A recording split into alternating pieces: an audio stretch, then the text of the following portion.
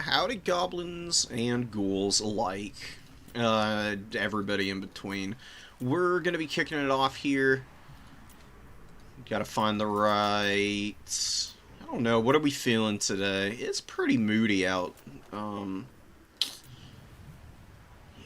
you know what, we'll go with the Tides of Torment for the main menu theme. Do like that you can swap between them. There's a time and a place for them all. I definitely have a weak spot for the Forge of the Chaos Dwarves main menu theme. It just looks really good.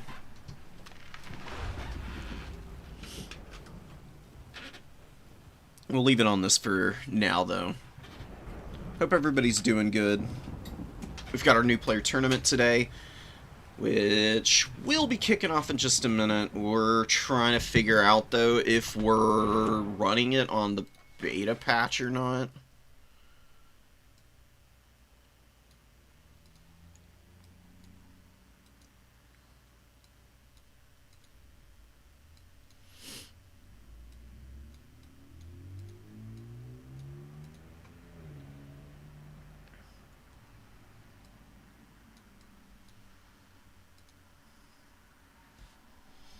Okay, looks like we are going to run it on the beta patch, which is fine. It's good. It's got some nice quick fixes for a few of the new units that were a little buggy. Sales items were just absolutely busted. You could like spam cast Shulkane's teeth and like delete everything in the game. It was really stupid. That tends to happen with some of these magic missile type of items. It actually happened with Oxyotl's like baseline shooting attack at one point. It's gonna be on the beta patch, is what it looks like.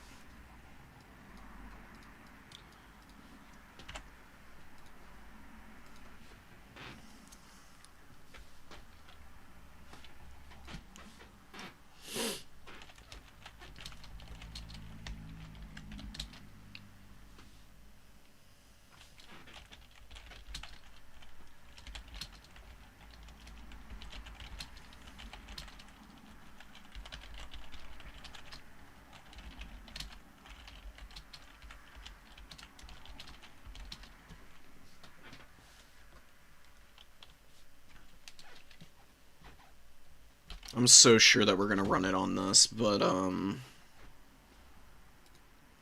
not running the tournament. I don't want to step on Chicken Feed's toes, because he is the one who actually has to admin this thing.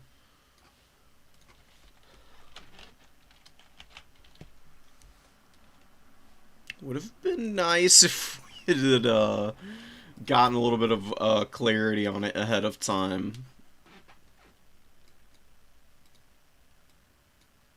Yeah, I think that it should be on the beta because all the tournaments are using the hotfix right now. And it works fine. Like, it hasn't introduced any other bugs, which is probably the biggest thing about using it. If it were a beta patch that like introduced any other issues, then I would say nobody would be using it right now. Just the fact that it actually has allowed people to bring Sale and his items and not, be massive cheesers is pretty huge. Just minorly fixed Doombolt, because Doombolt was a little too strong in the Overcast version. It did get nerfed with the beta patch. It's still pretty crazy. I can see it being banned still regardless. Okay, and we are going to use the beta. So if you're not on it now, Daniel, go in there and get the beta patch going, because it's like a 500 megabyte download, and fortunately, CA and Steam together have done a very good job of fixing up the way that patches are implemented.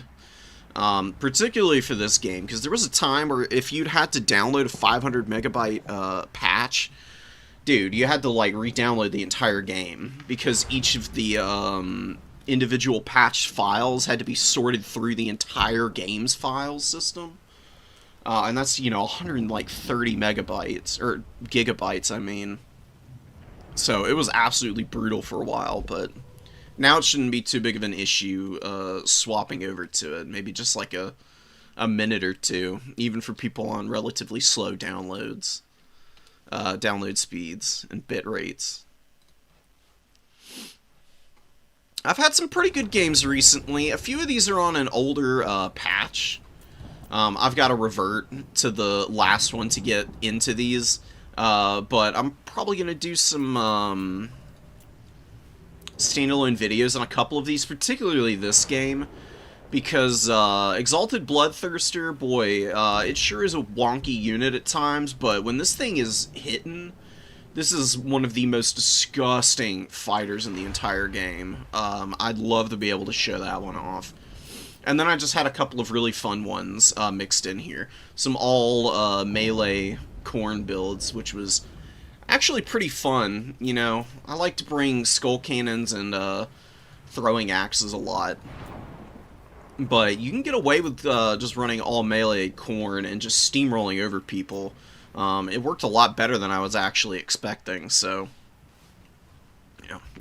Got a game against Danny that was a loss, unfortunately, but Eye More Sleep is fixed. That's why I saved this one. I might show this off at some point, so you can get an idea of how to use something that you don't see too terribly often, but is a really powerful unit.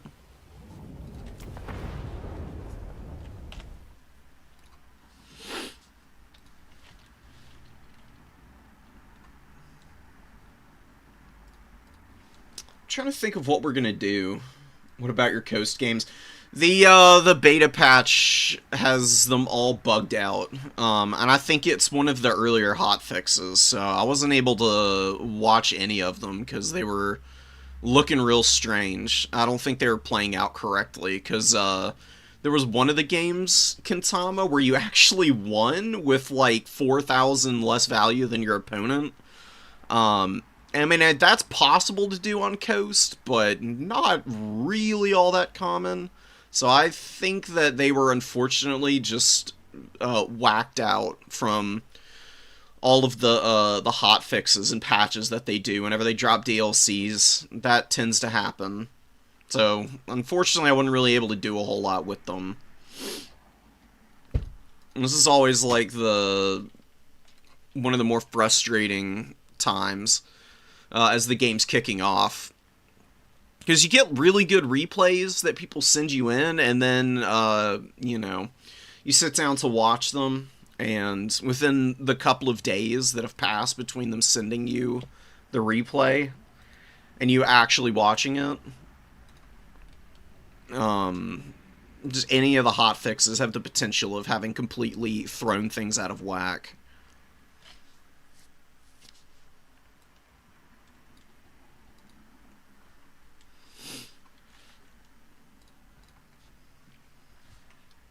You got some Coast games to show off today, man, so I'm definitely gonna be, you know what, we can even get into this.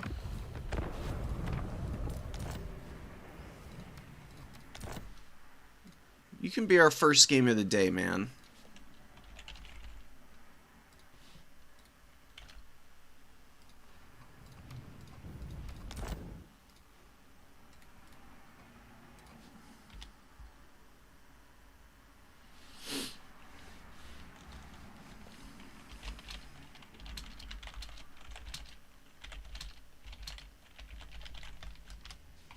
I do really want to see your Coast, because the games I did watch, the bits that I was fairly certain were working early on, I do really love your positioning on them.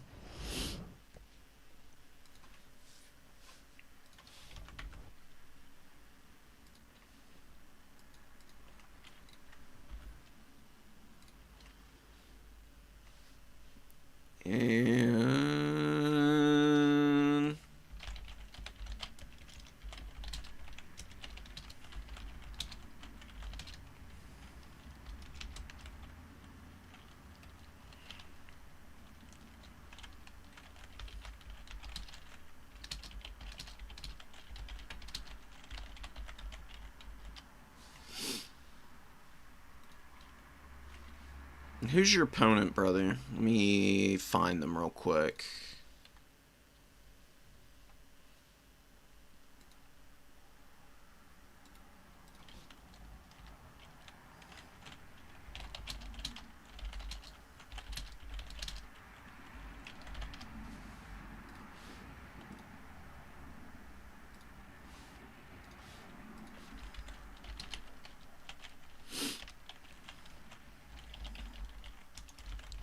Also got a replay from Empire for Hire, who won a new player tournament just the other day, actually.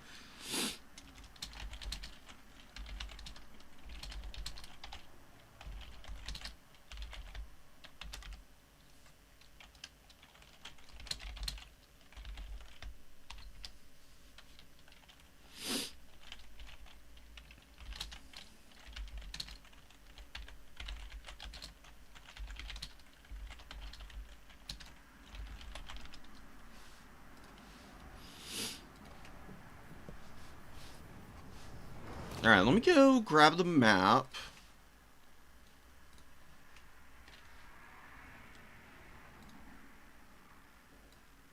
Glade of the Everqueen. Nice, straightforward. Always fun to play on type of map. Glade of the Everqueen has been up and down for me. I've had a lot of games played on it. I fall in and out of favor with this one, to be quite honest. It's a good map. It's a classic for sure. I find it to be a little small and restrictive at times, and I really like to play wide, fast builds a lot of the time. I really like to maneuver around, but this one's really nice for just straight up brawls and scraps, and it's pretty favorable for missile factions and for aggressive, grindy factions. You know, like Khorne, which I play a lot.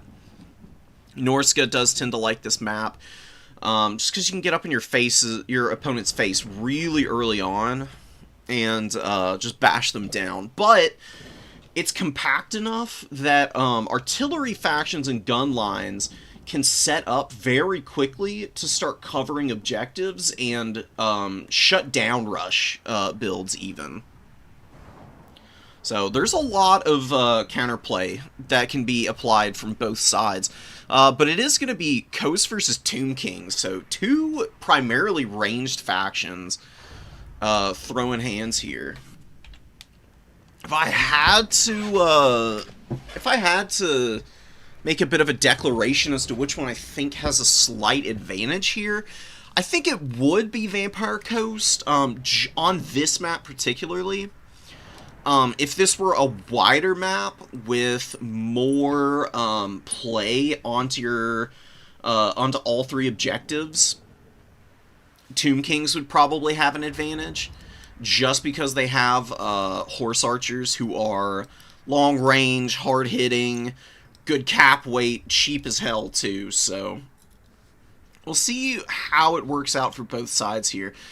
This is going to be an interesting one. We've got Cetra, of course. I think he might be on horseback, though. Dirt cheap archer corps. Skeleton horsemen, archers. Screaming Skull Catapult's a really good call. Very, very powerful artillery piece, but there's a carronade on the other side here. And a carronade should be able to shut down the artillery crew pretty quickly.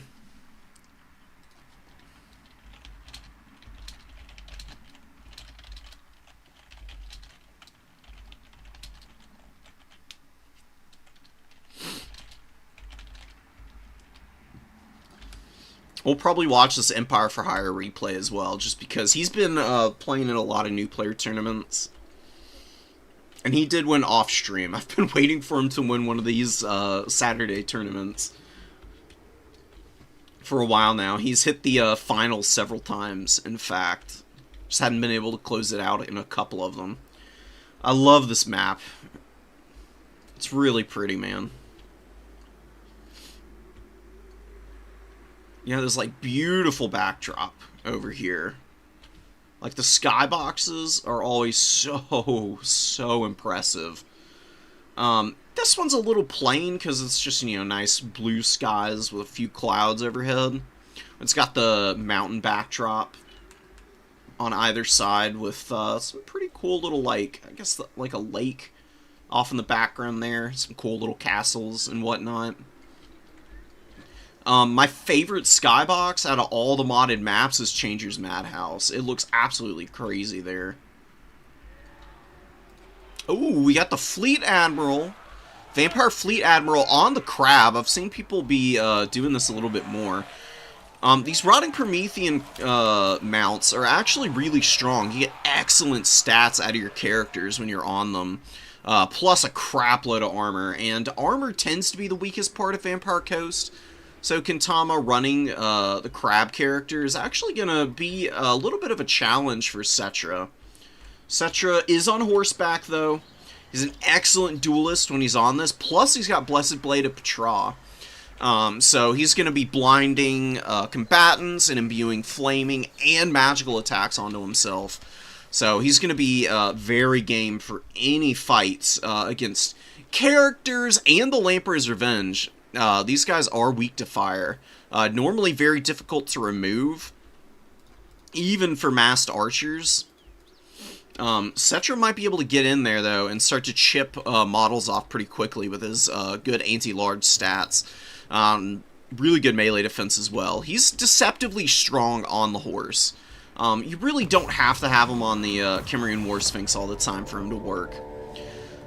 2 horsemen and skeleton horse archers in the vanguard going to grab points early. No surprise there. Definitely the right call against Coast, since Vampire Coast don't really have a lot of vanguard. They've got pistol mobs, and that's really about it to vanguard forward.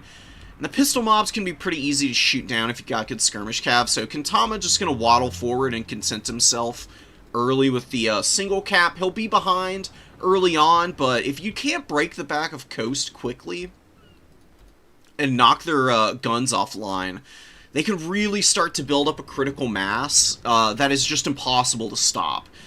Plus, you're dealing with Tomb Kings who have very poor cap weight. You got all these skeleton warriors who have 2 cap weight versus 1 deckhand mob, which has 5 cap weight. So it takes 3 skeletons to equal 1 of your opponent's units here in terms of objective presence. And that can be really rough to deal with. It's definitely not super favorable for Tomb Kings.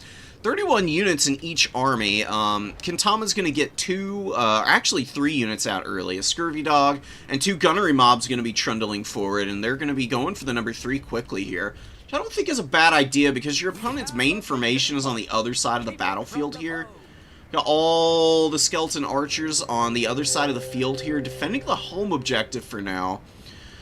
Vampire Fleet Admiral waddling forward, getting hit by bowfire, and taking about 300 HP of damage, but nothing too serious. You've got Invocation of Nehek, obviously. A really strong heal. Be able to make up for any of the lost hit points fairly fast. With 1 good spell cast there. And Lamprey's Revenge pretty close behind, so no opportunity for Cetra to jump out here and go after the Fleet Admiral as it stands quite yet. Blessed Legion taking a little damage. Carinade is opening up on the archer line, which isn't bad. I would definitely think about trying to shut down the catapult. It is pretty far back, though. You've got a decent amount of extra range, but it's sitting here behind this hill. It can make it a little difficult for your artillery to hit this. So, contenting yourself with weakening out this ROR archer unit is a really good call, because this will sunder armor by 30, which isn't like a huge deal, seeing as most of your units only have about 15 across the board.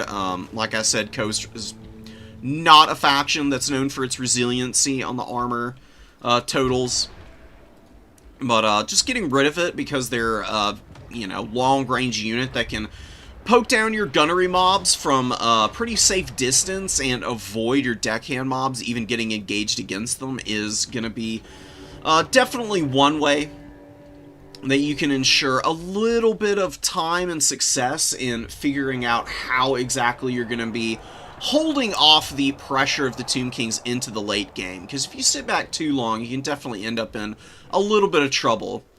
Cetra got absolutely pounded here. If I had to take a guess, it's from Gaze and Nagash here. Gaze and Nagash does a ton of damage. It does look like he got walloped by it, because that's a lot of value for Fleet Admiral. And I really doubt you got that out of 7 pistol shots. I would guess this Gaze and Nagash just smacked the hell out of Cetra here, who's Definitely going to need to be pretty careful now. He does have the ability to heal himself with the Restless Dead, but he's got to be popping spells for that to actually go off.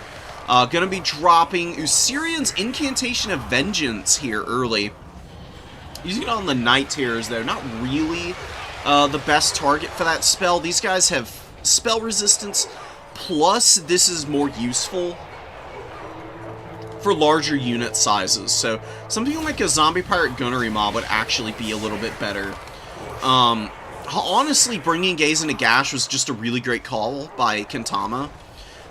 Really strong against Cetra, but also would be really good against any of the other Tomb King's characters, such as Katep or Ark in the Black. Both of them would be equally weak to the Gazes, just because of how much damage it can throw down. Looks like Kentama might be trying to get set up for another cast from the high ground here. And yeah, there you go, channeling the spell here. Gonna be popping it, and not quite getting a truly square hit on Cetra that time. Taking out about 500 of his HP, leaving him on death's bed, basically. And look at the bomber mobs back here, waddling forward and just lighting up the skeleton archers. A lot of the archers have gone offline. Or are just going to get slowly pushed down here, and bomber mobs opening up from the flank, just brutalizing these guys. Really nice timing on the push from Kentama. Tomb Kings get a little distracted over here. They're trying to get set up so that they can fight across both of the objectives, but spreading themselves a little bit thin, I think. If you're going to go for archer lines against the Vampire Coast, you have to play really cagey. You have to content yourself with the early caps and then value trade the coast off the field very slowly. You can't get too antsy, move too far forward, and then allow them to close the gap with their bomber mobs when you have the ranged advantage.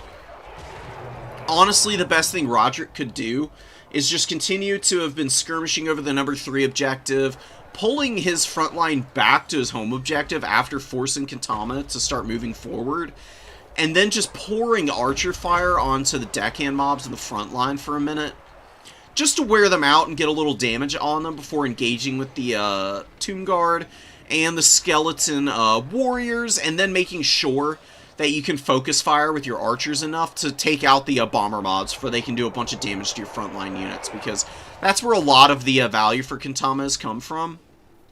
Bomber mobs are very cost effective if they get to shoot all of their volleys off.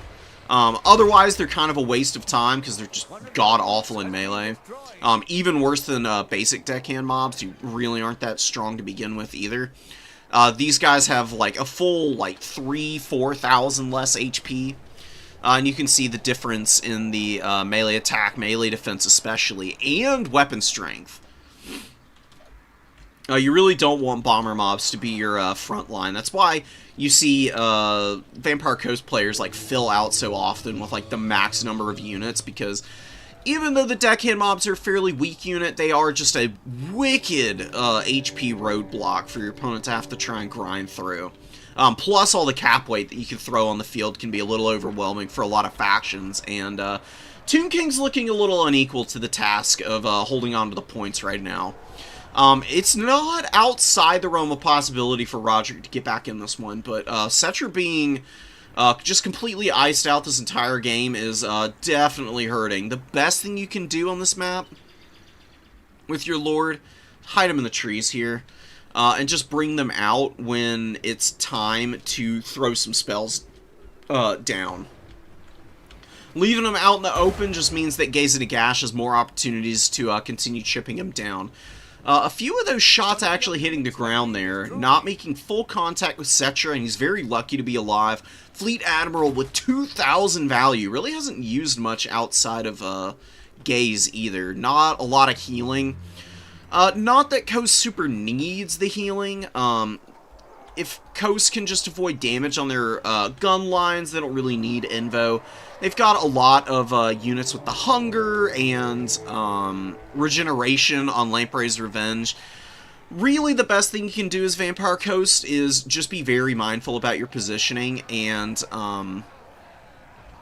pop the Invocations in really timely, huge fights, just get like a nice overcast onto some very optimal targets like Depth Guard or Morn Ghouls, and make do with what you have, and make sure to just try and utilize the damage spells that you have to full effect. Because you're either running the Fleet Admirals, and Gaze is a really good option, or you run somebody like Noctilus, in which case you have Melkoths and Pit of Shades for some really powerful damage casting opportunities. Night Terrors are just wearing down a few Skeleton Horsemen, don't have a lot of value. These matchups very rarely against Undead, and between Undead factions. Usually doesn't come down to who is outvaluing the other.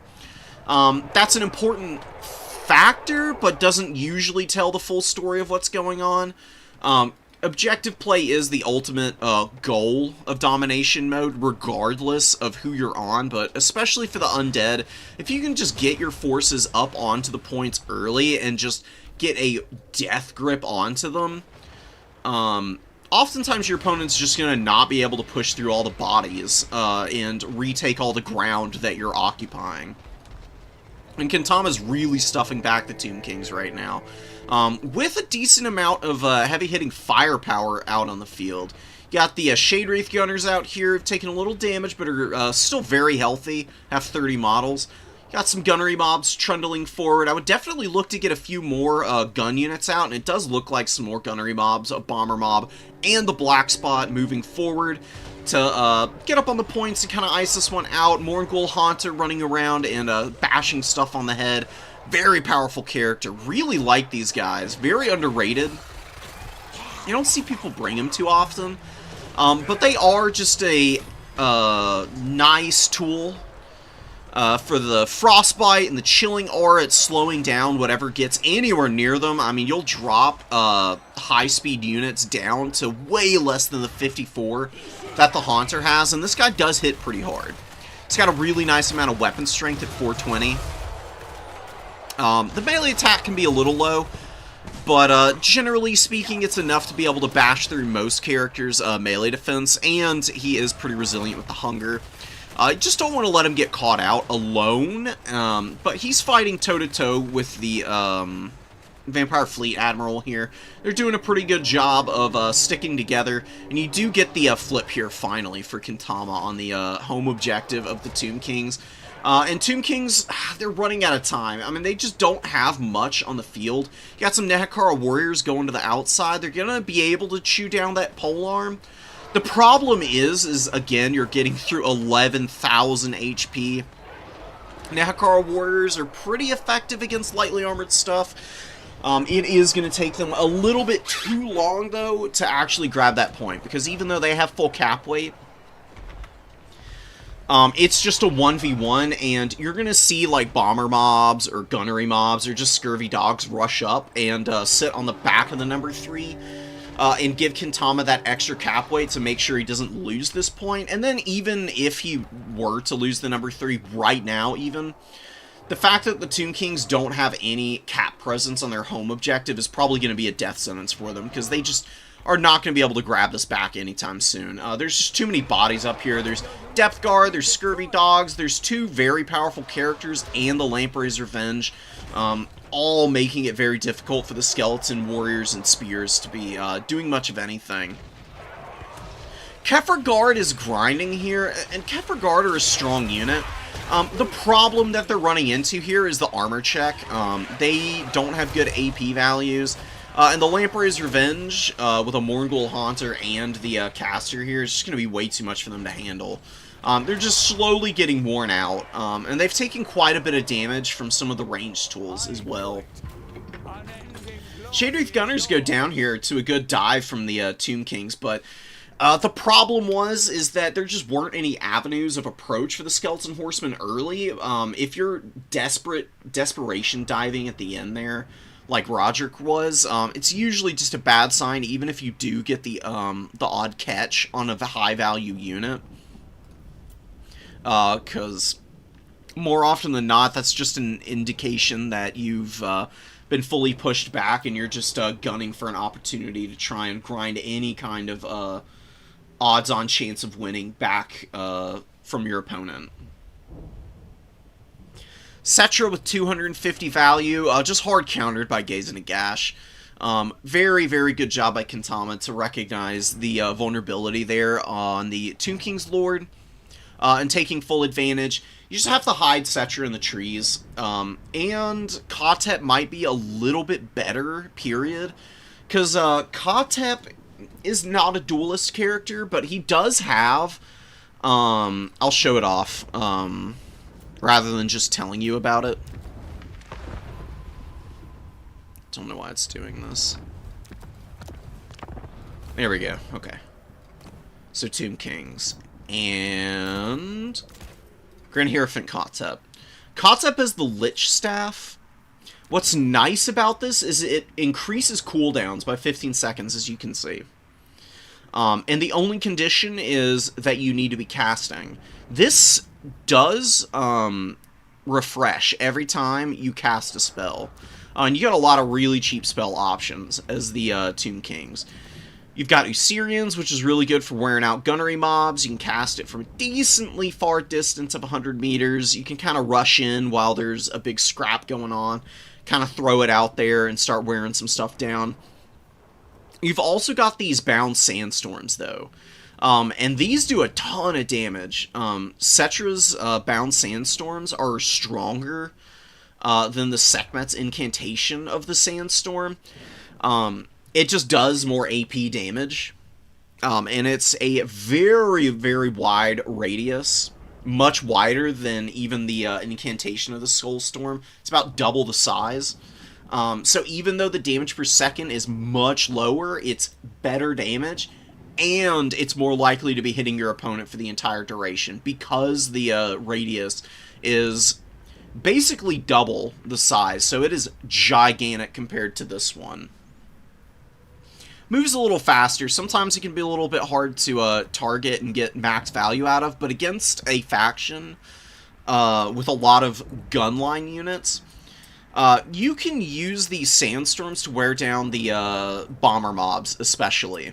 So you can probably utilize Kotep a little bit easier, because what you do is before you run them out of the trees to go pop a sandstorm, you use Jaffs or something somewhere in the front line, come running out of the trees, and then pop Neru's on Grand Hierophant Kotep on his way in, so any gunnery mobs can't really shoot him effectively because he'll have 40% Fizz Res, and will just be mitigating a lot of the incoming fire on top of the missile resistance that he has, and then you can just pop Sandstorm and run him back to the trees.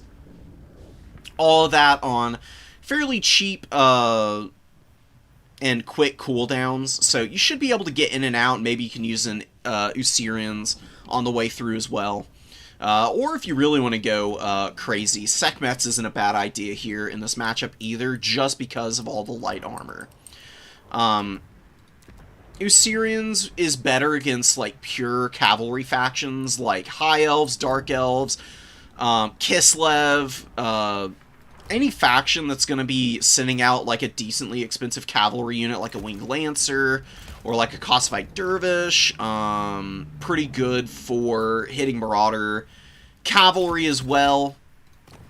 The Sandstorm abilities for Kotep tend to be a little better against Vampire Coast, because you're trying to kill all of the gunline units, and the damage potential on the Skullstorm is a little bit better than Usirians, which is a little bit less efficient against the Vampire Coast, just because it's a single target direct damage spell. And it will do good work, but it's on some pretty low quality, cheap and easy to replace type of units, and you're not going to be getting any decisive kills on those units with just one use of Usirians, like you could potentially get with a good Sekhmet's incantation. So just something to keep in mind for the future for Roderick. It's a pretty tricky matchup, but Tomb Kings can definitely persevere there. I think that one really came down to the map, because it's just so hard to push past the front line and get good dives early. Sphinx Cetra. Yeah, Sphinx Cetra is usually the way to go anyways. He's pretty expensive, but there's definitely a nice amount of power that he offers. Just like a ton of HP, armor. The only thing that threatens Cetra on the Sphinx is Shade Wraith Gunners getting caught in a bunch of Morn Ghouls, or Lamper's Revenge or something. But those AP guns just thump against Cetra, so it's pretty gruesome. Black powder works on Gaze and Gash? I actually didn't know that. Thank you for telling me. I can actually believe that. That's pretty wild. Definitely is a bug. I don't think that's intentional. Is it too late to register? Yes, but we do these every week, Rennie. So, get in there for next Saturday and go ahead and sign up. It's every Saturday we do this, and then there's tons of tournaments throughout the week that you can sign up for. It can be a little bit rough jumping into the upper level tournaments first, because people will absolutely stomp you and have no mercy on you at times. But every loss is a learning experience, and you just have to stick with the game if you're gonna get good at it. There's a lot of information that goes into like building up your skill set in this game mode. The best thing you should do if you're starting out is find a faction that you enjoy playing, play the shit out of them, and learn everything that you can possibly learn about them. Wins or losses, you will find things to take away from every one of the games you play.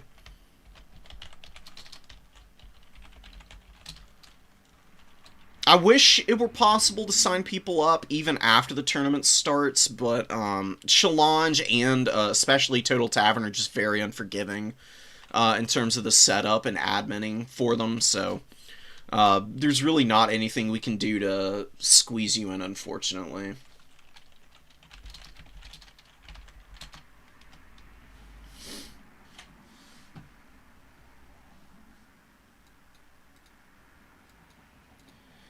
Kislev is a really good beginner faction. Beastmen are pretty beginner-unfriendly. Not because they're bad or anything. Beastmen are one of the more powerful factions in the game, but they take quite a bit to get used to. They're kind of difficult just because they're low armor and everything is blazing fast.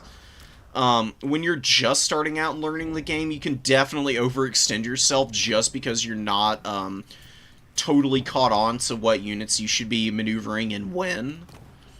Beginner-friendly factions would be like Khorne, Warriors of Chaos, just because they have a ridiculously flexible roster. They've got everything under the sun. They can be a little overwhelming to get used to, but Warriors of Chaos you can definitely run some basic stuff and have a lot of success with regardless. Who are some other good beginner-friendly factions? Chaos Dwarves are pretty beginner-friendly. Little expensive, but they have some really powerful units, and they're a great starting point for learning gun lines and how to use your missiles and artillery. And one more beginner faction. Kislev's a really good mix of missiles and heavy cavalry, with a little bit of monster mash potential, so they're another good beginner faction. Those are the ones that I would run as a newer... If I were to recommend for a newer player, those are the factions that I would go with. But, again, you should just pick what you want to play, and play it if you're enjoying it. Oh, Vampire Counts are also a really beginner-friendly faction, because they're just ridiculously durable. You just bring all their passive healing and crazy good combat characters and whatnot. You can really bully people around with them, so... they're probably the best beginner undead faction to go with.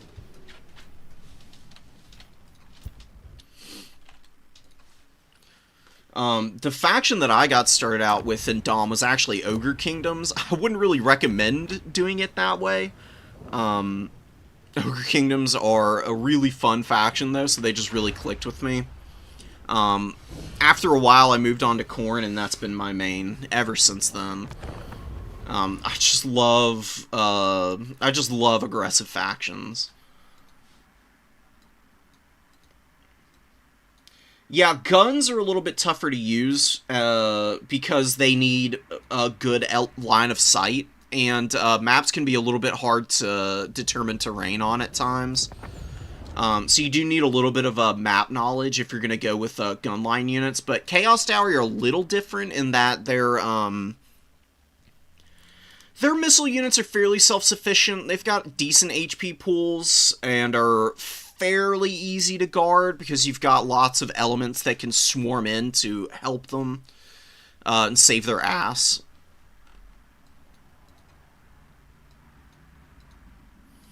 Speaking of ogres, what the fuck do I do? If you're playing ogres, you spam lead belchers and noblars, and then run around with like a stone horn and just toss your opponent's infantry around. Dwarves are pretty beginner-friendly. Dwarves are very straightforward. Just get like a million guns and bows and blast people apart.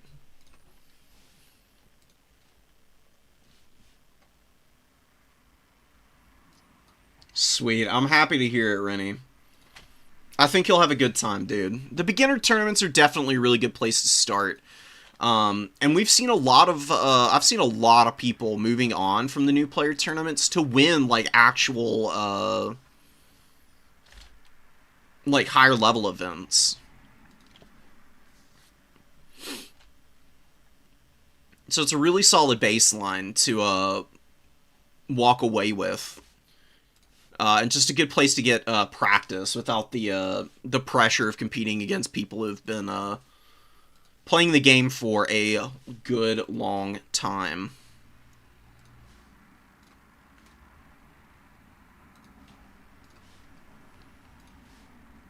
I'm just downloading replays, by the way, and kicking the tires with you guys, but we'll be getting into some matches in just a minute. I'm going to restart my game. It's a little bit, it's a little bit jagged there in that match on my end, so, usually just has to do with booting it up after installing a new patch. For whatever reason, my system is definitely not loving Windows 11. I mean, I guess I shouldn't really say for some reason. Windows 11 has been kind of a catastrophe. Every time I get on and read more about some of the shenanigans that are going on with it, it crushes my spirit just a little bit, because I don't understand how a company as big as Microsoft can just be so comfortable with leaving their product to be an absolute shambles like this. It's really disappointing. I mean, my god. I know y'all are greedy, but seriously. You couldn't have been bothered to make this a better rollout for everybody.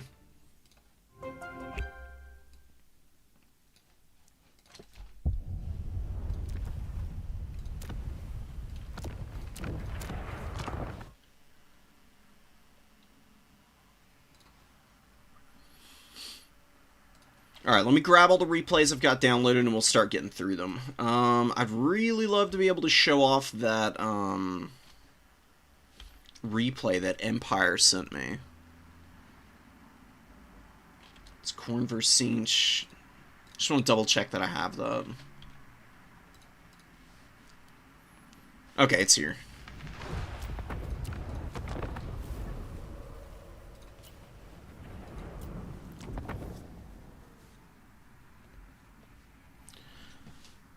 So we've got a... This is from just the other day. This isn't from the current tournament that we're in. This is from the finals of one of the other new player tournament events that has been hosted by some of the other RTK folks. just whenever they have some free time. It is nice to have some new player tournaments that aren't just on the Saturday, so everybody has an opportunity to play in them. You've got Khorne versus Tzeentch, which is obviously just an absolutely picture-perfect lore-friendly matchup. Blood God scrapping against the god of magic and sorcery. What more can you ask for? Changebringer's out early. Now, I'd like to talk about these builds a little bit. So, you've got the Changeling here.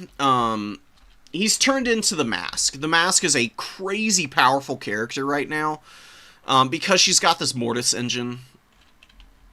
The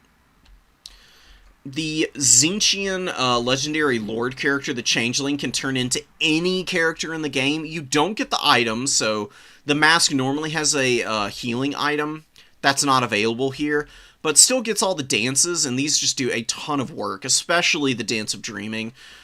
You just casually grind down your opponent just by standing near them.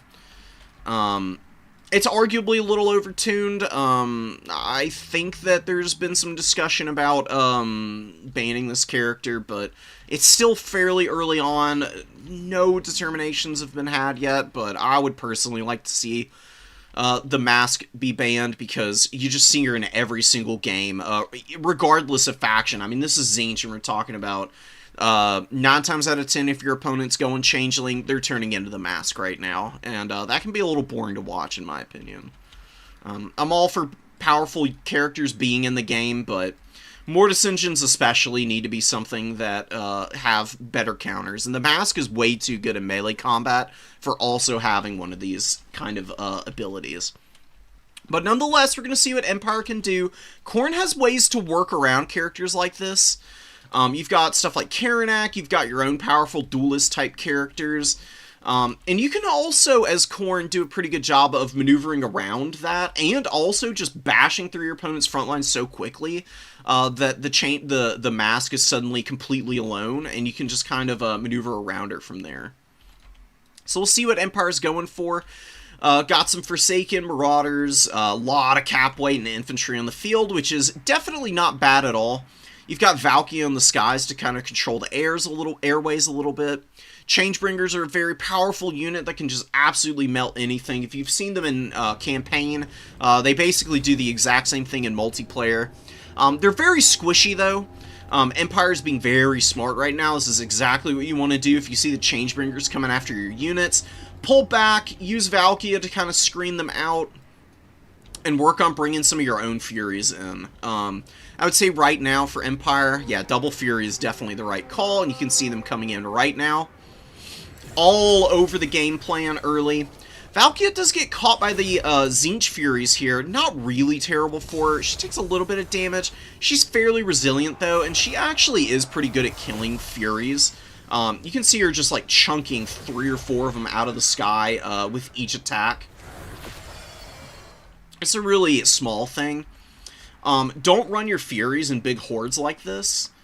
Smart thing to do is to actually go for a little bit of a Bullhorns approach. What I mean by that is, instead of having both of your Furies just running in a pack together, kind of spread them out to either side, and look to close around your opponent and cut off their retreat path. Because if you can get behind them, and they can't just run back to the safety of their own deployment zone, you have a much easier time of closing the gap on them.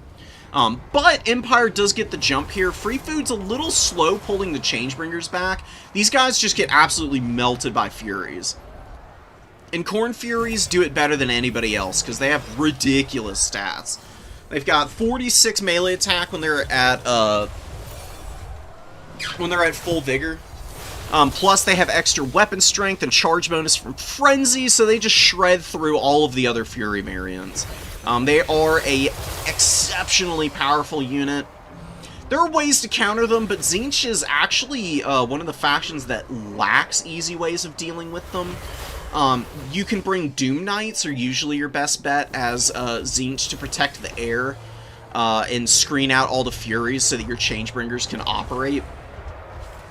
But Doom Knights can be a little expensive. See a really nice engagement here. One Fury is going to crumble out. But the Centaurs move in.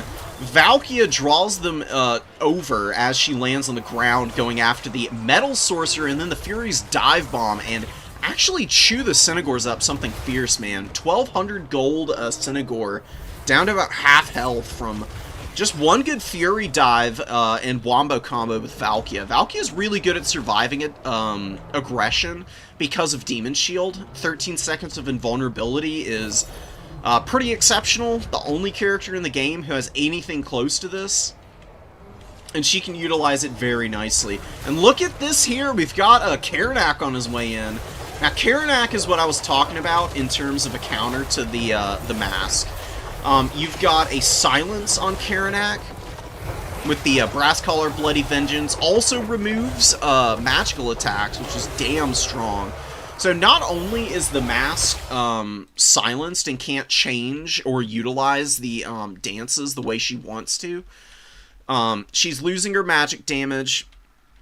She's also being hit by this snare ability, Prey of the Blood God, which means she's completely immobilized for 22 seconds and is taking some damage the entire time, which means that Karanak and Valkia can just land in here and just absolutely rip her to bits. She goes from full health, 5,300 HP, down to 1,600 in just a few blows here, and Karanak's on the hunt, man. He's really hard to shut down if you're not prepared for him, and I've been seeing people utilize him exceptionally well as of late, and Empire has really been one of those players who has just turned Karanak into the threat that he was on release. When Karanak came out initially, right before Omens, he was maybe a little bit overpowered. He got some nerfs, and he's in a much more reasonable place now. You just have to be a little bit discerning about when and where you engage with him now. Empire has been very good in all of the games that I've seen with choosing the right kinds of opportunities to close ground. And now the mask can't sit and utilize the dream of or the Dance of Dreaming. She's a little bit iced out, and she just can't really find a good place to sit and operate. You can see Mutalith Vortex Beast with some pretty good value. It's been dropping its aura of mutation, which has been it's another Mortis Engine effect. It's been leeching a lot of the life out of the Cornate army, but Empire has won pretty dominant victories against the Changebringers in the sky, wearing out some of the Tzeentch Furies, the Centaurs, and the Shrieking Skyrays, plus the ground force for Tzeentch.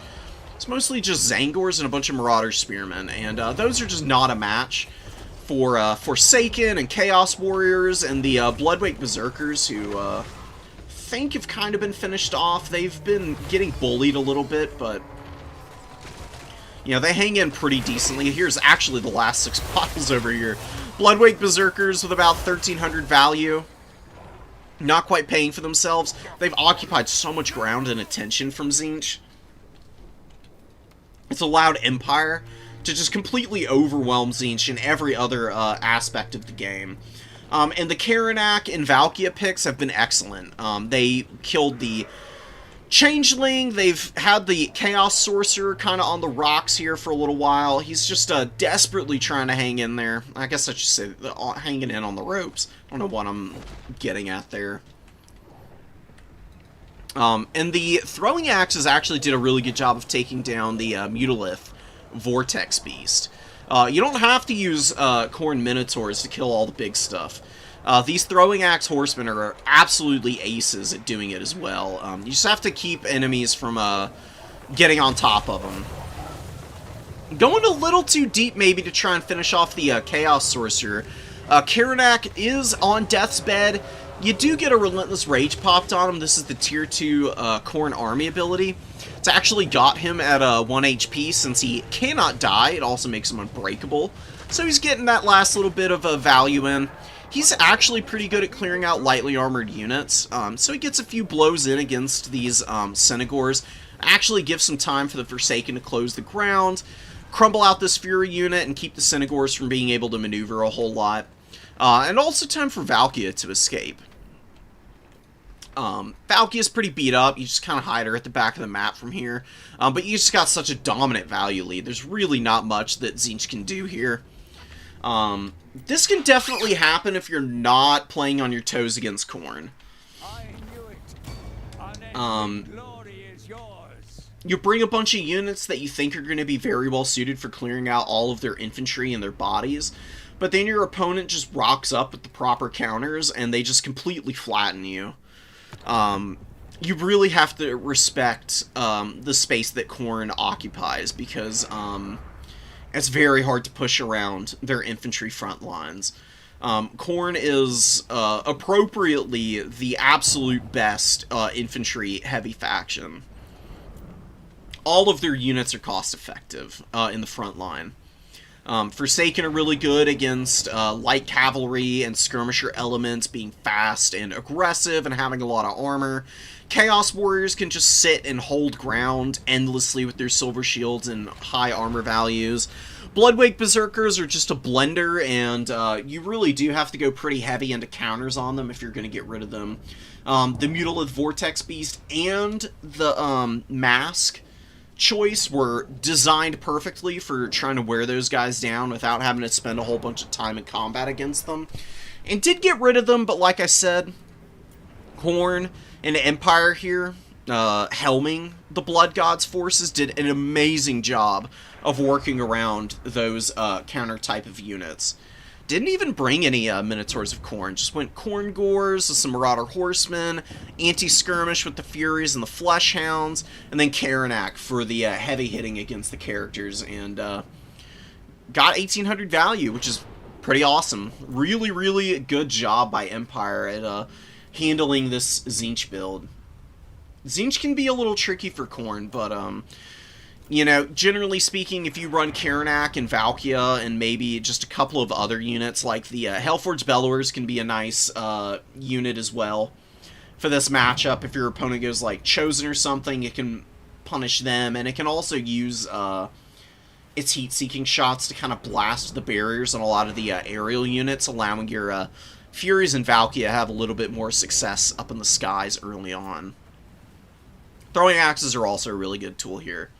The throwing axes get countered by stuff like Exalted Pinks and Blues and whatnot, but that's where all your infantry come in, and they just hard counter most of the Tzeentch stuff. So this is a pretty tricky matchup. If Free Food wanted to win this game, you probably just have to play the mobile game a lot longer, and you have to bring the Doom Knights in with all of your Furies to try and keep the Changebringers online as long as possible, because you need every little bit of value here. The Changebringers need to pay for themselves. You need the Mutilith Vortex to pay for itself. You need the Changeling to do so as well. You need the Metal Sorcerer to be there right alongside it and to get all of the Khorne units on death's bed before you can go after the objectives. You don't want to just sit and scrap toe-to-toe with them. Very rarely is that going to be a winning strategy for Tzeentch in this matchup.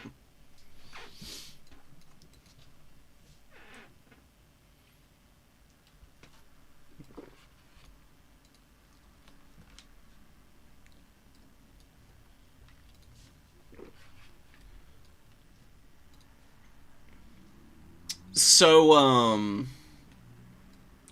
Lizardman advice? Yeah, Kentama's Lizardman main. That's what he started out on. He can definitely give you some really good advice on that. Best thing you can do on Lizardman is to focus in on ensuring that you're utilizing your lords to the fullest extent. And knowing when and where you need to be bringing certain types of lords. Lizardmen typically can utilize a pretty balanced strategy of, like, going Saurus with some skirmish elements, good mobility like Spear Riders, and just regular Cold One Riders and Feral Cold Ones can really help defend your skirmish line and your lord alike, depending on the circumstance. If you go for something like a Slan, the thing that you really need to look out for as Lizardmen is ensuring that artillery and ranged units don't just shoot these guys down, because Slain are a little chunky and they don't have a lot of armor. So that's really where they're most vulnerable. Need to have like a dedicated unit to kind of protect these guys. if you're going to be running them regularly. But you can also go Krokgar. If you just want a combat character to utilize and kind of push your opponents around, Krokgar is one of the better characters in the game for that. He's got quite a bit of HP on the Horned One. Fast. High leadership, great armor at 120. Amazing ability in Hand of the Gods. Hand of the Gods is excellent for sniping enemy lords. And quite a few units are pretty vulnerable to it as well. Usually better against characters and whatnot, but you can just use them to kind of run around and beat up on people. And you can like bring a Skink Priest for like dirt cheap with Beasts or Heaven's Magic. Or you can go Skink Oracle. In some matchups with the Feral Troglodyte, shooting can be nice. Earthblood, Flock of Doom, very like versatile spell kit here, especially the Wind Blast buff. He's got like 3 all-world spells to pick from, and honestly really isn't that expensive considering the package that you're getting here, with like a really strong character with good spell kit that can be flexed into a lot of different factions. It's actually a pretty good combo to run together. They're a little pricey, but it's pretty fun to utilize them together. You can also go Nakai for a combat character. He's got some AoE buffs. He's got Perfect Vigor and a radius around him. He's got Miasma of Despair and Primal Roar.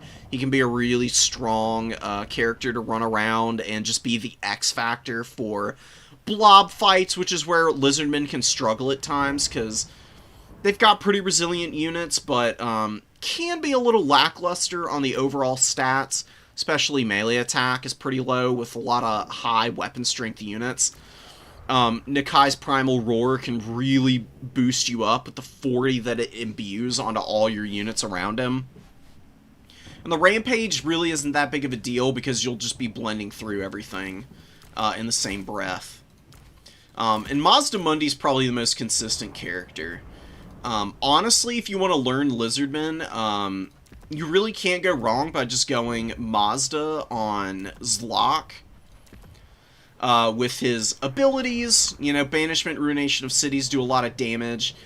Greater Arcane Conduit gives him some spell mastery, which boosts the power of stuff like Net of Amantok and Apotheosis. And you can just run around with him, running over infantry and immobilizing stuff so that you can use your chameleon skinks or skirmishers of whatever flavor and variety you want, salamander hunting packs and whatnot, to just blast down expensive enemy units. It's a really fun strategy, and he's really durable too, with the 10,000 HP. You get all the benefits of a Slann without some of the vulnerabilities.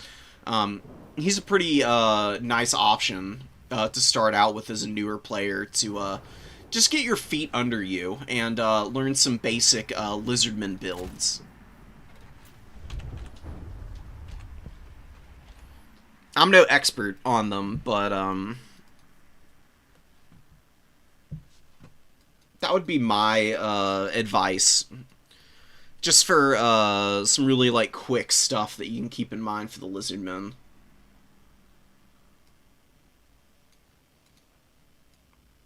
Yeah, the Slans, if you can protect your Slans, they can be an amazing bait tool, because they look really vulnerable, but there's a reason that they're the... There's what Turin used to call the sweet siren song of Lustria, was trying to snipe the Slan and getting baited into diving into an area that you really shouldn't be trying to attack the Lizardmen at, because... while the Slain are definitely a little bit easy to deal damage to at times, they do have a decent HP pool. And Lizards do have a lot of heals. Like, they can bring the actual Banana Slan, as he's called, with the life magic, and you can just, like, regrowth him and laugh at your opponent as they get some heinously expensive units stuck trying to kill this guy while he heals up to full. Or if you go for any of the other Slan flavors, and you've got every, it's like Skittles, you got every possible flavor combination. You know, taste the rainbow with these guys. Even if you don't bring the Life Slain, you can always bring a Rev Crystal as a newer player, because these guys have a 10% heal. You can use 7 times during the battle. Very, very nice on the 6,500 HP that the Salon have at base. It's very easy to heal cap those guys and keep them alive if you have a Rev Crystal hanging out with them.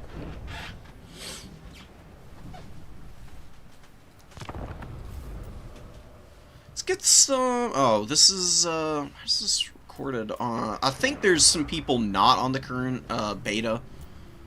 I'm not going to be able to watch this one, unfortunately. It's not worth swapping over either. The recent beta patch has broken pretty much all of the past replays. I'd have to know what patch people are on if I want them to work otherwise. But we've got a pretty good one here with Manlom on the Beastman going up against Camping Tiger, Crouching Dragon, who's going for an absolutely insane Skaven build. This is definitely something that I can confidently say I've never seen before. It's a very cool themed army, though. You've got, like, a full Eshin build here. I mean, you've got the Sorcerer with Veil of Shadows and Brittlebone, which is a really nice spell, actually. Huge debuff potential on this. Raises Vigor, lowers Speed, and melee defense, which can help Snickich a lot in the duels. He's a very powerful duelist character, obviously. He's also got a Snare, so you can, like, Brittlebone somebody, Snickich gets in on them when you're not looking, beats them up a little bit, they try to run away, and then you sigil them and just absolutely annihilate them. Because he does actually scale his damage. He does more damage the lower HP a character is.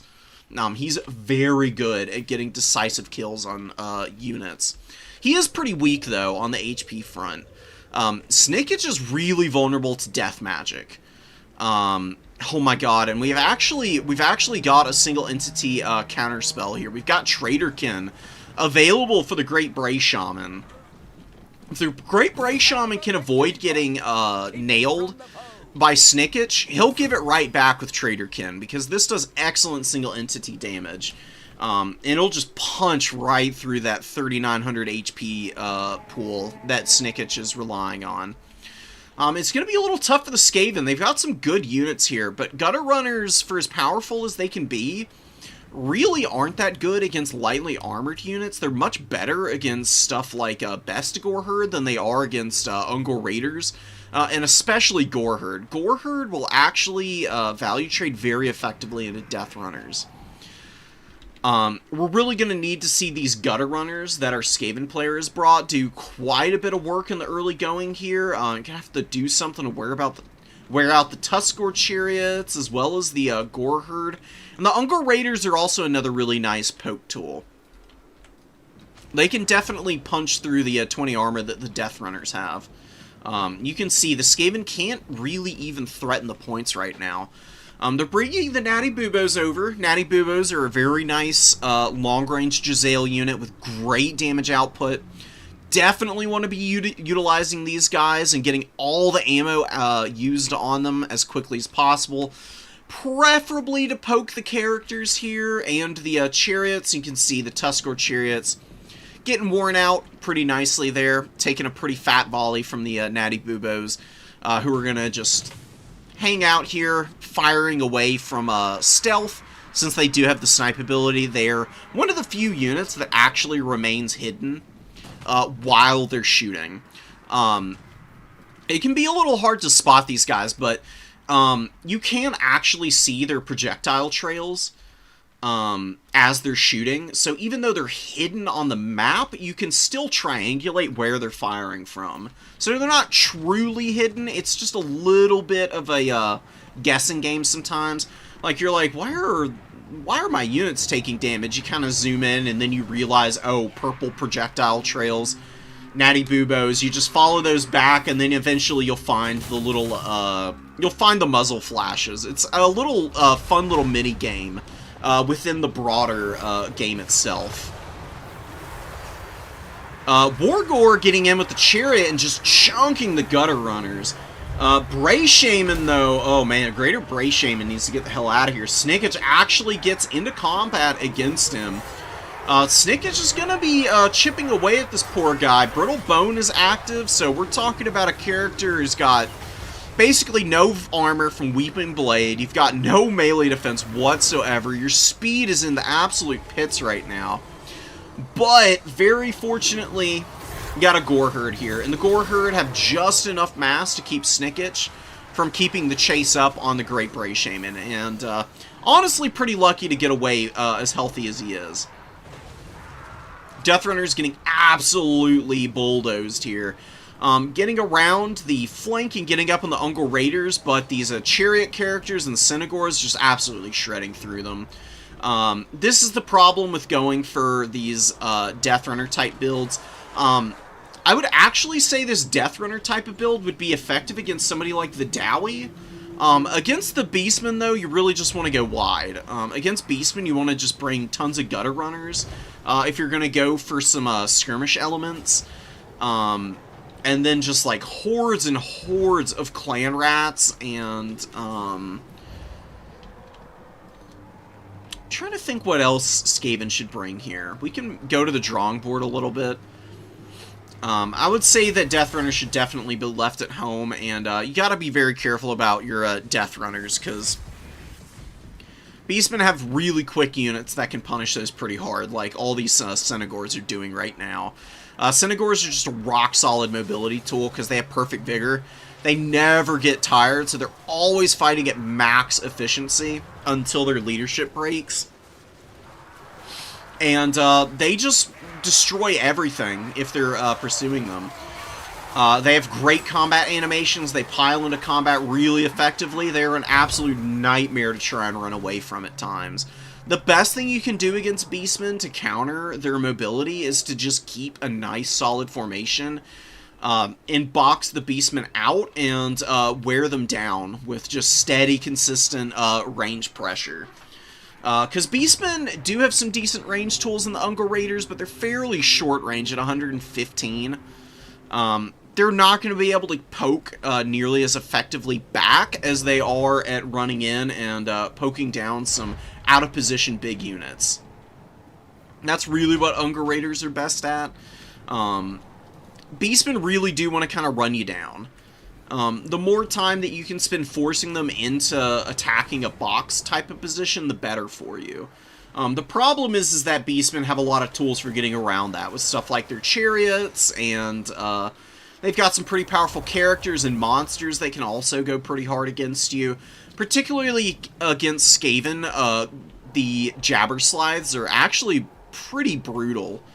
Jabberslythes are a really good Brock's Breaker against the Skaven, because you got Terror Routes on it, plus the Aura of Madness is an AoE Mortis engine that procs when units have their leadership at Wavering, or I think below 50%, which is pretty easy to do against the Skaven. They're a pretty cowardly bunch. There's a lot of strategies the Beastmen can go here. Their strategies get successively weaker the more units you have on the field, and are just forcing people to grind through your Skaven onion. Skaven don't really want to go all elites because they just don't do it very well. On average, their expensive units are a little bit less effective than all the other factions. The real strength of Skaven is utilizing their ambush tactics and their just absolute sheer weight of numbers. Just bring like tons of Clan Rats, fill the battlefield out. You can get a bunch of Skaven slaves in here too. More bodies, more stuff your opponent has to try and get past. And you can like bring the Death Runners and the Eshin Triad type of units in the backfield. There's a very, like, base amount of bodies you need as the Skaven to operate effectively, and I would really arguably say this is about the standard of what you want for Skaven frontline. It's just like a horde of garbage mixed in with all of your better stuff, just centered in the middle of all of that, very well protected and anchored. by your reinforcements, which should be stuff like rat ogres and poison wolf rats, very good against the beastmen. Plague Claw Catapult honestly isn't a bad call because it does a ton of good damage. Plus, it's got a contamination effect, which lowers leadership, and beastmen have pretty high leadership as a standard of measurement for how cheap their units are. The problem for the beastmen when their leadership is being debuffed, it's around 62 or 70 on the upper end for almost all of their units, which really is pretty mid. You can definitely get away with murder by debuffing the leadership, because you also get rid of Primal Fury and Rowdy on the Senegors, potentially, when you start lowering the leadership a bunch on all of those units. So this thing provides a lot of utility. It's also stupidly long range, and beastmen don't really have a way to kill artillery pieces from a distance.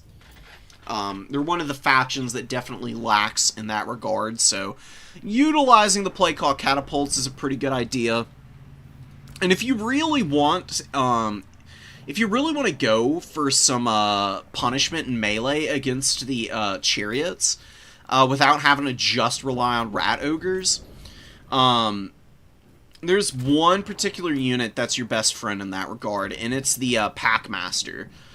You bring this guy with Shock Collar.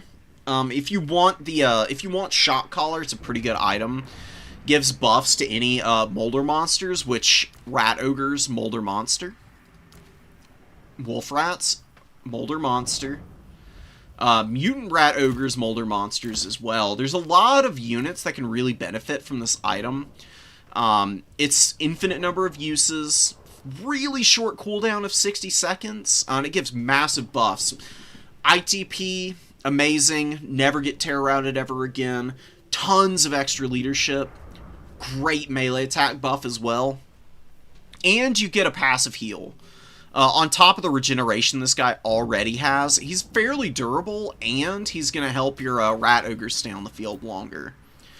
Really can't go wrong with that guy. You can just kind of do, it's like a not a bad starting build. I really like Gutter Runner Slingers.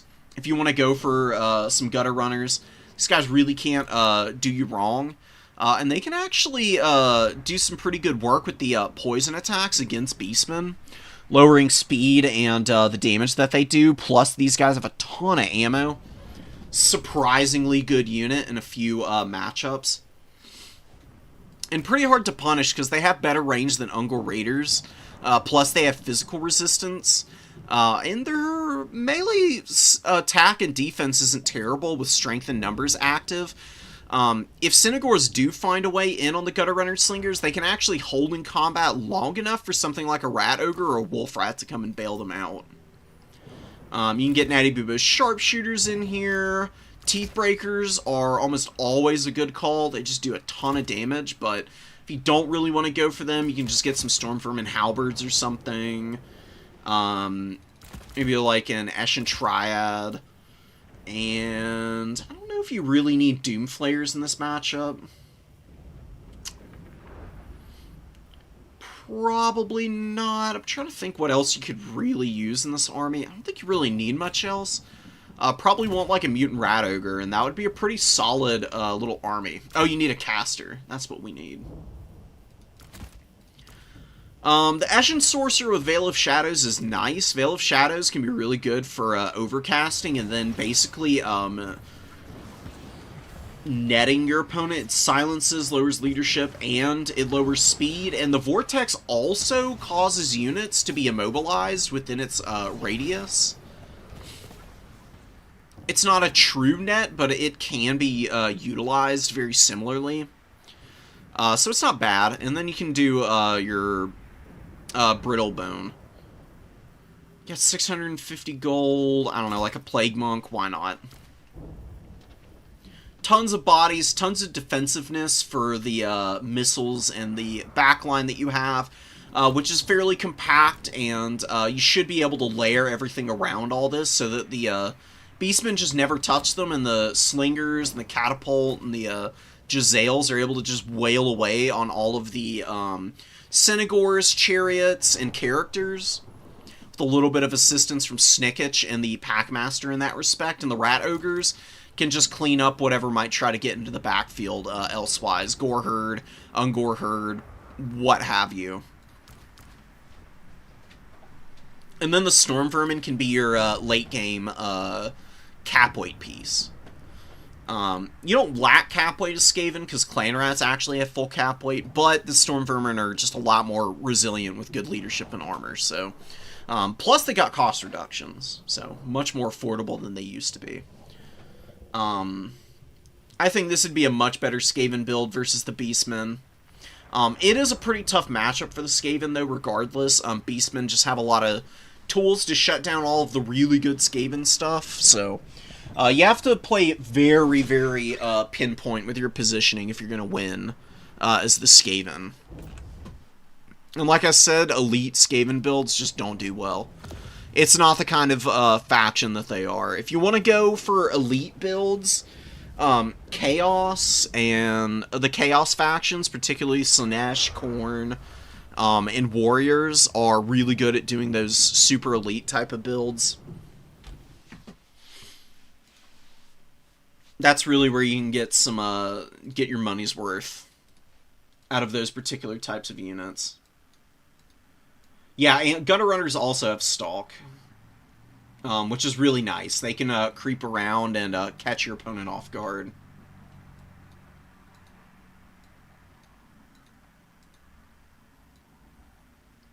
Chieftain, yeah, Chieftains are okay.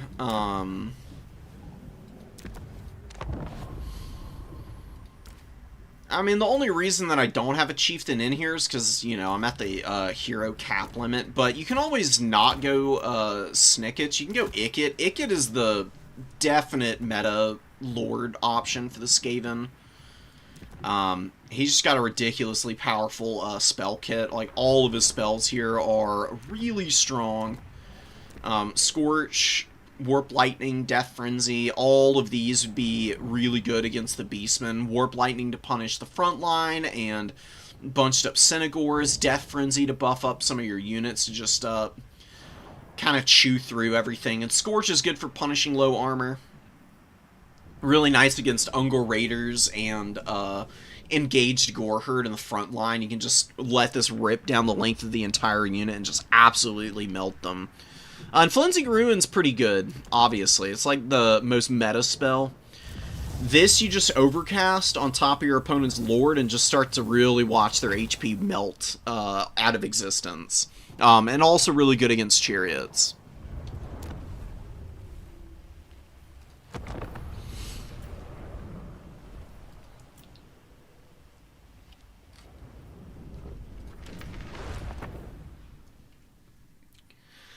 I'm curious to see some High Elf action here. I think people are finally figuring out how to use the High Elves with all their new stuff. They've been doing pretty badly in the win rates to start out the season, but they've been climbing a little bit.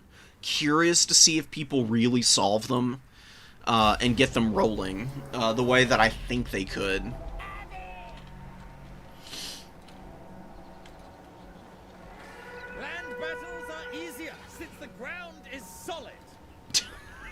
It's a little on the nose. Oh my god. Anyways. Oh my god. Fucking elves. Absolute cheese balls, man. So you've got the Pure Main Company, a lot of Lothern Seaguard. Honestly, Lothern Seaguard with shields aren't a bad call against the Greenskins, because, very often you see people playing the, orcs with a lot of, archers, like Savage Orc Arrow Boys, or, just plain old Orc Arrow Boys and the Rugloods. Lothern Seaguard with the shields, very good at winning those long-range trades. They've got better range. They hit just as hard, actually have a little bit better AP, plus the damage mitigation from being shielded is absolutely amazing. I do really like these guys. They're very good into quite a few matchups. They can be a little lackluster, though. They don't really do any kind of damage in the front lines, so gotta be a little bit careful of that. But they can chip away at big stuff with their good bonus versus large and ridiculous melee defense. Really nice fermented fungi going down on the Lothern Sky Cutters. It's really brutal damage to be taking early on this unit. But they might actually escape out of here. They do get terror routed, end up back up in the sky.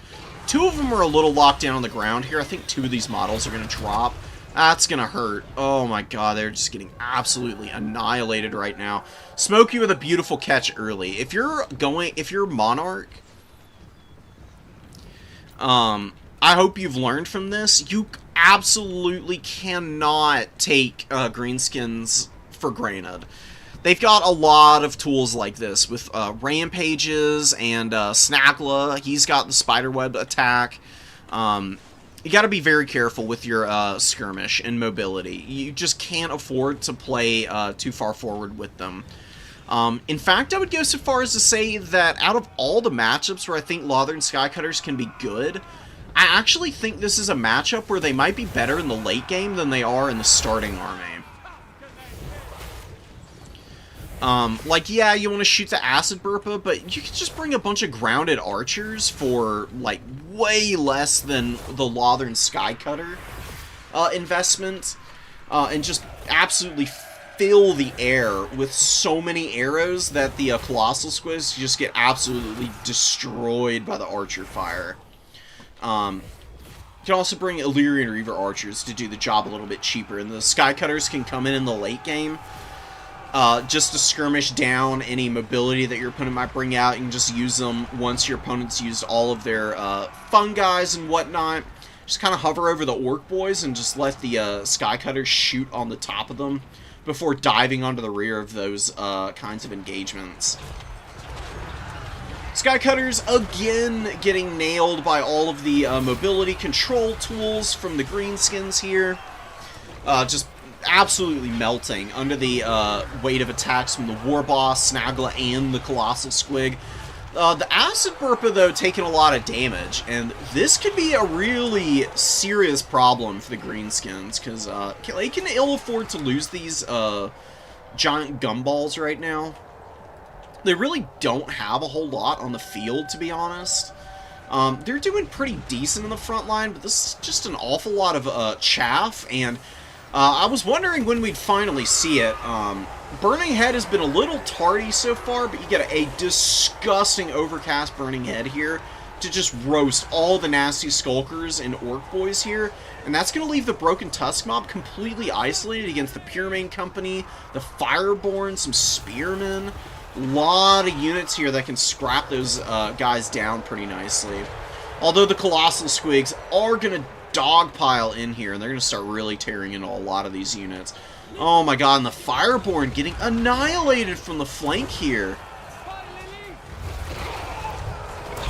The Gumballs of Doom are just so tough, man. I mean, you really have to game plan for these things. And you have to be a lot more, like I say, you got to be a lot more respectful of the fermented fungi. I mean, it's just such a powerful item. Just being able to force your opponents into bad engagements and then being able to character snipe everything with the additional snares from Snagla is honestly a combo that you're not going to see too often, but Smokey is just making it work to perfection here.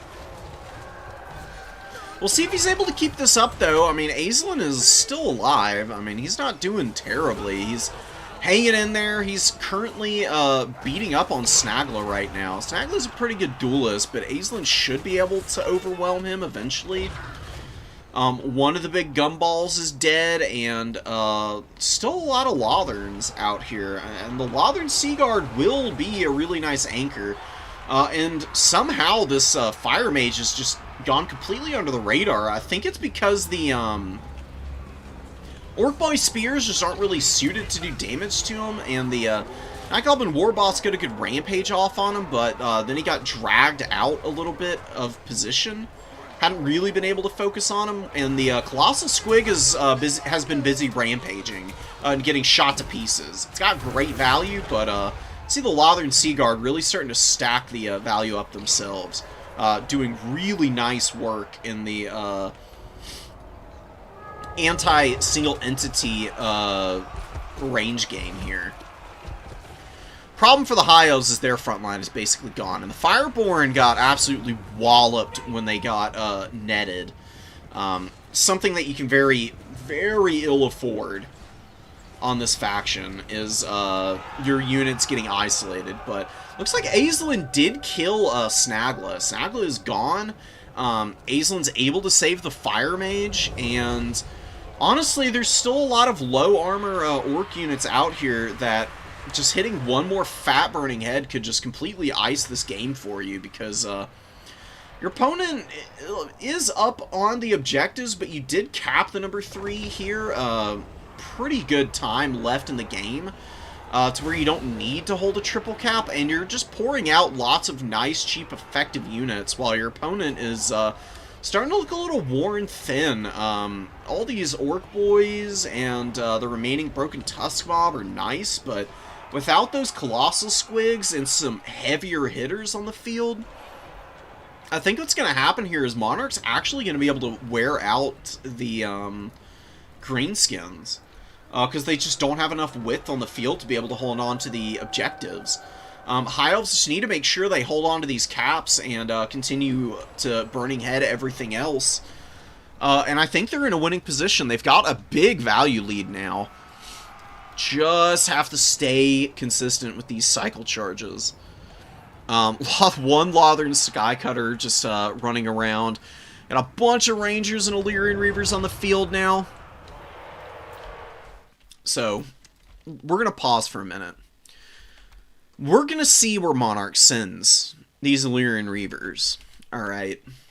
The smart money, actually, right now, instead of going off to the sides to support the fights here, you've got a value lead, you're down objectives, your opponent has nothing on the number 2, at least as far as you can tell. There are units that Greenskins can leave that are stalked, but it would be stuff like Night Goblins or Nasty Skulkers, none of which are super effective against Illyrian Reavers.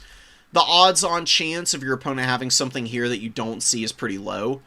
Going and just sending these 2 Illyrian Reavers to force your opponent to, like, send the Boar Boys over to try and defend their home objective would be really nice right now. That way they don't recap this middle objective. And if they want to hard focus there and cap that, you can steal this objective away and continue to even up the objective game. Monarch is sending a lot of units, just maybe blobbing a little too much with all this cav. Gotta have really good control if you're going to be playing elf factions. They're very micro-intensive. And Monarch does have the value lead, but with the Black Orcs getting up to the number 3 objective and the Greenskins holding that, if the Elves don't play their cards right, what was looking like a winning position could very quickly start to flip around on itself and get a little bit foreboding as the game goes on. Here, go for the undefended objectives. Always, when you have opportunities, utilize your opponent's lack of defenses to steal objectives away from them, instead of just continuing to grind into a faction that has much meatier infantry than you on average. You can use the superior mobility that your faction is known for to really start to put them in a bit of a bind. They can, like I said, continue holding out over here all they want, but if you grab this objective away from them and then they have to try and recap that, especially with the caps being as close as they are here, they'll start to have to draw some units over because they can't let you have the double cap over here. And when they start moving up over here, you can just kind of pull away, or you can just leave a few infantry units there to hold that ground, while you then maneuver over to steal the middle away from them. It'll make it a lot easier on yourself.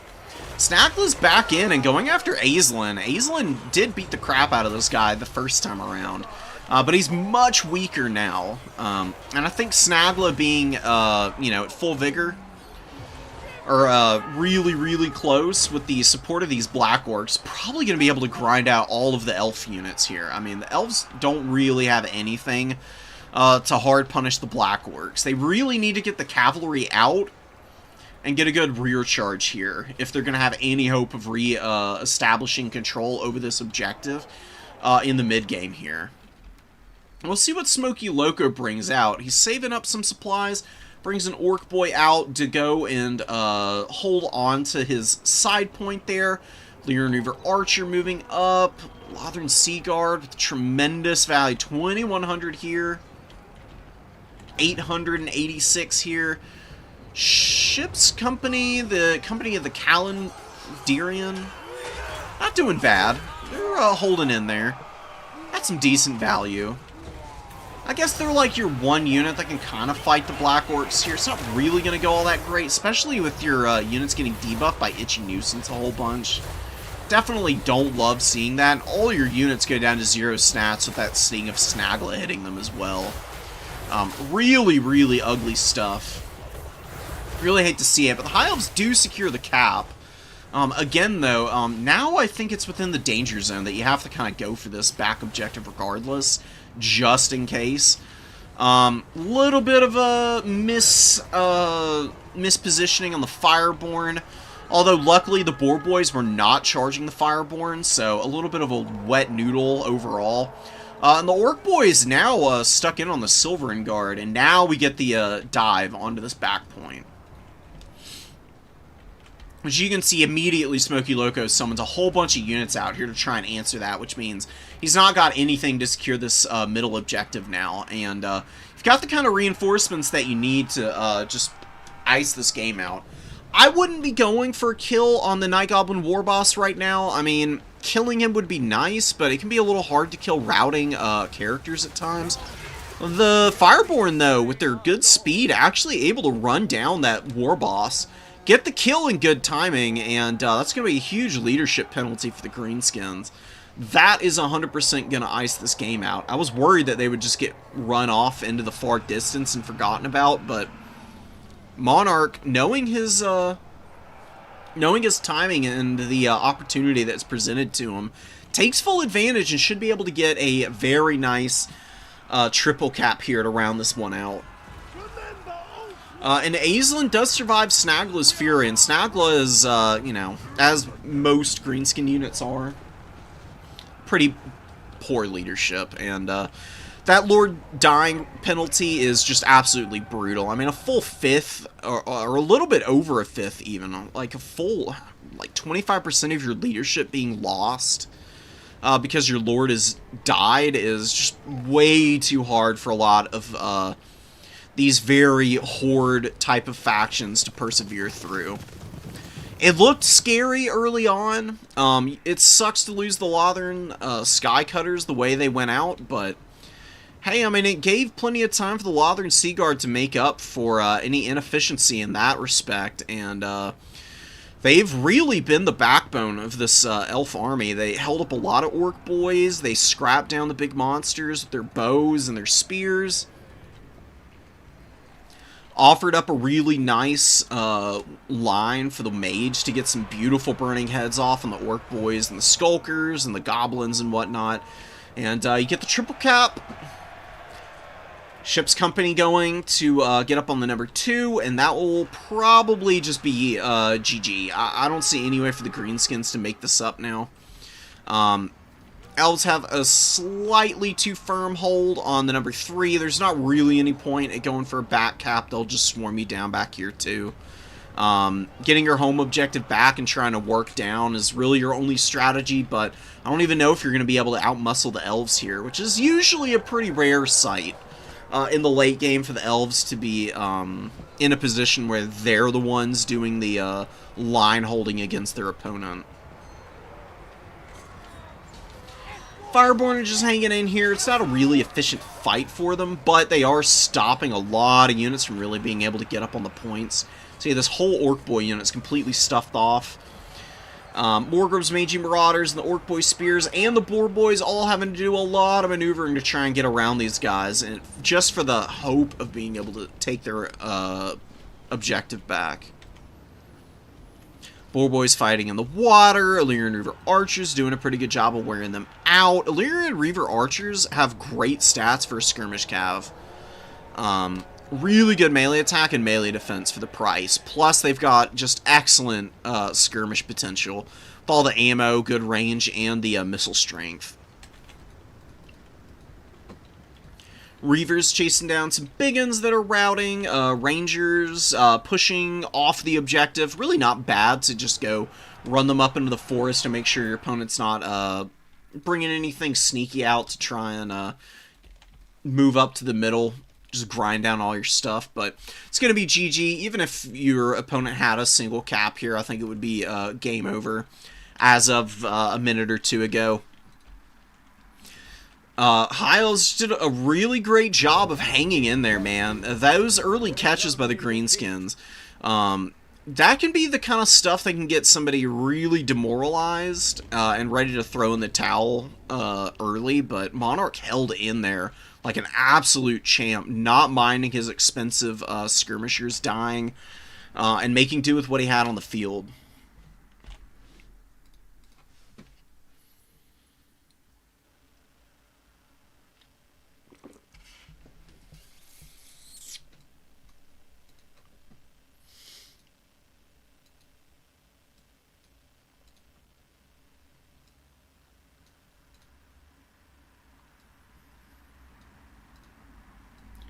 I mean, that's just kind of the game piston. Like, I wouldn't think of it as cringe. It really isn't. I mean, the tools are introduced and built around the factions, like, already established identities. So, like, I would really be careful about throwing that term around, because, I mean, elves, they can definitely do some really cheesy stuff, and they can be really frustrating.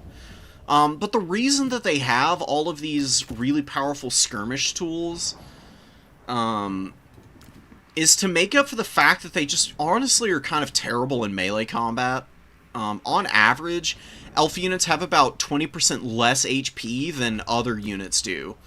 And they just are not nearly as resilient.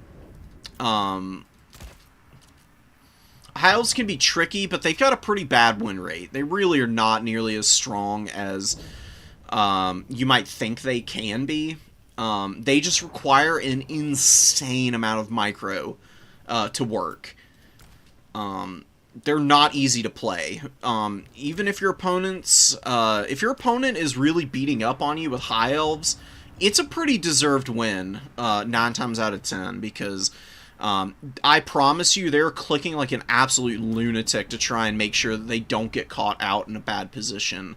And in domination mode, they're even more fair because they have to actually fight on objectives as opposed to land battles, where high elves are actually a top tier faction, and they can just run you around in circles endlessly. In domination mode, they can't just do that and avoid fighting with you in melee combat ever. There's actually some interactions that have to take place, and it means that you do always have a chance against them. I can understand the frustration, though.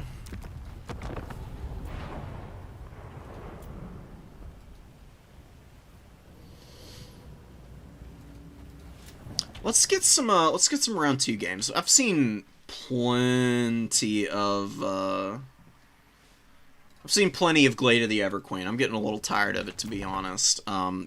Cool map, but it'd be nice to be able to showcase some strategies on some of these other maps. I mentioned it like 1 or 2 times already, but map knowledge is fairly important. It's not the end-all be-all of things, but it definitely can make a big difference for the types of strategies and builds that you're trying to utilize.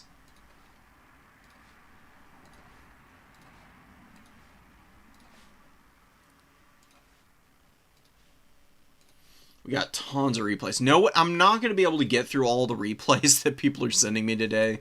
I'm going to do as many as I can, though, as usual.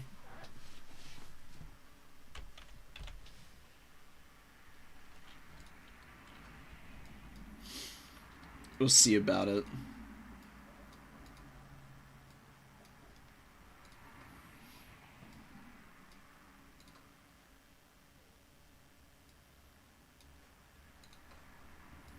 Yeah, look, Slaanesh is like the one faction that I think can genuinely be called OP. They have some really, really ridiculously overpowered stuff right now.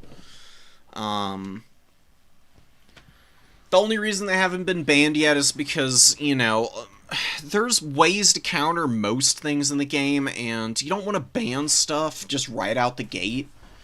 And just be too heavy on it. You want to give an opportunity for people to try and innovate and figure out ways to work around these factions, but Slaanesh has just always been in a really weird place with how CA designed them from the get-go.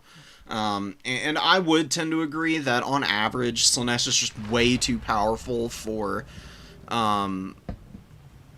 what they offer, especially in domination mode. You'd figure Slaanesh would be better in land battle, but in lane battle and conquest, because you don't have to play off of multiple objectives, you can actually box a little bit better on those maps. And domination mode, I think, actually favors mobility, maybe not more, but in a slightly more favorable circumstance, especially for a faction that can also bring some ridiculously heavy armored stuff, right? I mean, Slaanesh has tons of 100 armor units with their infantry. And their infantry are just massively overperforming because of the ITP and the Strider that they have. I think the Marcus Slaanesh is the reason that Slaanesh is so powerful. They just need to get rid of ITP on this faction. Like, none of these infantry should have it. I think it's way too good, considering the kind of mobile control that Slaanesh offers.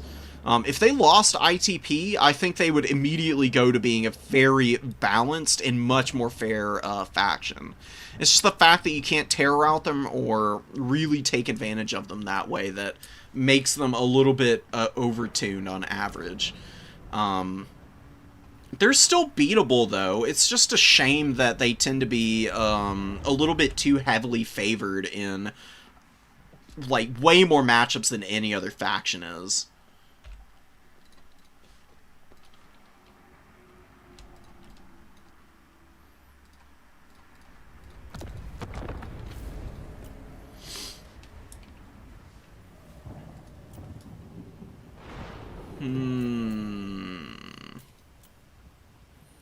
Oh, man.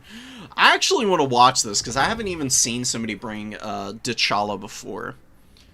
I've been very curious to see what she can do. I've not seen her get played, obviously, because everybody's bringing the mask normally. The fact that she's the legendary lord that's been on the outside looking in her own DLC, basically, when a free LC lord is kind of stealing her thunder, is honestly pretty hilarious, to be honest.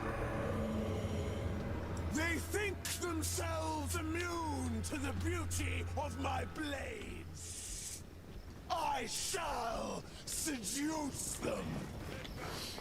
Alright, dude, she is crazy fast. I mean, I guess shouldn't be that surprised.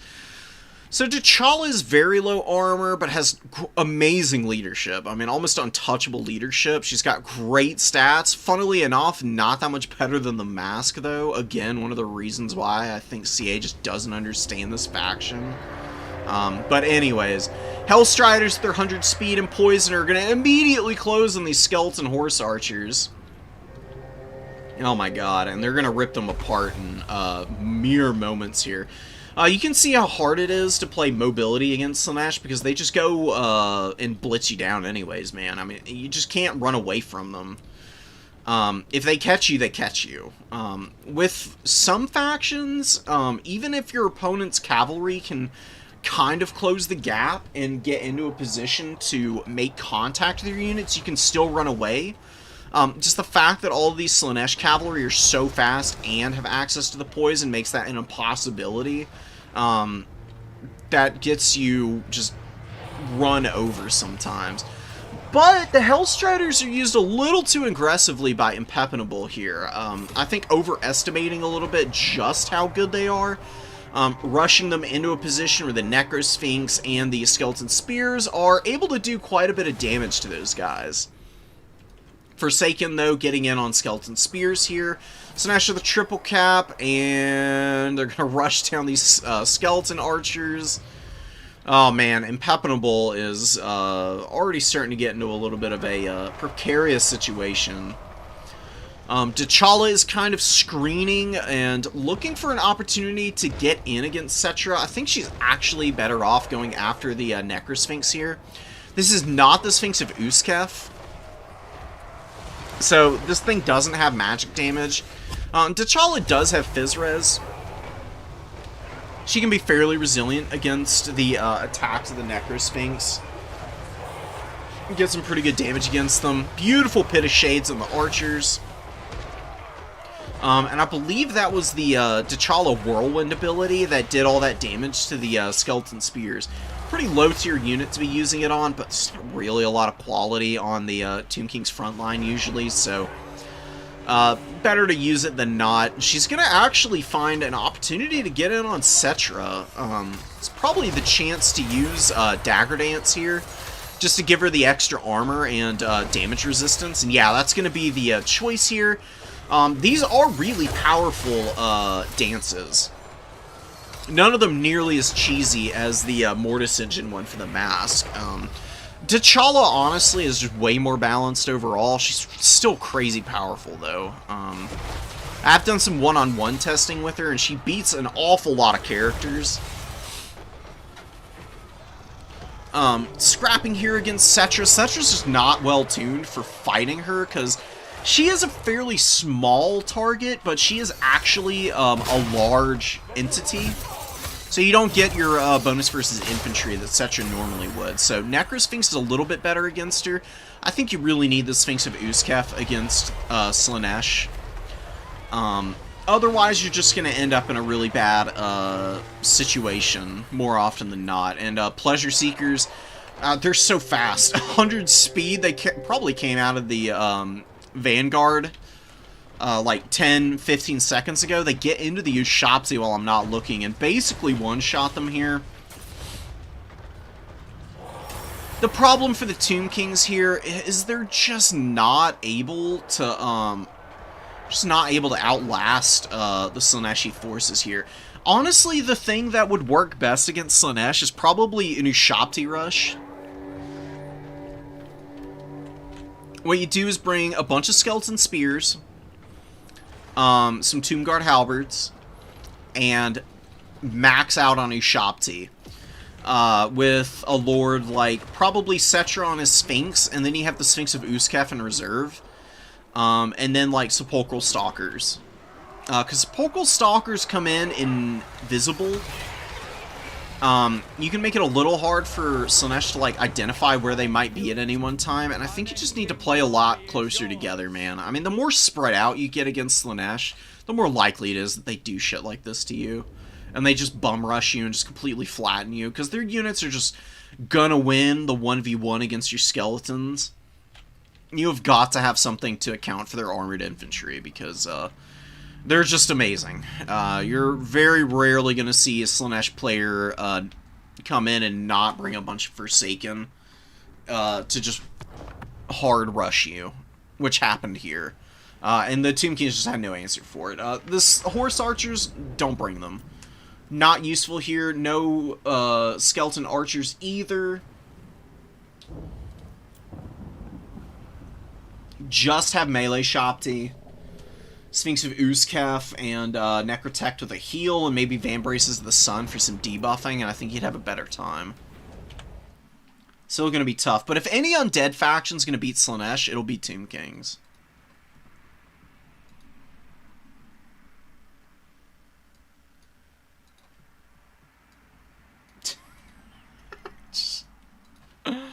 Real. That's Slaanesh in a nutshell.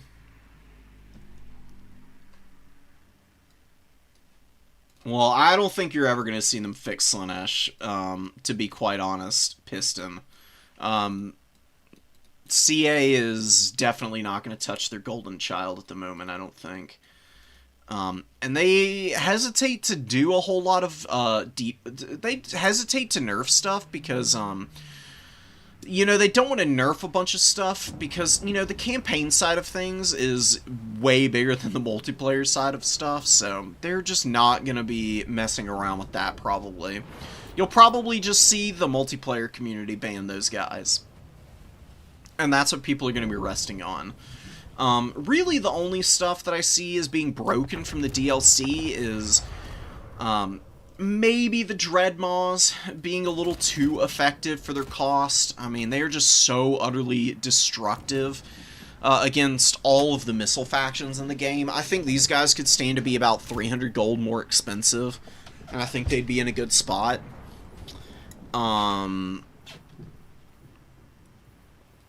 They fixed the Shulkane's teeth stuff.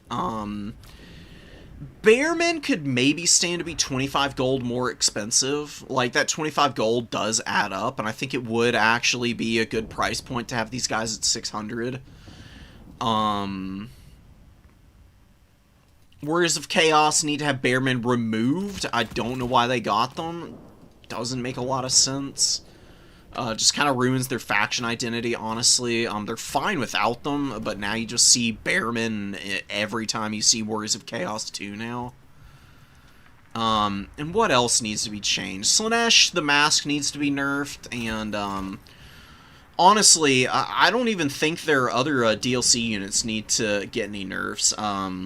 Like, a lot of their DLC stuff is strong, but really expensive. Like I said, I think the big thing is just getting rid of the ITP. Like, make them immune to fear. Apparently that's the actual, like, tabletop effect that they have, that this is based on. It's just the immunity to terror routes that's a little ridiculous.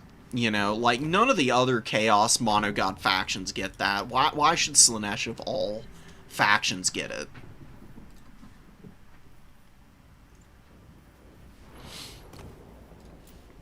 You know, Khorne has ITP, but it's based on their Frenzy modifier. And that wears off when they go below 50% leadership. If Slaanesh was just immune to fear, fine. That's really strong, but it's not nearly as crazy as the ITP is. Because usually the counter to elite infantry is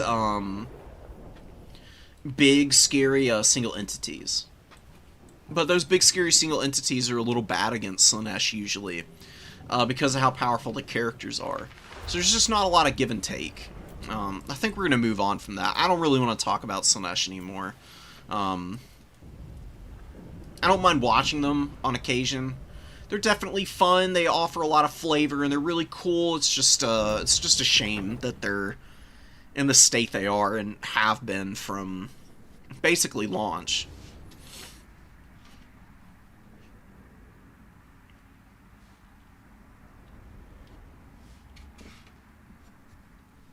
We've got Echo the Vampire versus Manlom. Deceptively tough matchup for the Beastmen. Factions like the High Elves are normally a faction that the Beastmen will bully around. And just in terms of, like, archetypes for builds, Beastmen love bunker busting, actually. And they're really good at grinding down light armor stuff. High Elves, though, have access to a lot of healing, plus they've got some really scary characters that can really put some serious business in on the Beastmen characters. And then also Burning Head here. It's going to put in a lot of work against the front line. With 15 armor across the board, Beastmen they are basically little tinderboxes running around. They get hit by Burning Head and they're going to go up in smoke. So we're going to see how Manlom handles attacking this box, because, I mean, Echo is making absolutely no mystery about his strategy. I mean, he's just going for a full box build that he's going to force his opponent to interact with and hope that he can out-trade them at range early and then force them into a bad fight, with Burning Head making the difference in the front line. Oceanids coming out. Love Oceanids. Coolest unit in the DLC, in my opinion, actually. They look a little goofy, but I actually think that gives them a lot of charm. And they're just really unique. I mean, Perfect Vigor, Strider, immune to contact effects, 30% physical resistance, 20% missile resistance, fire resistance. They cause fear. They're an elemental. They've got ridiculous melee defense. Really deceptively tanky unit for having 0 armor. They don't like getting hit by ranged fire, even with their resiliencies. And they don't do tons of damage necessarily, but they are actually really good for sitting on top of high health infantry.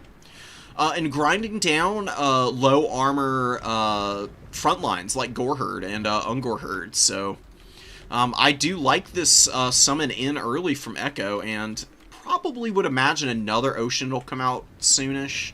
They're also fairly quick too. 54 speed with Perfect Vigor is way, way faster than you might otherwise be accounting for.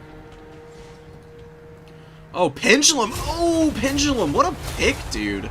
Honestly, a really good choice. That's going to break this box up really badly.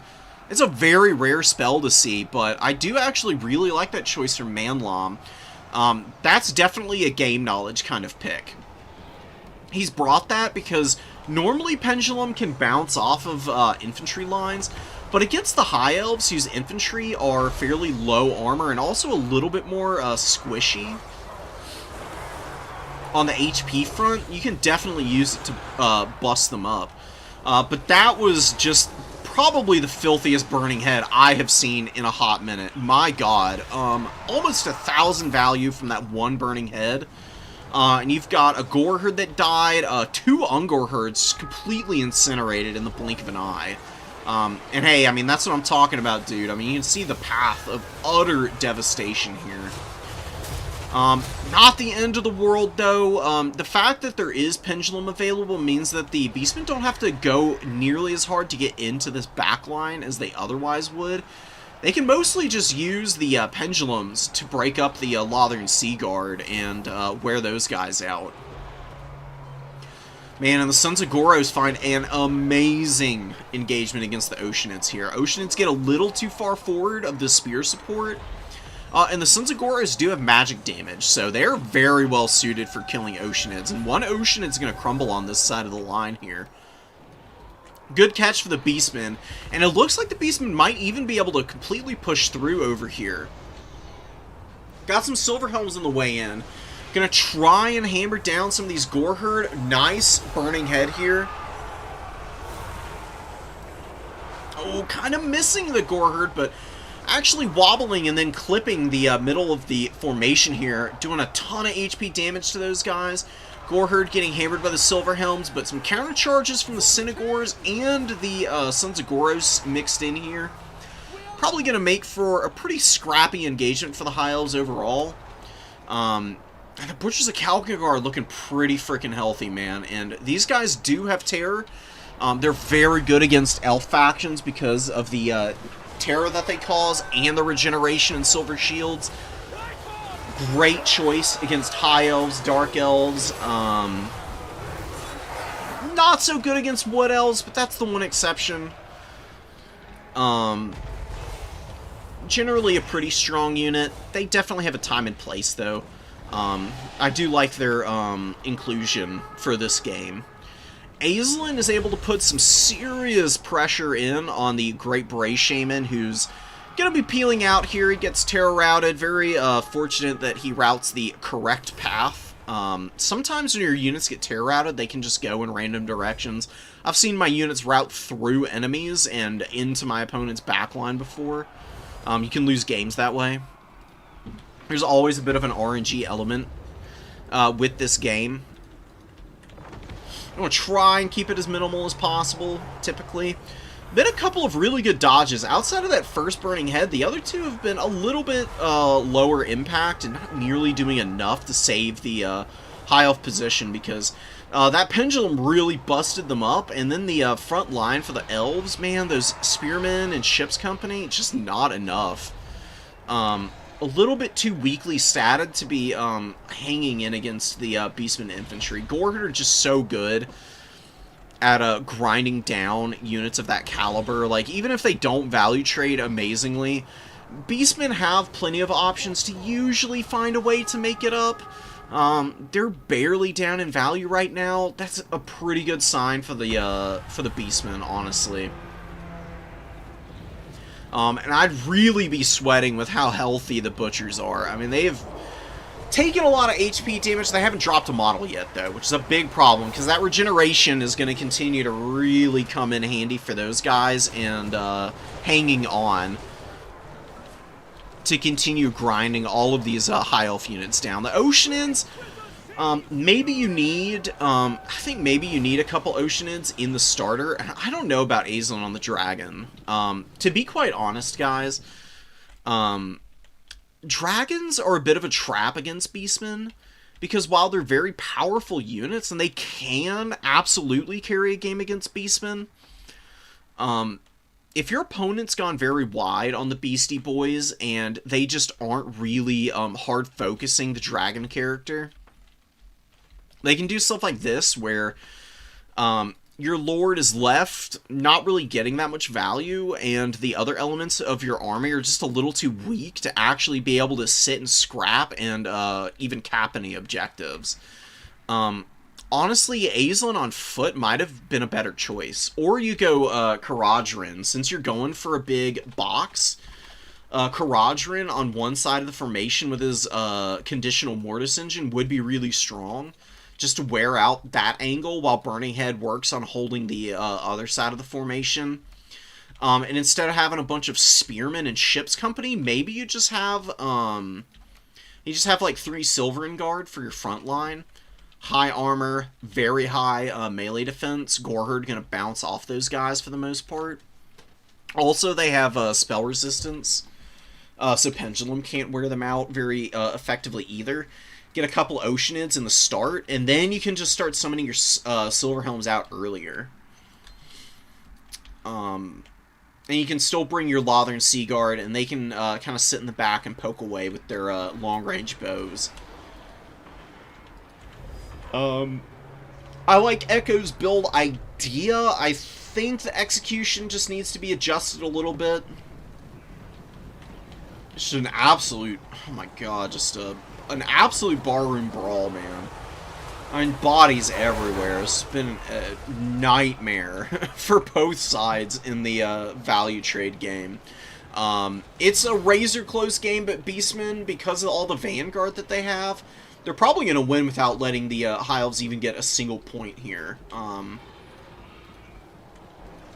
It's not so much a problem, per se, as it is just an exemplification of the kind of strength that the Beastmen have inherently.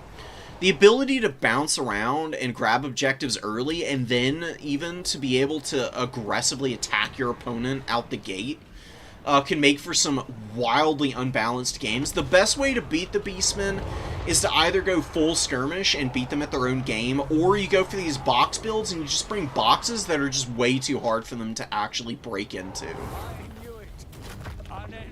I think Azlan was a little bit hopeful. I don't think he's really the Lord that is best suited for this particular style. I honestly think that you could do a very similar build with much better results by going for what I'm going to show off here. So, we're going to get all our infantry in here first. We're going to go 4 Silverins.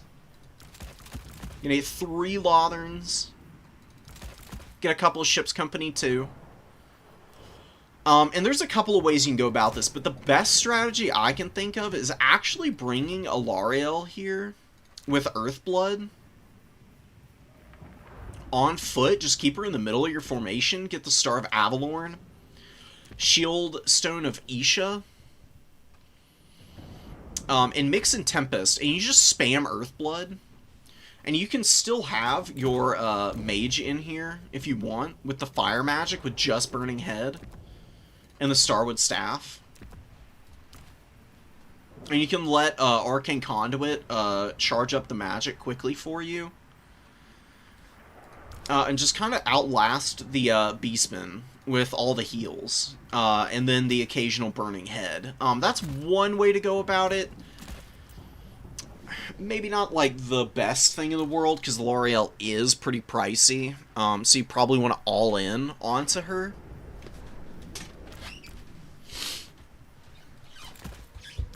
But Aislinn on foot, Sapphire Guardian Phoenix, and you can stand your ground and naval discipline. Now, Master of the Mist might not be bad. Can definitely help you out quite a bit, depending on the situation. Hiles are so expensive, man. Crazy business.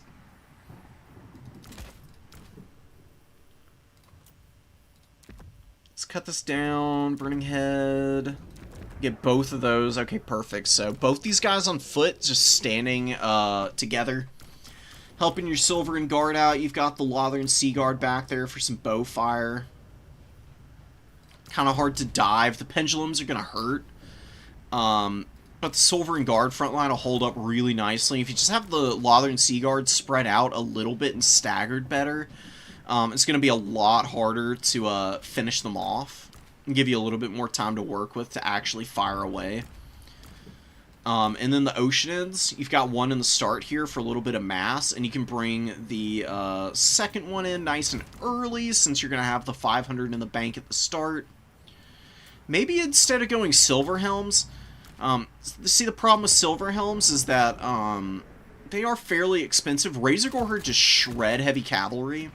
It's actually better to go for stuff like Illyrian Reavers, because they do hammer against Centaurs pretty nicely. They can fight them toe-to-toe with the martial prowess up for the most part, and they're way cheaper, plus they value trade decently in a Razor Gore herd. So I think that's a better bet. Illyrian Reaver Archer Cavalry are a good unit to mix in here, because they can come through and poke away in the late game once your opponent's getting a little worn out and they're trying to bring in a bunch of mobility to try and hang on to objectives and win the game by just outcapping you, and bouncing around and frustrating your efforts to hold on to points. And what else do you want in here? Man, I love Arcane Phoenixes. Ugh. One of my favorite units, but I don't know if you really need that here. Storm Riders are a good unit. Shadow Walkers, I'm a huge fan of. They destroy light armor. Crazy effective at counter-skirmishing factions like Beastmen, especially with the poison and the really hard-hitting missiles. Crazy range on these guys, plus they have stalk and they have really good stats in melee combat. They actually will value trade stupendously for you, as long as you don't let them get caught out completely alone. But with all the Illyrian Reavers, should be able to keep them online fairly easily. You got 1100 here. Rahagar's Pride, really not a bad call. This build would be pretty vulnerable to Bestigor Rush. The big thing is just don't go for a dragon, honestly, against Beastmen. A smart Beastman player will just completely ignore the dragon and kill all your stuff on the ground. Because the dragon's going to have a hard time killing all the numbers that the Beastmen are going to bring, and Beastman characters are all pretty quick. Even the Great Bray Shamans, who are fairly slow on the chariots, can still do some pretty nasty, like, Tokyo drifting around the dragon characters. Excuse me. Not even to mention,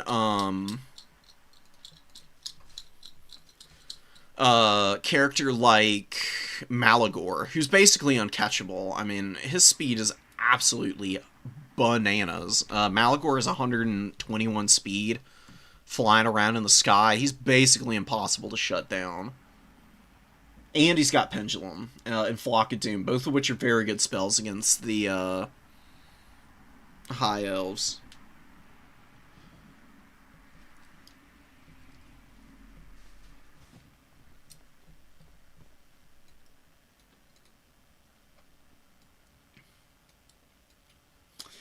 I really don't play a lot of Chorfs. That's probably the faction that I have the least experience with. I play against them a ton as a Khorne player, though.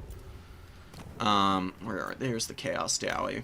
The Chaos Dowie builds that I like are very different from what most people bring. I really love the Lammasu characters, and I've loved them before the changes to Chalice of Blood and Darkness, even. I actually think that Lammasus actually synergize with Chalice a little bit better than most of the other styles now. I actually think like a Lore of Death Lammasu with Spirit Leech and Purple Sun is actually a pretty nasty strategy right now. These Lammasus are really resilient.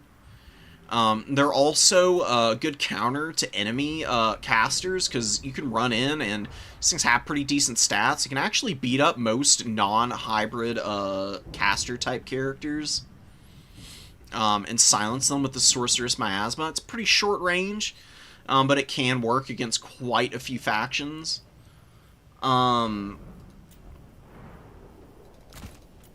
A good core for the generally speaking, for the Chaos Dowie, it's going for Wolf Raiders to open. You know, you can go like full Wolf Raiders with Oglacon's boys, but really just like 2 of them in Oglacon's is a good call.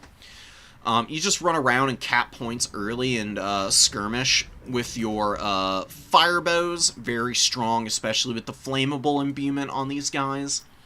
Do a lot of damage to your opponent that way. Just got to be careful of Melkoth's casters, because that will wear these guys out pretty quickly. Go with your lore of any flavor. Anybody other than Zaytan and the Overseer is a good call, honestly. I don't think there's really any weak combinations of Sorcerer Prophets, Drazhoath, and Astrogoth. I do think Bale Taurus characters are probably still the strongest on average. But you've definitely got some cool stuff. Like, Astrogoth is a really good duelist in his own right. Just kind of cut as many of these abilities as you don't really need. Blackhammer Hashet's pretty good to have. Just turns this guy into a raid boss of a duelist with his good stats and weapon strength. Plus you imbue Flammable. You got flaming damage all across this faction. So that's another really good little synergy that you can throw in there. Iron Demons are gross, borderline broken unit. There's counters to these things, but they just do wicked damage. Very hard to shut down as well.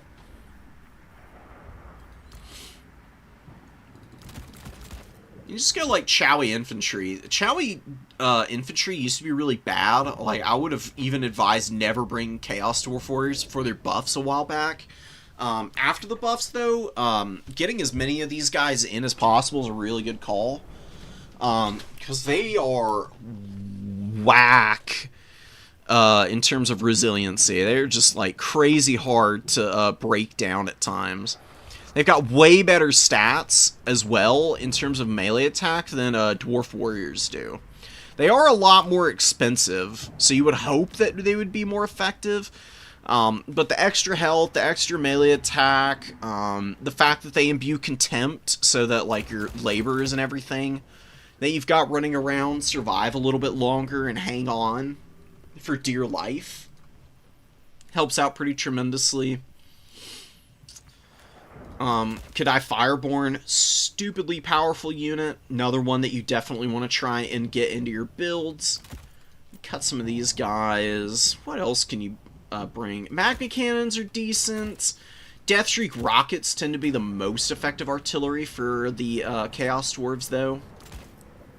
Usually want to bring one of those if you're counting on either really heavy armor-piercing infantry. That's what the Deathshrieker rocket is for. Very powerful at chipping down infantry units. And Demo Rocket for any big stuff that might be trying to kill Astrogoth or fighting your Bale Taurus characters.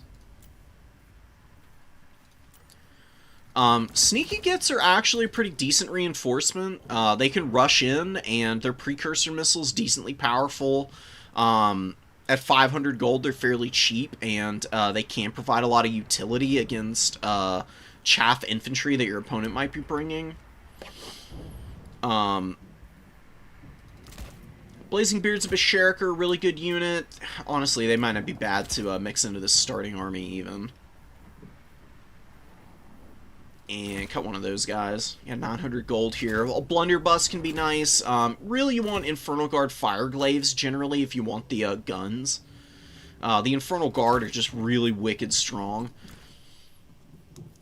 You've got Bolsynthar Renders, who are basically just Minotaurs.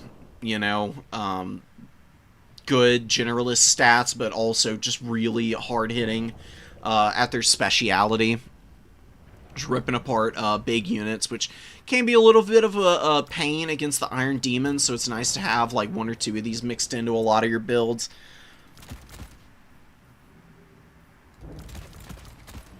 Just going for stuff like this, honestly, really isn't even like this really isn't even a bad build at all. I mean, it's got a little bit of everything that the Chaos Dowie really like to lean back on and kind of bully people with. Hobgoblin Archers really aren't a bad infantry unit with decent range and good damage output. Flaming attacks are always useful against a handful of factions. It's kind of hard to go wrong with the Chaos Dwarves right now. They're a very well-rounded roster, very limited in terms of selection, but almost all of it has a place in time outside of maybe like the non-mount Lamasus and the Dreadquake Mortars. But Dreadquake trains are still pretty strong. You've also got like the Soul of Damnation, which is pretty good. Demon's Tongue is a pretty wicked unit to bring in if your opponent is vulnerable to the flamethrower on the top. It's got a lot of ammunition, and the damage output from this flamethrower is disgusting against blobs. If your opponent blobs up, the Demon's Tongue flamethrower is actually kind of like a mini Burning Head. It will kill like 50-60 models off of an infantry unit if you get a really nicely timed shot down the length of a formation.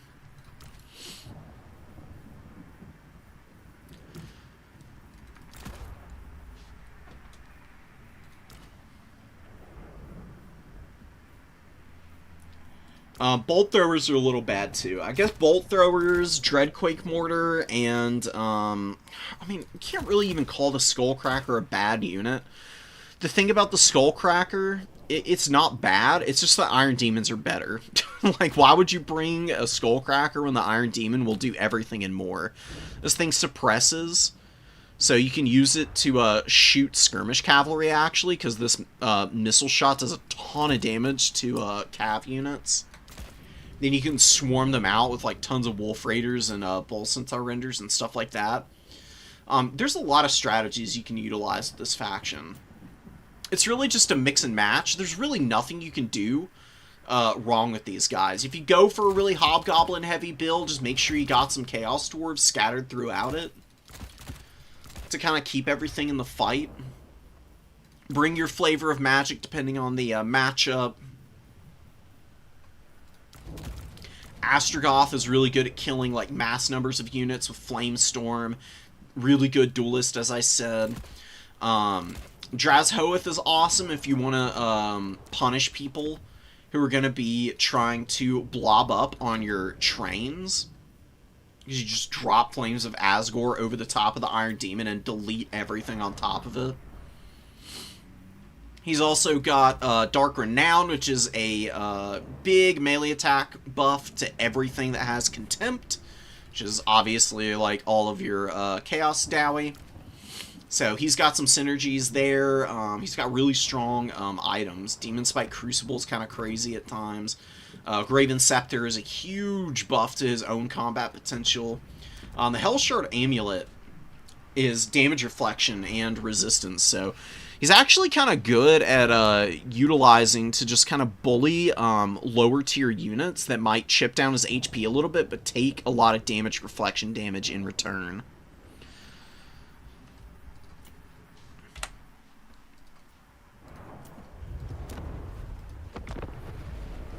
They've got a couple of matchups that can be rough. Beastmen are pretty tough for the Chaos Dwarves. Slaanesh is really brutal for Chaos Dowie, typically. But generally speaking, Chaos Dwarves are pretty even in most matchups. Just after all the buffs they've gotten, they've been evened out really nicely to have a pretty good time against just about everyone.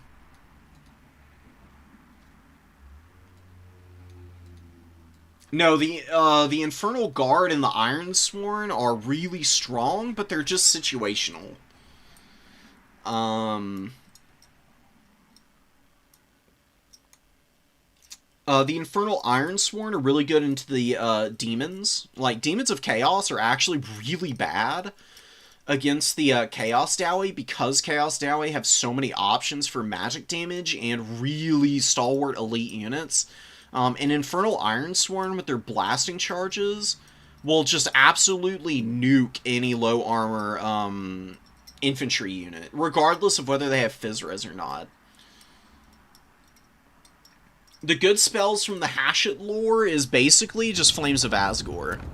Honestly, I mean, if you go for the Hashut magic, Flames of Asgore is really all you need. You don't even need anything else. If you want to, though, Burning Wrath is not bad overcasted. It actually does a lot of damage in the overcast. Really strong damage against enemy skirmish cavalry. You can actually use this to kind of blast apart stuff like Illyrian Reaver archers, Dark Riders, units of that caliber can get absolutely messed up by Burning Wrath. And Ash Storm is okay. Lower speed, increases fire weakness. You've got tons of other ways of imbuing fire weakness as well. That does stack.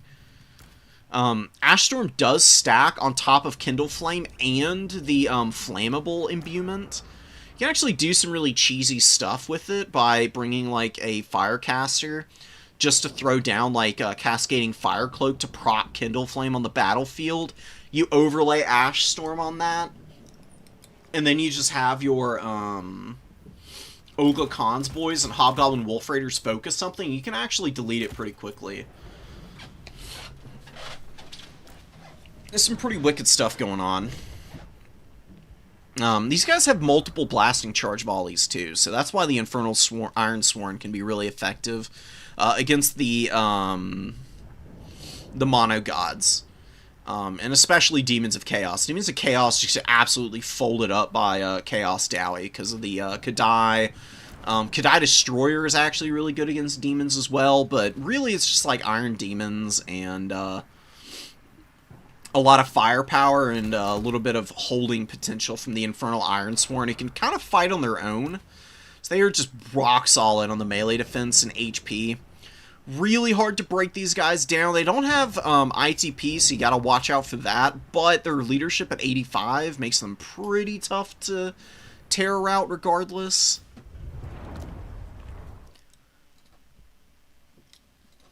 The only thing that holds back Chaos Dwarves is how expensive their stuff is.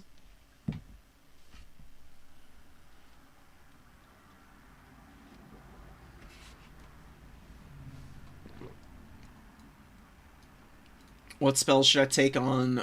If you're going for Astrogoth, then you just bring Flamestorm usually. Astrogoth you bring to duel and drop Flamestorm on Chaff. And you bring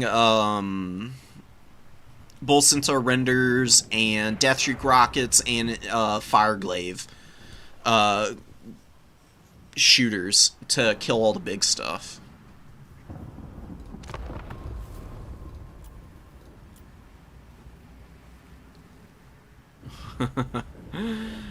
Alright, I'll bite. Tzeentch versus Skaven is going to be interesting. You can see Camping Tigers kind of filling out the army a little bit more here. Not just going max Death Runners. Strategies where you go for stuff like max Death Runners might work on like ladder or something, where people are maybe a little bit less skilled and more unprepared for skewed strategies like that. Generally speaking, though, most people who are doing like fairly regular competition in like multiplayer games would be ready for Death Runner rushes. So nice to see the adaptation from Tiger here. We'll see if he's able to make some kind of impact against Tzeentch here. Now, the thing about bringing Death Runners against Tzeentch is that your Phys Res is just completely useless. Everything is magic damage. So, really need to be mindful of what your opponent counters naturally whenever you're facing off against a specific faction. Because really, there's nothing worse than bringing a bunch of units that you like and them just getting absolutely rolled because they are incredibly weak because of the unique benefits and effects that a faction has innately. Zangors get hit by the Veil of Shadows, and that is a brilliant whirl of Weeping Blades right there. That is gross. Halves the HP off of that Zangor unit with just one use out of this. I love to see Snickage, dude. Look, most of the time you'll see Icket Claw, because he's just almost always the most effective and versatile Skaven Lord. But Snickage really does have some serious teeth to him. He can do some really nasty setups against characters and infantry units with the whirl and such.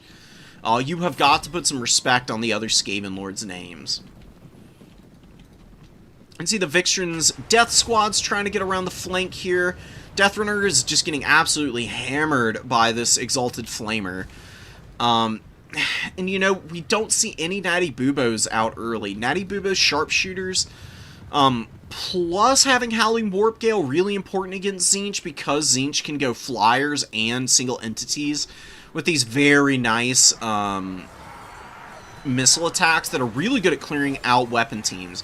You can see the Exalted Flamer is really hammering down this Poison Wind Globadier now. Honestly, the matchups against the Monogod factions are probably the worst ones for the Skaven. Skaven are very bad against Chaos because their units just get affected by fear so quickly and rout so fast. Plus all the good magic that a lot of the Chaos factions have against them. Khorne just having wicked strong infantry and furies that can kill so much of their stuff. These tend to be pretty grim, difficult matchups at times. Oh man, you just hate to see it. Skaven are just really tough for newer players. They're very beginner unfriendly because of their low leadership and the flimsiness of the weapon teams. Like if your opponent knows what they're doing and they're very, very skilled with kind of burying the lead against you, giving you some space, and then just slowly working these guys down until they can get some Furies in to compromise them and take them offline. There's really not a whole lot you can do about it. You see, Deathmaster is going after... There's two Acolds here. I just realized that. The Changeling turned into Acold. So you've got double Acold beating up on Snickage right now. Like I said, I mean, look, Snickage could probably beat a single Acold. But with the two of these guys running around together, they're just going to be a little bit too hard to chip down, especially since they'll be healing the entire time. I'm really liking these Changelings plays. Especially when they're doing stuff like that isn't just the mask every time. Like, probably some of the best Changeling transformations is Acold, and Green Knight is pretty good. What are some of the other good changes for them? Scarbrand's not bad. Really depends on the matchup, but it's not terrible. Festus isn't a terrible option either. Usually characters that just have really strong abilities, because you don't get any items, but you get all the baseline abilities that those characters have.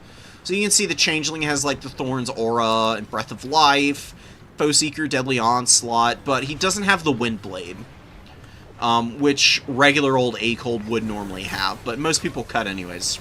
Not amazing. See, Snickage is doing some pretty good damage. He's got about 1,000 value, but he just isn't going to be able to outlast the Acold summons, because these guys are just going to continue to heal up and run around and be really annoying, getting in and out of all of the Skaven units and poking away at the characters, chipping down any clan rats that they might be fighting on. Haven't really been doing a whole lot of that. They've mostly just been trying to hang in there, which they've been doing a pretty good job of up to this point. I can also see how going double Acolyte could actually genuinely trip some people up who might not be paying enough attention to know the difference between the two. Actually clicking on the units. Because, like, if you click on the unit in the game, it'll tell you which one's the Changeling. You can also look at abilities, you know, even if it wasn't, it'll reveal itself pretty quickly. Natty Boobos come in, and they've poked down one of the 8 colds. See the Changeling here pretending to be, you know, twinsies. Doing a pretty good job of punching down a couple of the Doom Flayers. Got some Chaos, or actually not Chaos Warriors, Chosen of Tzeentch on the field. I do really like Chosen of Tzeentch. Really stalwart, hard to break unit. Having the barrier on Chosen is pretty amazing. Because they've got 1,000 HP on the barrier, which is pretty wicked. Can definitely leave your opponent lacking if they're not able to bust through the barrier and then shock down the HP quickly. The Chosen can usually find an opportunity to pull back and recharge it. And then it's just like round 2 or 3 and your opponent just gets absolutely hammered down by these guys. They're really solid stat line. And they're like left fairly healthy.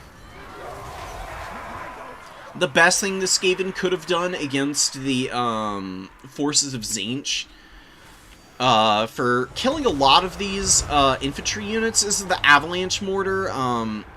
I respect going for this Veil of Shadows type of play. You have to have more punish than just these Gutter Runners. Like, the Gutter Runners alone are really not meant for shooting like infantry. Gutter Runners are better at skirmishing stuff like Marauder Horsemen. That's what the Gutter Runners should be used for. If you want something to punish infantry, you need Avalanche Mortars, you need Poison Wind Globes, you need to be a lot more sparing about your positioning on them. Like, there's no reason to have your globes just running out in the open field early on. Especially against Tzeentch, who has a lot of tools against those kind of weapon teams. Hide them in the trees here. Tzeentch is going to have a hard time shooting them while they're in the forest. Once you get your clan rats and stuff capping the point and your opponent's kind of like actually rushing in to commit, that's when you bring the Poison Wind Globes out of the trees, drop a big Veil of Shadows, and just have them hammer multiple units at once, because you want to spread that damage out as much as possible. Most missile units, you want to concentrate fire, but Poison Wind Globes, because they have a damage over time effect, and because their missiles, generally speaking, are just really deadly, period, you actually do want to be targeting different units instead of concentrating fire onto just one, because you want to spread the damage out so that it's hitting multiple units at once, especially for the DOT. Because the explosion radius on the globes themselves is actually fairly wide, so it provides you a lot of benefits to be utilizing them in a little bit more of a spread out manner. Beautiful Exalted Flamer play, by the way, from Mr. Fly. Mr. Fly is a really good Tzeentch player, so I think this is, if I had to guess, this is probably like the first time Camping Tiger has played outside of ladder, probably. And look, this honestly isn't too far outside the realm of possibility for how most people's first tournaments go. They bring a lot of stuff that they really like, and maybe have enjoyed and had success with on ladder, where it's a little bit of a easier environment to bring builds like this and have some kind of success. But then you run into some people who have been playing a little bit longer, and they just don't fall into the same traps that other people might. And you just get hard punished. Or you're just running stuff that you like in campaign, and you start to come to realize, oh, this is a completely different ball game. Like, I can bring some of these units that I really enjoy, but what I really need to be doing is figuring out how the core armies work around the situational tools. And you gotta know that there's a time and a place for everything in this game. There's probably 1 or 2 units that genuinely are just bad for each faction, most units have a niche matchup that, at the very least, they can be brought in and threaten your opponent in. Like here, for example, I'll bring this up for Khorne, because Khorne is actually a pretty perfect example of this circumstance. Khorne has really bad monsters. Like Bloodthirsters are just basically useless. They just are not good. They have weird animation problems.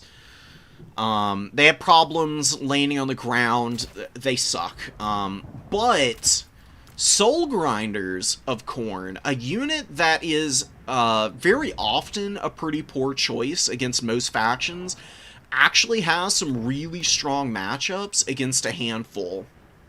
Bretonia, for one, is a pretty good matchup with the Soul Grinder.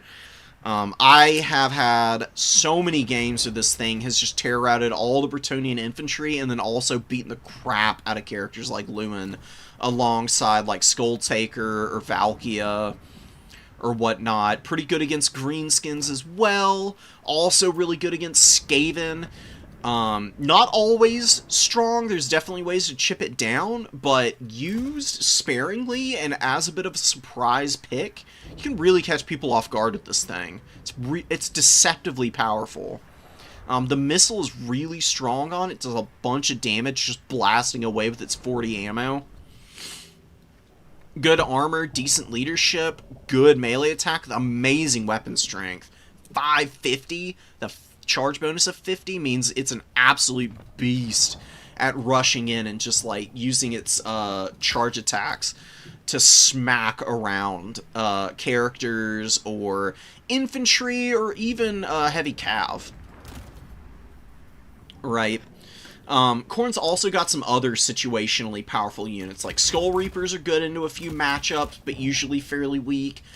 Exalted Bloodletters are wickedly underrated. The only reason you don't see them more is because Wrathmongers, generally speaking, are a little bit more effective on average, but you can mix in Exalted Bloodletters on occasion and really catch people off guard with them because they'll think it's just a regular Bloodletter, so they'll allocate something over that might work against a Bloodletter that just gets absolutely rolled by the Exalted variant, because these guys are way better in melee fights than Bloodletters are. Plus, they get Hellblade once they get 80 kills.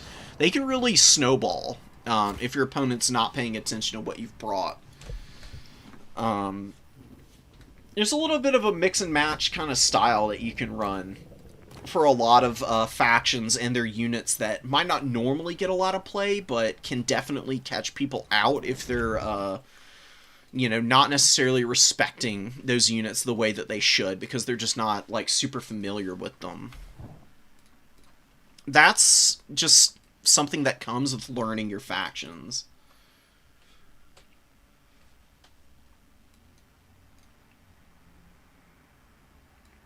Flamestorm is the fire vortex. Ash Storm is the fire slow.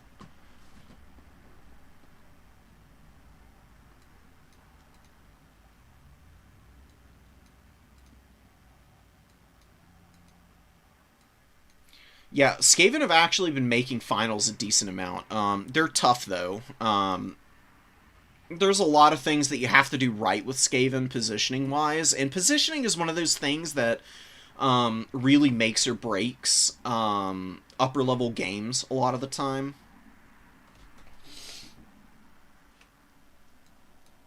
And Skaven have absolutely, like, no resiliency if you misposition units, because low leadership means a lot of your stuff gets picked off. You're a fairly quick faction overall, I would say, with the Skaven, but your units individually being weak does tend to lend itself to situations where that mobility can just get caught out and massively punished.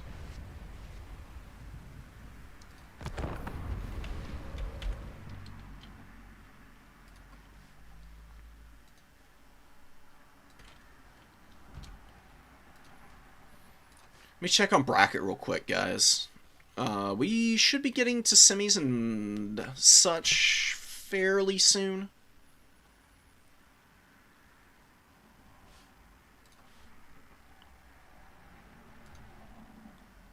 Where are we at in the group stage? We are in the end of round 5. Okay. I've been taking it fairly slow with a lot of the replays today. I've been talking a lot of after-action stuff. Which I definitely don't mind doing, but I know it can be a little bit slow for people.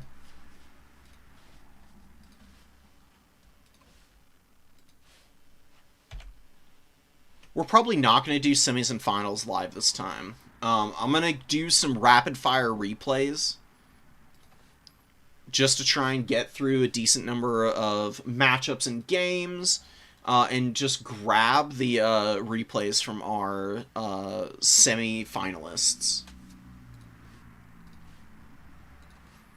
Because then we can take our time, we can go through them one by one. I can kind of hold myself in suspense as to who has won the tournament.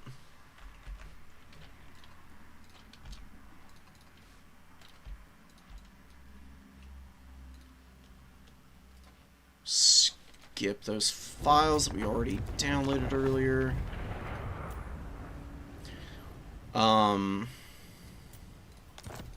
Already done this one. Slaanesh vs. Beastman. Saw this one. You know, Manlom's been playing pretty good, and this matchup is definitely a little tough for the Beastmen. I actually do think Beastmen have a fairly even matchup against Slaanesh. Curious to see what they can do here. Try and hang on against Impenetrable.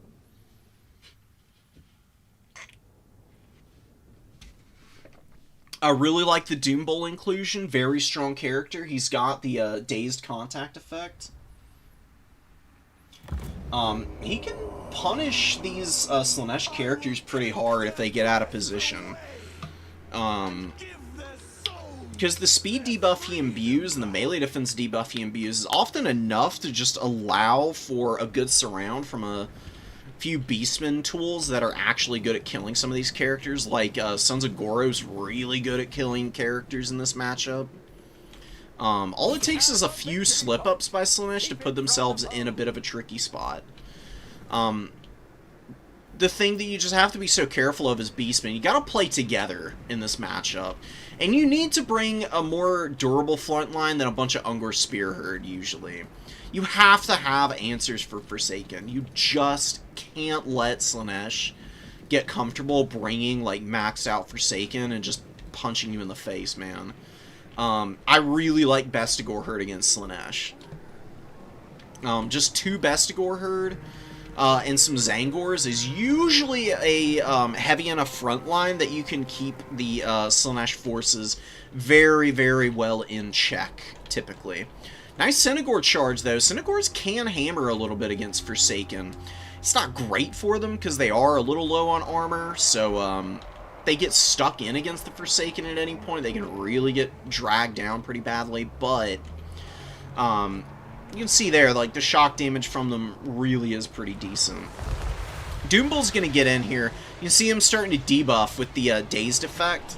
And you get a really nice Flock of Doom and nice Collapse on the Butchers of Kalkengard. The Terror Route's obviously not going to be any kind of issue for the Forsaken, but regenerating Minotaurs with some really wicked melee attack and melee defense stats definitely going to make it very difficult for these Forsaken to last through this fight. You can see one of them's already routing. This is where you just kind of push out a little bit and then rotate right back in to get the break on the rest of the unit, and that is exactly what Manlom's going to do. Excellent micro here. Really quick and clean stuff on the very powerful Butchers of Kalkengard so far. But you got to be careful. You don't want Hellstriders to be able to isolate the Butchers here. Need the Corngors up around here just to help out. Synagors also need to loop back in and just handle hammering against the Hellstriders, because that really is typically what Hellstriders are best at. You can't win the 1v1 against the Hellstriders, but you get a counter charge on them. You absolutely can bully these things around. They are very weak to the shock damage from the Synagors, because of the way Synagors pile into combat. They usually are pretty good at jumping in and very quickly getting large chunks of damage off on low armor units. And outside of the Forsaken in most matchups, you know, Celeste doesn't really have a lot of armor on their stuff. Like Hellstriders, their Devoted Marauders, Seekers, Pleasure Seekers, I think they're all within the, like, 30 to 40 range, at most, in terms of armor values. Goreherd, really good call. Excellent unit against Slaanesh, because they fight okay against Forsaken. It's a fairly even trade, and then they just wreck Devoted Marauders. So I do like the inclusion here, and honestly, going for just slow grindy builds against Slaanesh is a really good way to counter all their speed. Because if you can get enough of a box set up, you can honestly just make it impossible for Slaanesh to even fight you effectively. You know, you like get as much stuff onto the middle objective as possible, and then you just like slowly build up on your back point and work on making sure that you can either retake it or hold on to it, while Slaanesh just flails away helplessly at everything else in your build. Another thing that might be worth considering, this is my personal experience, the Eye of Morsleep is a disgustingly powerful unit against factions that bring heavy infantry like Forsaken. Because the Eye of Morsleep's boulders will kill like 10-15 models sometimes out of the Forsaken. It absolutely crushes them. It's honestly not even a bad duelist. Like, the Eye of Morsleep, with just a little bit of help from something like a Doom Bowl, because it has magic damage, can actually do some pretty disgusting work against characters even as powerful as T'Challa. And then you can always throw in like Corngors and Ungor Spearherd support underneath it, and it can continue to fire while characters and otherwise decent counters to it kind of get trapped up in the chaff infantry, and it can continue to kind of thump against everything else. Beastmen have really held their own here. I was a little worried, but honestly, the Forsaken pressure got taken down pretty nicely by the Butchers here, and the Synagors, which have been hammering pretty well. Plus the Corngors honestly didn't do too bad either against the Forsaken. They're, you know, on death's bed here for the most part, but really not too terrible of a time for the Beastmen up to this point. Goreherd, never, ever, ever do this. Do not run away from Slaanesh. All you're doing is allowing them to get devastating flanker off. That's going to make things 10 times worse for you. Just face check everything. Never, ever leave your flank open to Slaanesh. That's actually a really good call from Manlom. I mean, it's a losing fight for the Goreherd. They'll get actual damage done here, though. Even though they're going to die and they're not going to do well at all, every little bit of damage against something stupidly expensive like a Pleasure Seeker is a win for you. Because these guys, they're going to have to get in and kill like 2 or 3 more Goreherd at the very least to pay for themselves, because they are 1,800 gold. What I would do here, personally, to counter that unit is get a Synagor out here. And, yeah, just rotate Corngors and the Ungors back to the point to make sure that I can try and hold on to that. And stop. This is way too aggressive. You're pushing way too far off the middle objective now. You gotta pull everything back to the middle. You gotta get your Doom Bowl the hell out of here. He gets hit by Pavane. This could be where Slaanesh starts to flip things back. I mean, the Beastmen really do not want to lose their characters, especially their Lord. Again, leadership can get a little flimsy on these guys, and T'Challa is going to get in here. Look at her go. She is hammering this Doom Bowl down now. Misses that attack. Corngors do get over. If they get a full surround off here, they could trap T'Challa, but Nah, she's a little too quick for that. She's able to push through and out. She actually takes down the Doom Bull. It's a little bit of a problem for the Beastmen now. Senegors need to help out back here. You've got these Slangors that you're kind of running down. Don't want to lose the Bray Shaman if you can help it. Oh, man.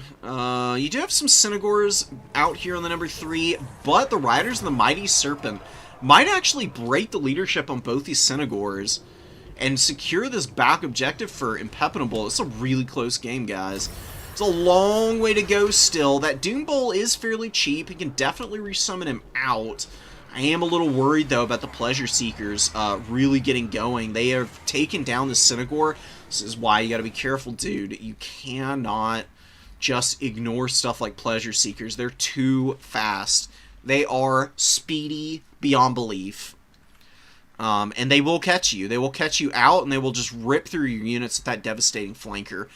Just bum rush them, man. I mean, honestly, that's where I found success against Slaanesh. You just never, ever, ever, ever give them any kind of flank. You never allow them to catch units running away. You just give up units where they're just completely lost. And then you try and find other opportunities on the battlefield to find decent fights against the characters or the really expensive units like the Pleasure Seekers and whatnot. I think, though, that the Beastmen are going to be alright. Like, really, it's T'Challa, the Riders of the Mighty Serpent, a Hellstrider, and the Pleasure Seekers. The Pleasure Seekers will run out of room. You just have to make sure you play disciplined with your Ungor Spearherd. Make sure that you just keep any mobility units kind of rotating around on the inside of all of your infantry. That way nothing gets stuck on the outside of fights without support. Versus a Kalkengard with 1100 value, really doing pretty decently for themselves. You know, you would like to see them maybe do a little bit better, but they've taken quite a lot of damage. You can see they've healed a lot of HP this game. And they've got 11 models left, so I would say they are probably going to get up to, what? Yeah, they should actually be able to heal the rest of that healing cap with the remaining models they've got. Pleasure Seekers finally getting caught by some Senegors. This is where the Senegors really shred, dude. You see the Pleasure Seekers have paid for themselves. But just one good surround from a Senegor and a collapse from Ungor Spearherds brings those guys low real quick. Gonna get another Rod of Torment here. This is probably gonna take a model off of the Butchers, if I had to guess. Does actually kill one of the Minotaurs, but they get pretty spread out, so the damage isn't too terrible against them. They get in on the Slangors. They're probably going to go down here because they're just so beat up. They're tired. The Slangors are a pretty tough unit to handle at times. Butchers of Kalkengard are finally broken. 1400 value isn't paying for themselves, but considering the kind of damage that they took this game, I would say that it was worth the money paid for them. And Doom Bull comes out. Now the leadership is all set and ready for a late game hold with just bodies, bodies, bodies everywhere. The Pavanes have been pretty decent. The Chaos Sorcerer with about 1,000 value isn't too bad. T'Challa has 3,000 value here. Got 363 kills, guys. Like, dude, obviously, she is pretty damn good. And I've got to give Impenetrable some credit here for bringing something other than just the mask. Because, I mean, usually that's just what everybody runs. But, look, T'Challa obviously has got some serious teeth to her. If she's able to just rush around and bully the Beastmen like this, there's something to be said for throwing her in on a more regular basis into some other Slaanesh builds. Pressure from Slangors coming out to the number 1. Those guys have, like, what, 54 speed or something ridiculous? 55 speed with Primal Fury. Kind of crazy. I mean, they get Vanguard deployment, too. Kind of hard to spot them when they get summoned into invisibility. Can just get right up on your point before you can really even respond to them.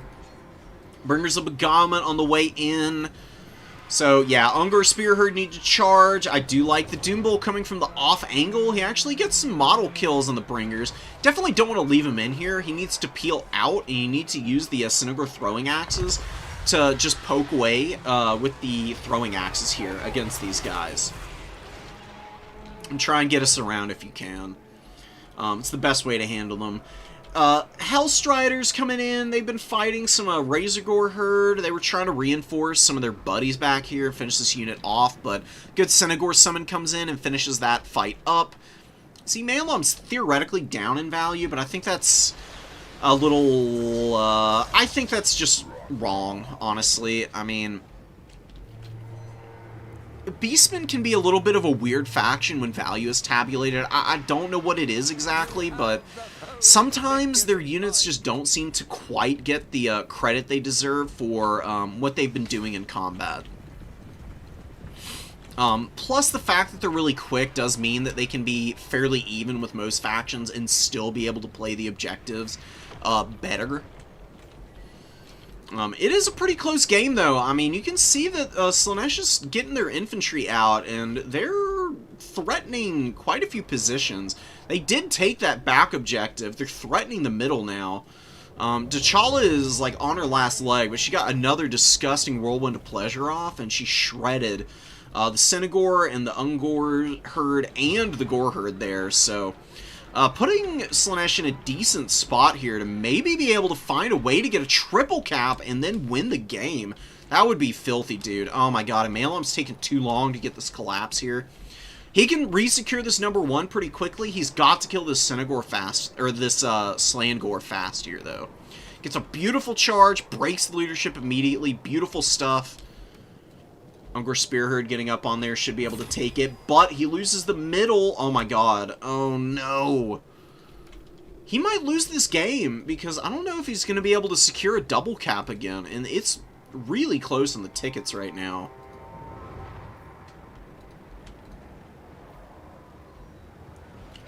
Oh my god. No, not like this. Slangor's getting hammered by the Synagors, but you can see, man, these Slangors, they hold pretty nicely, and Pleasure Through Pain is a really strong force multiplier.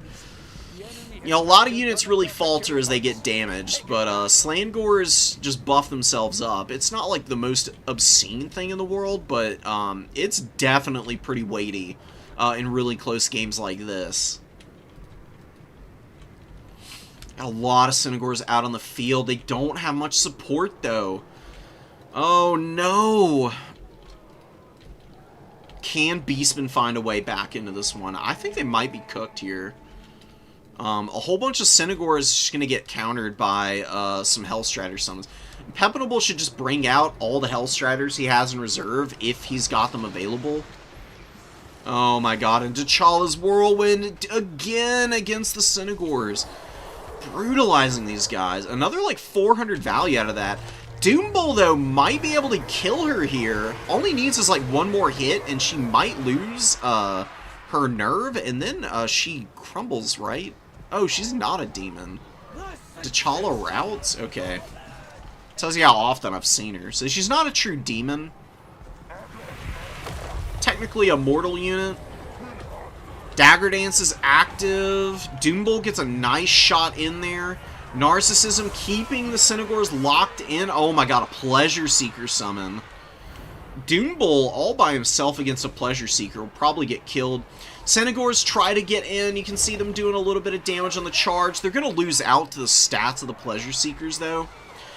Doom Bull just doesn't have any kind of ability to really punish anything like this, so I think that's going to end up being a GG as the Slaaneshi forces are going to just hold on to this double cap for the win. You can see a Hellstrider coming up.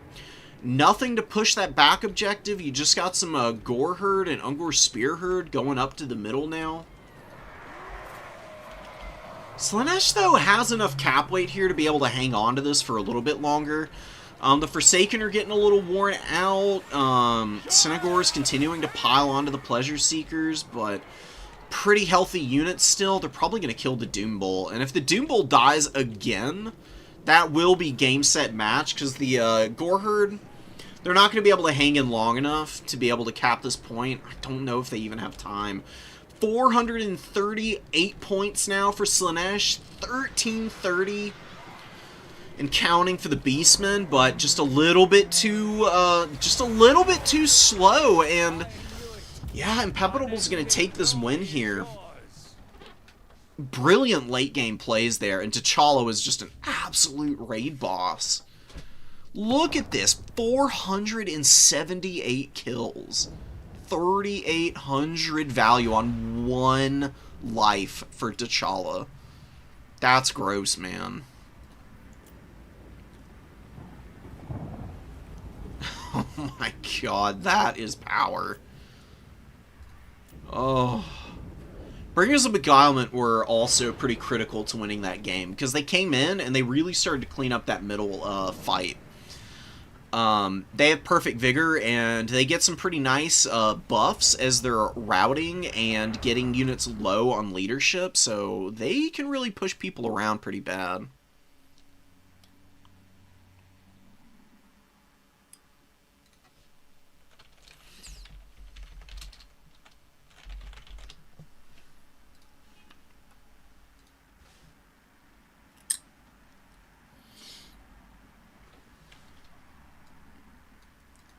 Yeah, man. I'll do that one next.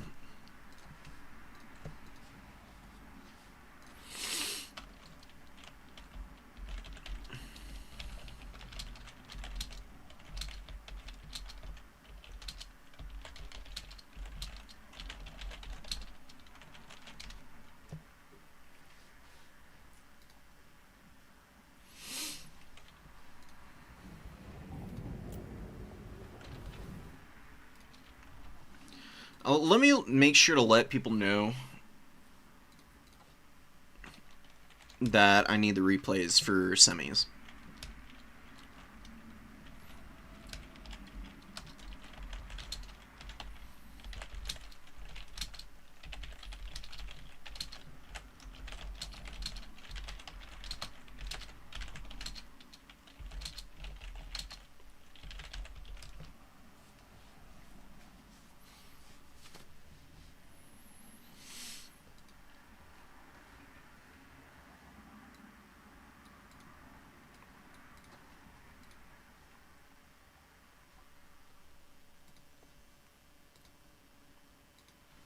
Alright, brother. Coast versus Greenskins is a good matchup, too. It's pretty even, actually. Greenskins can definitely run over the Coast. So I'm curious to see how you actually hold up against their pressure. Get that in here. Beautiful.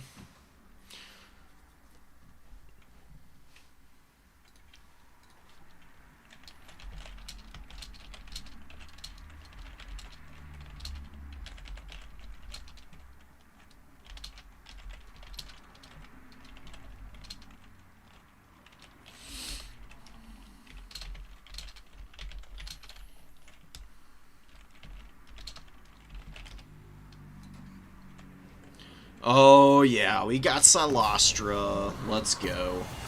We are on Edge of the Darkwood. It's our round 5 map, obviously. Gorbat Ironclaw for the Greenskins. Really good lord. Great buffs. Orcs are the best. True. Absolutely true. Huge, huge buff. Massive melee attack boost. Weapon strength also going through the roof when you pop it on a unit. And it lasts for 27 seconds. And the cooldown is 90 seconds, so that's a pretty short cooldown, all things considered, for such a strong ability. And the Great Leader, +10/+10 is stupendous. There really aren't that many abilities that buff both melee attack and melee defense at the same time. So I do really love to see that mixed in here. Now, the one thing I'm worried about with Gorbat in this matchup is that, unlike Grom, he doesn't imbue ITP onto anything around him, which can be really good against a faction that imbues fear. Plus, Gorbat doesn't heal in any way whatsoever. Grom is a regenerating, troll, or goblin who ate troll flesh. you know? So he's got regen. He's pretty durable in these kinds of matchups, and Grom can be really good for clearing out bodies on his chariot. Gorbad's not really going to provide that utility, but we'll see what the buffs can do here. So Freeboist is just going to be rocking a nice wide front line. Lots of Orc Boy spears, some Goblin spears. Not so sure about Goblins, honestly, against the Undead. I mean, they're just going to get scared away by deckhand mobs, and they're not really well suited for grinding through them either. The Orc Boy spears are fine. I'd have probably just cut the Goblins and gotten, what, you can get, I think you can get 2 Orc Boys with the Sword and Board for the cost of the Goblins. I think that would honestly be better. Whatever gold you have left over, you can maybe, like, get one more Squig Herd or something. We do have some Air Boys. We got the Rugleds. Rugled's really strong. Very, very good bow unit. Arwar, hard to shut down in melee combat because they're decent stats. You need something like a Morngul on top of them, but a Morngul going that deep for the Rugleds can be a little bit of a trap. Lampreys is the first summon. Honestly, about as good of a first summon as you could ask for, because you're going to need something to hammer down these Black Orcs. Black Orcs will absolutely grind just an endless tide of deckhand mobs into oblivion. There's really not much that they're going to be threatened by. See the Carronade opening up, getting a little bit of damage on the Goblins. I think it's trying to shoot the Black Orcs, though. Oh no, looks to be trying to hit Gorbad. And I think it's on fire at will, probably, so just opens up on the Gobbos since they get into range first. Definitely want to try and get some model kills on the Black Orcs, I would say. Shooting Gorbad's fine, but removing his units that he wants to buff up is just as good as doing damage to Gorbad himself. And he is on the reverse side of a hill.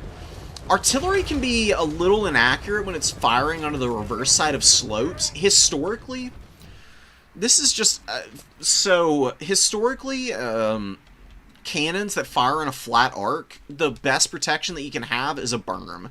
You know, just like the reverse side of a hill, or like some built up and piled up like sandbags or some kind of like dirt piles that you can just sit behind so that the cannons can't just like plow into you. So, honestly, Gorbad can just sit behind the pillar on the reverse side of the slope, and the cannon won't really be able to threaten him. And he can just hang out back there while he just runs up and pops buffs and does his thing, really. So, Alostra is going to be getting up into the Orc Boy spears. She really doesn't have much to fear here. She's got immune to flanking, she's got great stats, and 150 armor is pretty wicked on these crabs. She actually is trying to get the Rotting Promethean summon onto the Rugleds here. She did get a pretty nice Tide Call off there. Kintama banking up quite a few supplies. We're going to see where those end up being allocated. Just brought some stuff in, looks like. Oh, the Night Terrors. It's not a bad call. Oh, Night Terrors with a polearm going to the outside objective. Sneaky, sneaky over there.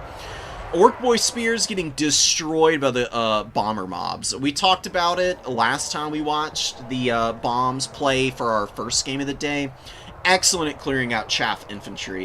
You have to kill bomber mobs before you take frontline fights with the low armor units, because otherwise this is what happens. Your whole front line collapses as they get blown to smithereens.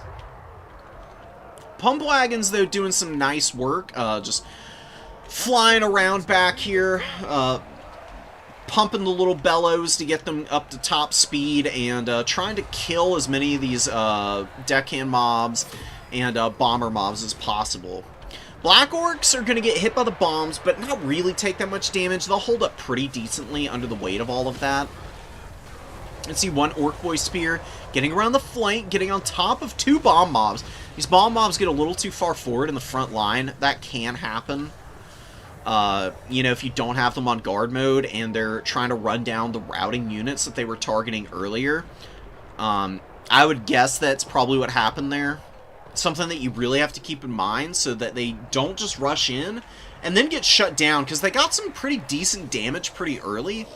But these things do cost about 450 or 500 gold, so you really do need a little bit more out of them than what we've seen from those two, especially on the end of that line, who are really being hard countered right now. Rugloods have been bullied pretty thoroughly. Rotting Promethean summons and the Damn Knights Errant coming in, getting on top of them, plus whatever damage Silastra has been throwing down on those guys. Morgrub's Mangy Marauders doing wicked work against Silastra. These little guys are a filthy powerful unit. They're like 600 gold. They have a lot of ammo, and they're all AP. So Silastra, normally very resilient to something like a Goblin Wolf Rider Archer. Not so here, and you can see she is going down crazy fast to these guys. They have 1,300 value. Every bit of that is just shooting Silastra here. Very good punish on the overextension from her. Another Bomber mod comes up, and the Night Terrors are just kind of bulldozing some Orc Boys with the assistance of the Bomber mobs out here. Orc Boys on the other side, though, looking real healthy, and a lot of Deckhand mobs have crumbled out now, and some of the Bombers have definitely not really gotten their value. I would even say all of them have been disappointing, outside of the early value from their volleys. They really haven't held up the way that they did in that first match that we spectated today with Kentamo. Doing a pretty good job of hanging in here. He really needs to get Silastra the hell out of here. You just have to stay away from units like the Morgrubs. Silastra is not so good for pushing backlines. Silastra's actually much better at just like kind of running around and cleaning up pockets of elite infantry. Like, going and using her to bully the Black Orcs rather than pushing all the way back there herself is the way you should go about it. She can push backline positions, but the second AP missiles come in, they just are going to bully her so badly. And the Morgrubs with 1,800 value, really carrying the Greenskins on their backs right now, honestly, in terms of the value trades. Them and the Stone Trolls and the Black Orcs, again, being the only units that have held up here so far. Black Orcs on the outside beating up some more Deckhand mobs. Really would prefer to see them fighting on the objective. That's really the better way to play with these elite infantry. The shielded Black Orcs hang on the middle objective where they're... Do they have the elite cap weight? I'm so certain they do. I'm pretty sure, yeah. One of your units has been destroyed. Wow, no, they do not. Never mind. Okay. So some units do have, like, elite cap weight. Like, Depth Guard do. Kind of weird that Black Orcs don't. Of all things, man. It's so strange. Anyways, regardless of whether they have the extra cap weight or not, they're more durable. You want your durable units holding on the points. You want to try and surround with your chaff units. All of those bomber mob volleys were so effective because your units were just engaged in melee combat, super bunched up, and then the bombs able to hit on much more compacted front lines. Against low armor units, which is their optimal set of targets. If you're flanking around the side, yeah, the bombs will get some damage on you on the way in, but you'll be able to close the gap and grind down these god-awful statted zombies much better. And then you can just leave the Black Orcs to kind of grind away and offer a little bit of something on the points that your opponent's trying to break down a little bit more aggressively, and gives you a better opportunity to actually cap up one of these points.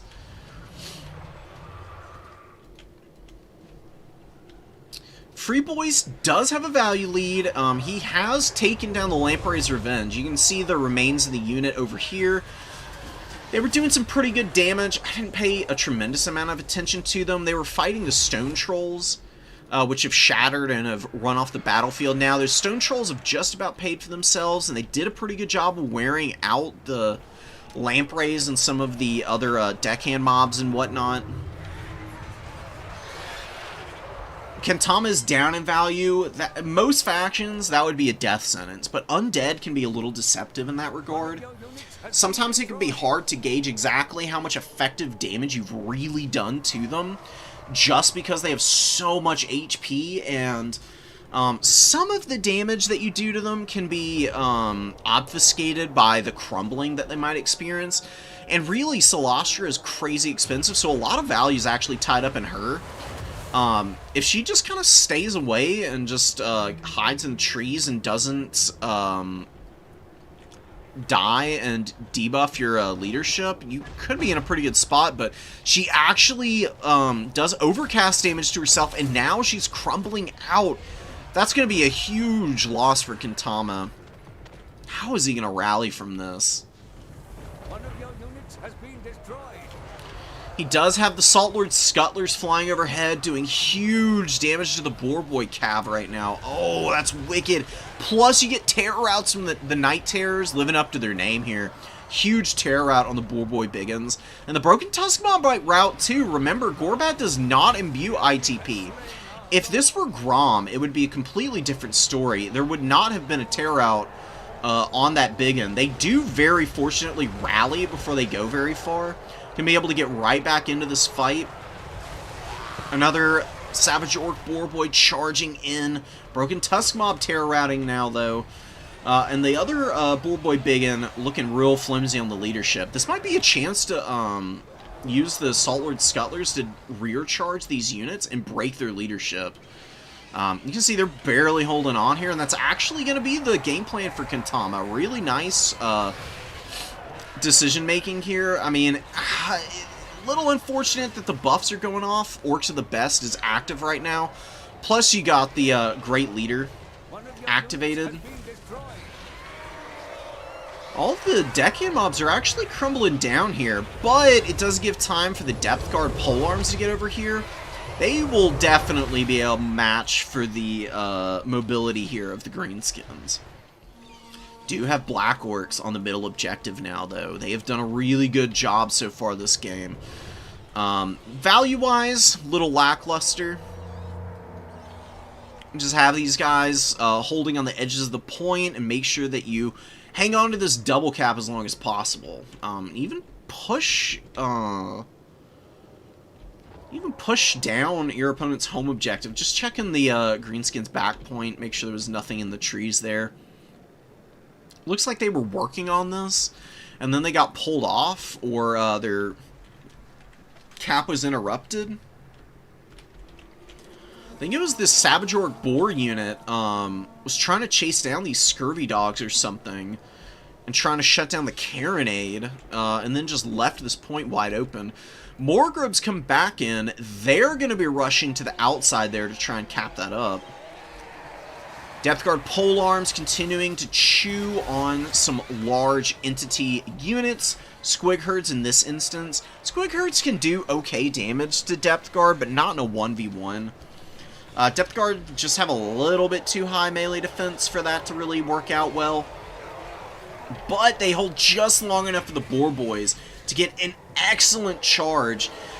Break down the Deckhand polearms, and now the Depth Guard polearms, all by themselves against a little too much for them to handle. Black Orcs and Boar Boys. They'll be able to hold in here for a little bit longer, probably grind out up to about 1100 value. Looks like Free Boys is actually going to try and get off this fight. Yeah, because there is a little bit of pressure developing on the middle. You've got scurvy dogs running around all over the place. The bomber mobs are moving in, but Black Orcs intercepting them very capably. They've already ground through, like, I mean, with the number of kills they have, at least 2 units. It's going to be a third. They've got plenty of HP to keep doing this all day. They've got a lot left to give. Beautiful intercept the scurvy dogs out here on the number 1, barely saving this home objective for the Vampire Coast. If they had lost that, that could have been devastating. Kentama hanging in there, man. The carronade barely surviving, and the crew is going to rally back to their artillery pieces. And they're going to recrew this. They're going to be pretty devastating for the Boar Boy unit that's out here on the field. Plus, artillery does imbue a constant -10 leadership penalty to units that they're One of your shooting. units has been destroyed. You know, Gorbad is in the danger zone, and this is definitely a circumstance where targeting Gorbad over anything else with the artillery is the right call. See, Boy Biggins just barely hanging on here. I mean, if they get to this carronade, they could absolutely kill it. I really wish that Kintama had held something in reserve here just to keep those alive. Oh, but they point-blank shot the Boar Boys. Are they going to break them? Oh, the leadership breaks on the Boar Boys right as they make contact. The carronades do get hit by a very limp charge, and they don't take enough damage to get them crumbling, so they're going to get right back on those artillery pieces. Look at this back cap with all the scurvy dogs. That was a risky play by Kintama, but that paid off really nicely, because instead of having to hold a scurvy dog back there, it's able to get all three up and cap it before the Greenskins can get anything over to stop him. And that's gonna, man, I mean, a double cap on both of those objectives is gonna put him into the range of potentially forcing Free Boys to need a triple cap to close this game out. Scurvy Dogs could probably do to rotate around. There's really nothing you can do about all the Black Orcs. It's a lot of cap weight on one point, though. I'd really like to see this Black Orc rotating to the #1 objective right now, because they have full models, full cap weight, obviously. I mean, the Broken Tusk Mob has good capture ability. They've got 4 cap weight as opposed to 5. The problem is that the Carronade is going to be a little bit more effective against the Biggins, the Boar Boy Biggins, than it will be the Black Orcs. The Black Orcs would be able to weather the artillery fire a little bit better out here on this point. Fighting on the edge of the objective here with all of these scurvy dogs. Now, this is definitely not going very well value trade-wise for the Vampire Coast, but they're delaying the cap, and gunnery mobs are sneaking around the side of the point here. They might even be able to get here before the Greenskins can cap this, unless the Greenskins just stop chasing all this stuff off the point. Oh man, this could end up being a big problem for them. They need this Orc Boy here. Savage Orc Boys going to the outside. We've got the Carronade firing here, not really making contact right now. Saltlord Scuttlers and the Fellbats coming out, trying to lock this down.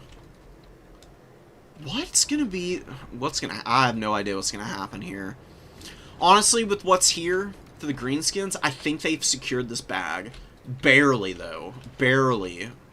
Oh my god, but there's a beat-up Scurvy Dog to get on the point. Is that gonna save it? The cap weight still favors the Greenskins. That Carronade shot, massive damage, and these guys are dropping cap weight real quick, because it's all about the number of models in the unit. Wow, and the cap weight flips and another Scurvy Dog comes out.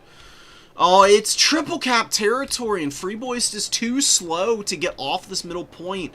He's over-allocating resources to 2 objectives and not recognizing that he's got to have all 3, and I don't think he can even get those Black Orcs over to that point in time now. Oh my god, this is why you gotta pre-plan ahead, man. You gotta be a little bit more, you just gotta be a little bit more aware of the position that you're in. Kintama saves his back point, and I think is gonna win on 1 cap. Saltlord Scuttlers are gonna be enough to be able to, keep the Broken Tusk Mob from rallying onto this point effectively. More grubs have been pushed all the way off the field here. The gunnery mobs are all going down, but they are occupying some units out here. I mean, I know that you don't have a lot of bodies, just in terms of, like, the number of units you've got on this middle point, but man, oh man. 1 Black Orc maneuvering around out there, and just using these 2 on the edges of the point to try and keep any deckhand mobs off would be plenty. Plus all the Boar Boys you've got, you just need to have your infantry on the points, and you need to be maneuvering with the mobility a little bit more to support the cap attempts, and that's going to be a GG. Free Boys really misidentifying an opportunity to close this game out and not allocating his cap weight around effectively in the late game, giving Kentama a really nice win here. Super scrappy. Did a really good job here of finding a win by hook and by crook. The only big mistake that Kentama made, everything else was like fine. This is like Vampire Coast. This is not a very Vampire Coast friendly map. The fact that he was able to win here is huge.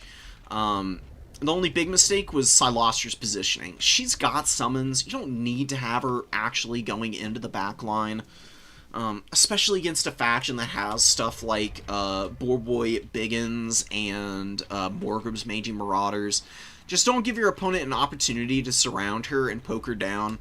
Use her to sweep up the Black Orcs a little bit more. Just like the pockets of resistance that have survived your Bomber Mob volleys.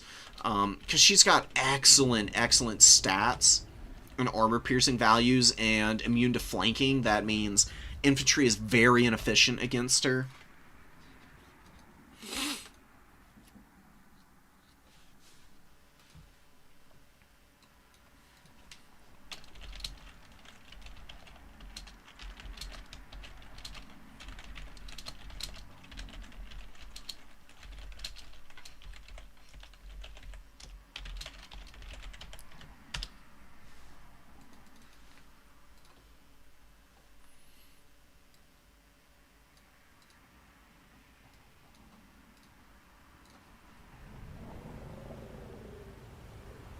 That Karenade got 1,500 value, by the way. That's beautiful stuff. Just answering a question for someone real quick. I'm pretty sure they should be up to the finals now. I'm going to go see about the semis replays, and we can get into those next.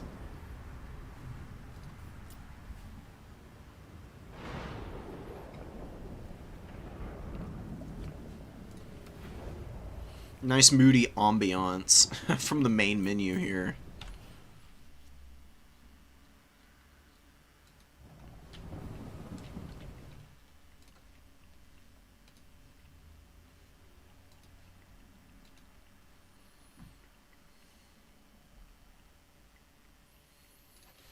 Alright, both their semis games are here, so let's get into them. Excited to see what we got.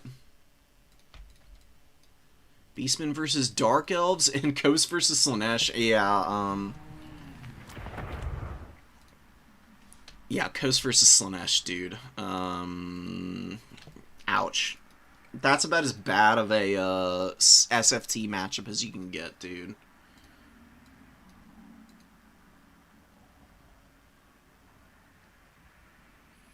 You can watch it if you want to get depressed. I really don't blame you for being kind of salty, dude. I mean... Oh... Very silly faction. Very silly faction right now. Well, look, let's watch some Beastmen Dark Elves, and then we'll get into the Coast Slaanesh game and see if we can identify some stuff that maybe Coast can do. I mean, Coast versus Slaanesh is just so hard because... I mean, not only are you at a disadvantage in the mobility game as the Vampire Coast against most factions, it's especially bad against Slaanesh because Hellstriders just rip apart Mournghouls. And then they just Chaos Warrior and Slangor spam you to death in the front line. Forsaken too. I mean, either or, really. We'll give it a little think, though, when the time comes. So we got Malagor up in the sky, really good Lord choice, just awesome character. Very cheap. The one thing I would like to see, you know, you got Flock of Doom. Spamming Flock of Doom is nice and all, but it's on a much longer cooldown than it used to be. It's still pretty short, all things considered.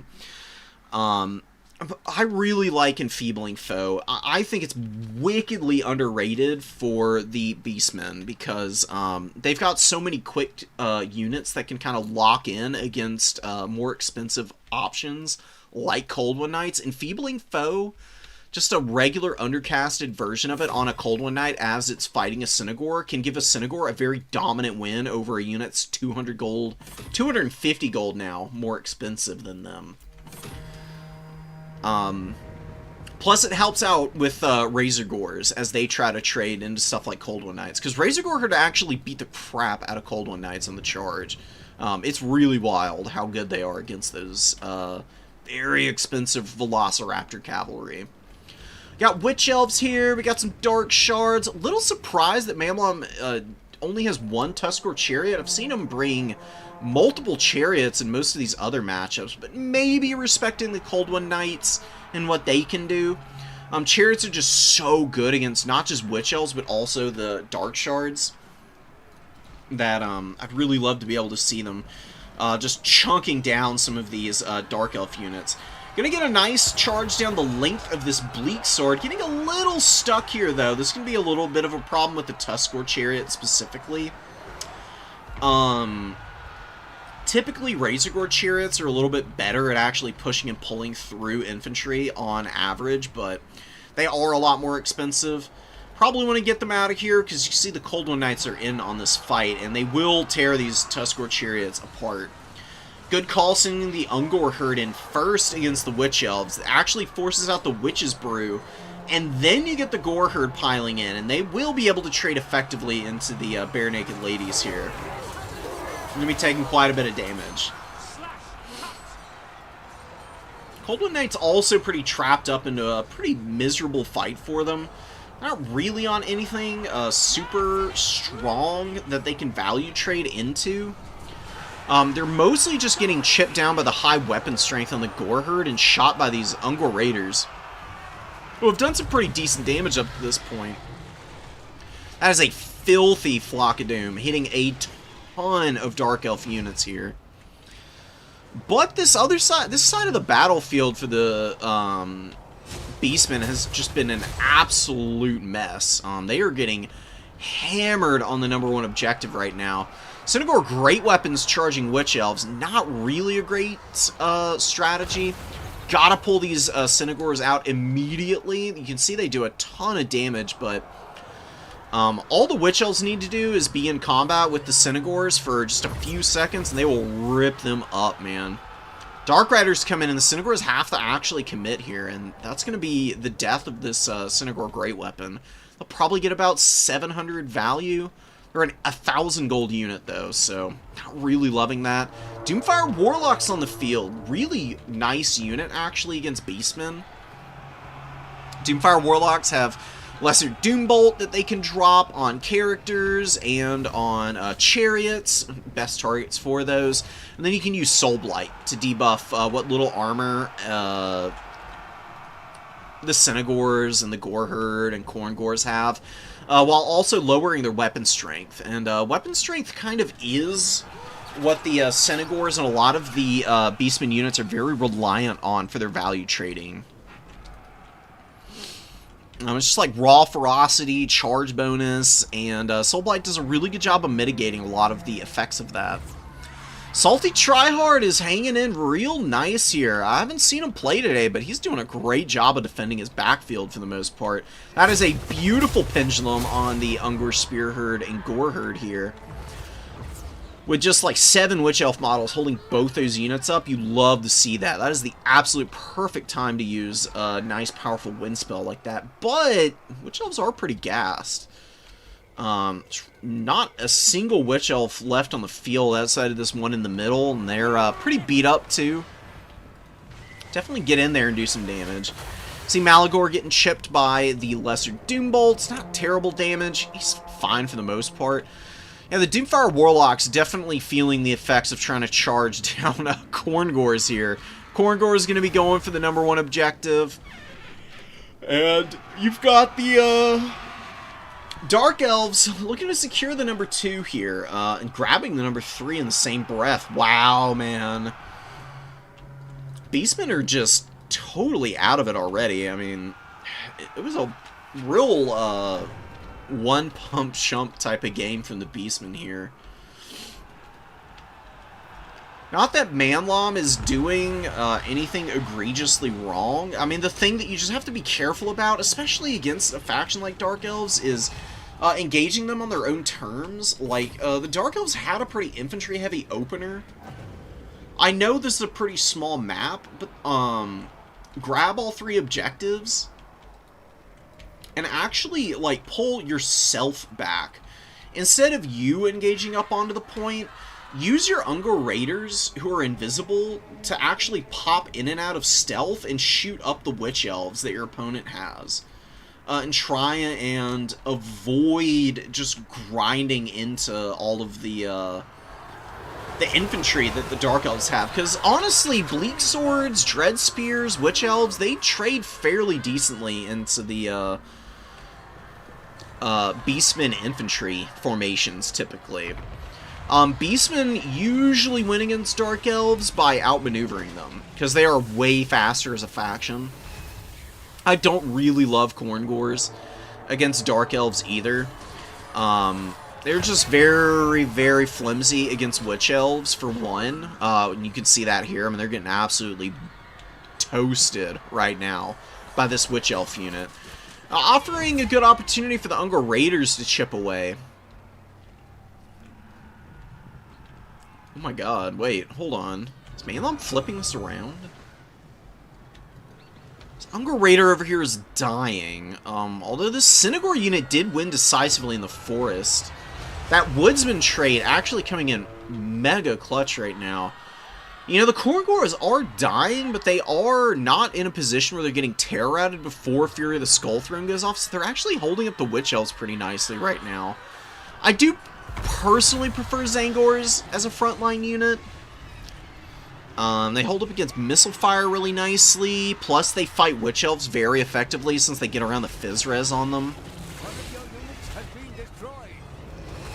Goreherder holding here. Oh man, if the Unger Raiders get collapsed on here, Salty Tryhard could ice this game, because those Unger Raiders are definitely something that can put a lot of work in against all the light armor that's coming out. You see more Witch Elves coming up onto the field, but oh, I think they're going to get lost in the sauce here. Do have a Goreherd and a Centaur over, though, and the Doomfire Warlocks off the field now. They didn't get all of their Soul Blights off. Did use almost all the Doom Bolts, but Malagor's looking fairly healthy.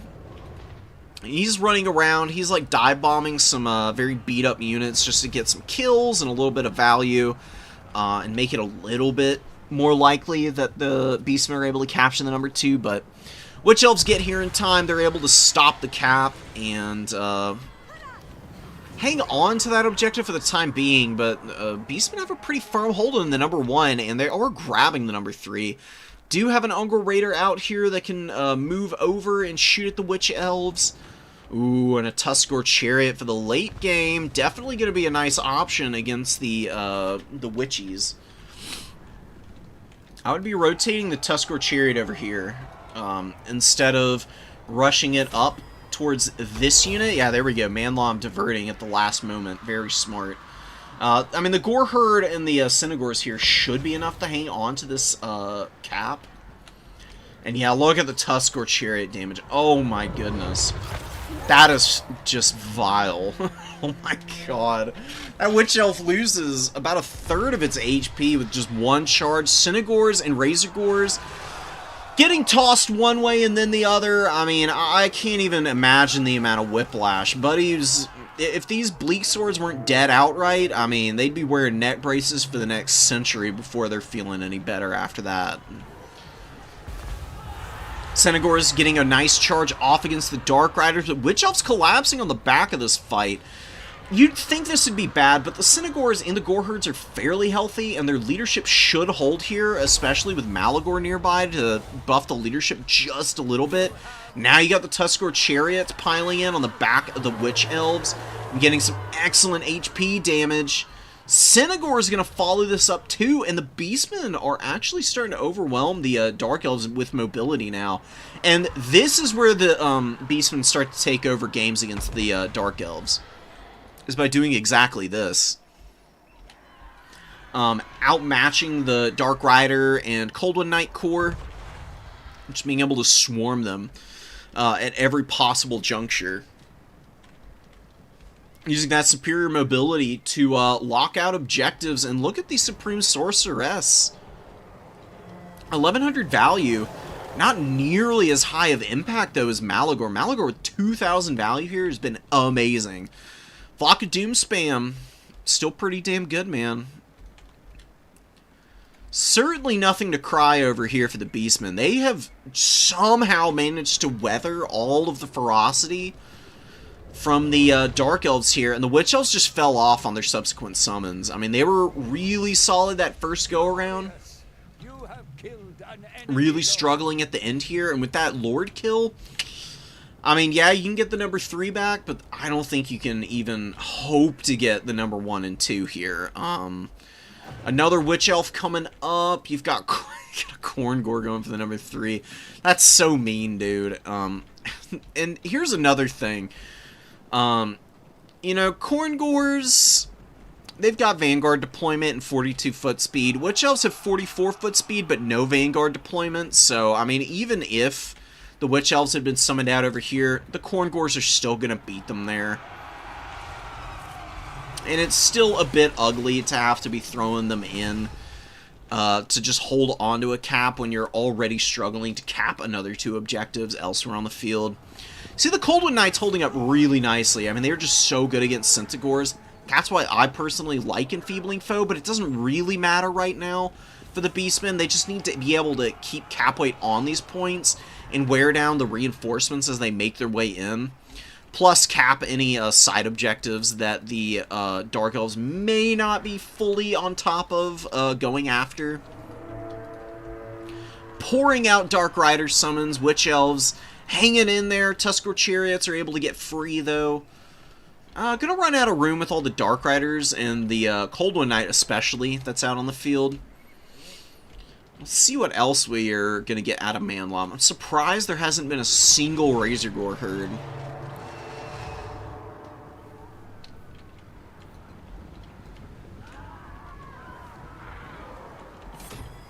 More Korngors coming in.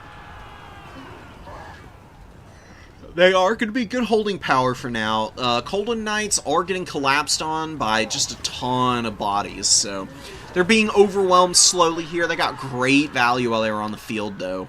Can't help but feel like just having 2 of them on the field at all times for the Dark Elves might have been what they needed to keep this game in their favor. Dark Riders have traded okay.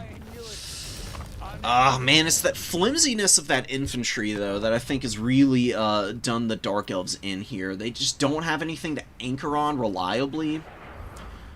I mean, you can try to do it with Witch Elves. Witch Elves really kind of are a fire-and-forget type of unit. You bring them out to go grind down stuff that they're effective against. They're a little bit niche, honestly, because of that. They're very vulnerable to shock damage from mobility, and the Centaurs kind of feasted here. The Great Weapons, I would just cut both of these Great Weapons and get 3 Razorgore Herd personally. I don't like Centaur Great Weapons outside of Zinchtagors and Sons of Goros. But, I mean, Manlom just outlasted all this, and Malagor's his Flock of Dooms were just filthy on point. I mean, 2,400 value on Malagor is an amazing uptrade for him, plus some of these Gore Herds were just doing the Dark God's will, man. I mean, 1,600 value here, 1,200 on this one. I mean, there were multiple summons on these units, but I'm pretty sure it was just 2 on this Gore Herd and this one, so value trading well both times.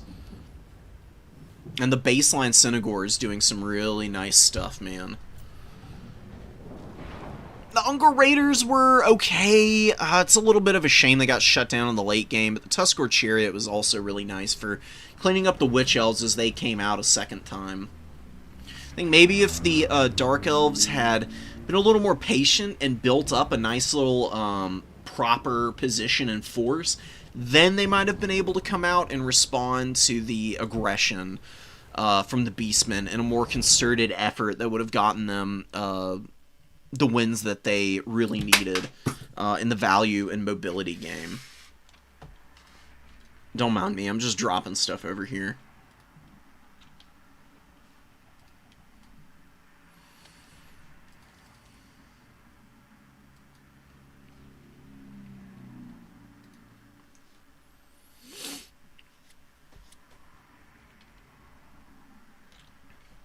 So we've got the finals game going on. I've actually got a tournament game I'm supposed to play in from a monthly that's been going on for a while now. Way longer than a month. So I've got to play Empire for Hire, so let's just go ahead and get that out of the way.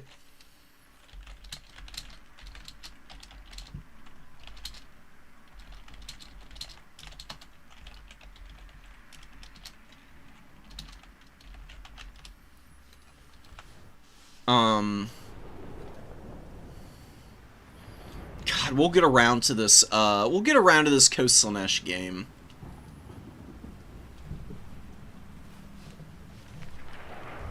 I do want to cover it.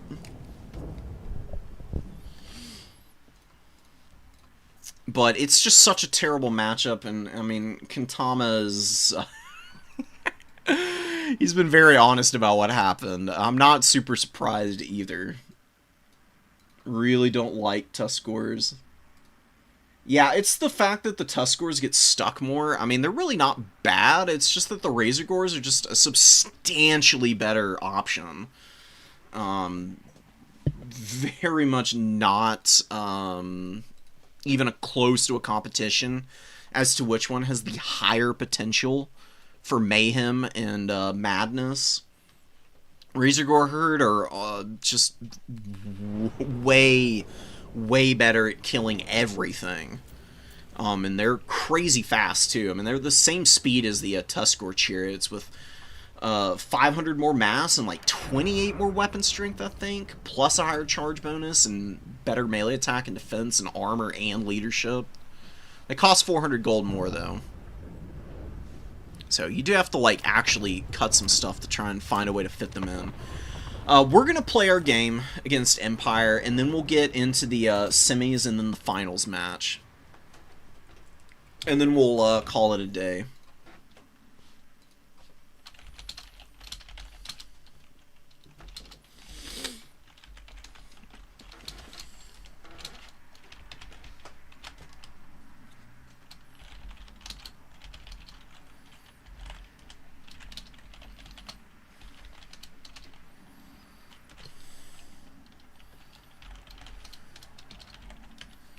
I'm going to run to the restroom real quick, guys. That way I can focus on all the picks and bans I need to do.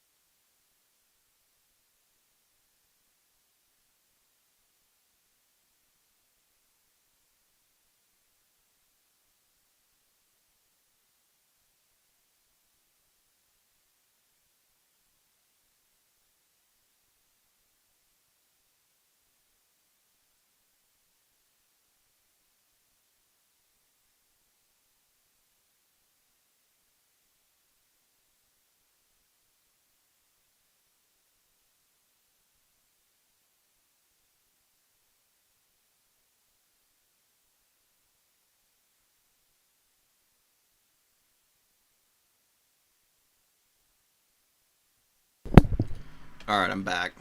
I am going to bring y'all over so you can see the picks and bans, because I do like to show it off on stream when I have an opportunity. That way, for people who aren't super familiar with these pick and ban systems, get a little bit of an idea of how they work. Kind of what goes into the process.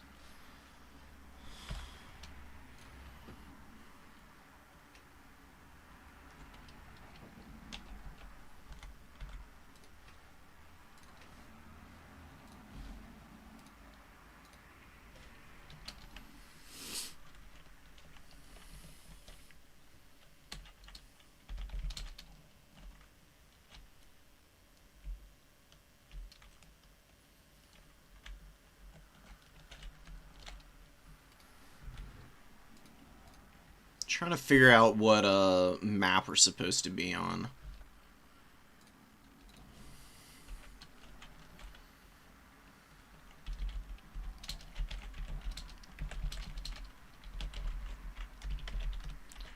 Alright, we're probably going to be on Celestial Lake anyways.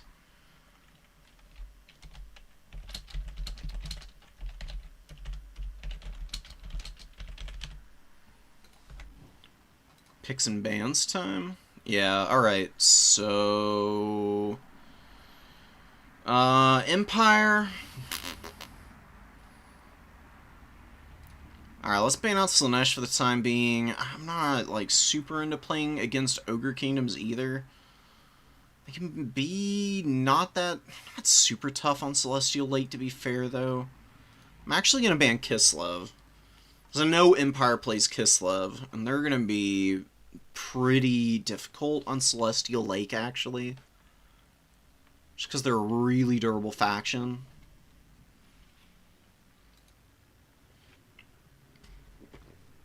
We're picking Khorne. 100%.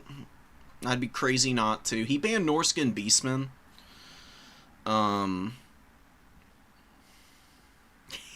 He took Nurgle. Oh, we could pick Slaanesh. We could be evil and despicable.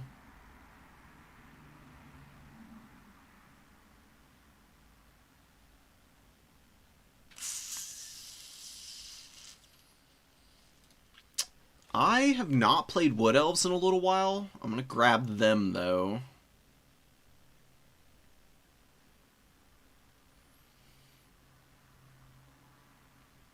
You know what else I haven't played in a while? Warriors of Chaos. I mean, hey.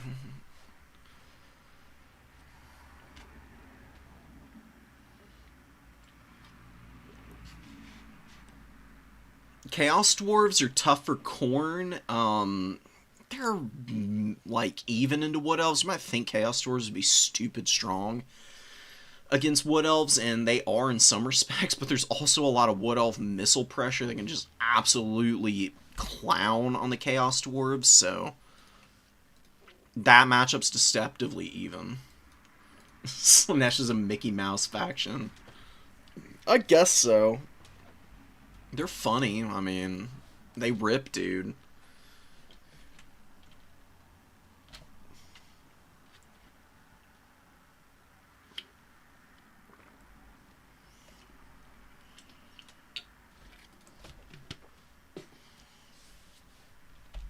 Now we're going to do the Matrix, so...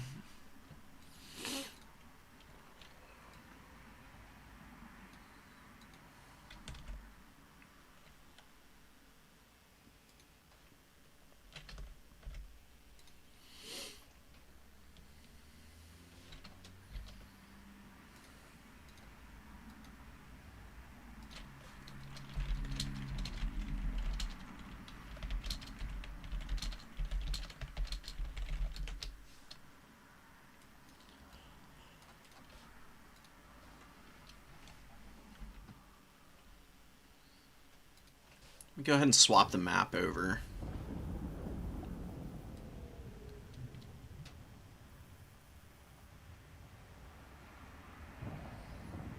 Celestial Lake. It's right by... Of course it's right by Crystal Lake, right? Why wouldn't it be? Oh, because it's the Crystal Lake, right?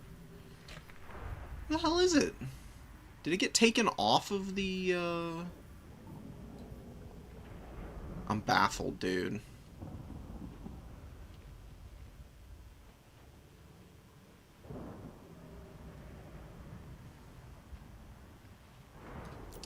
There it is. LMFAO. I'm just really, really bad at, the alphabet. Don't worry about it, guys.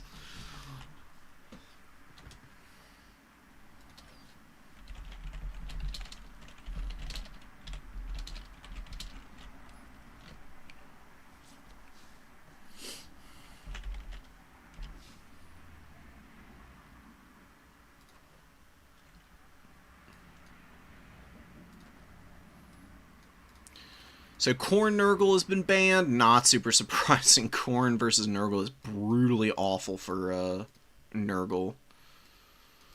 I'm probably gonna end up banning both. I'm probably banning Korn Chaos Dowie, and we'll ban Wood Elf Chaos Dwarves as well. I don't think this is a great map for the Wood Elf Chaos Dowie matchup. It's better for Wood Elves if it's a spread out game. It being a pretty compact map in Celestial Lake, that's going to be a little tough. I really don't want to be having to grind there. I'll bring you guys over.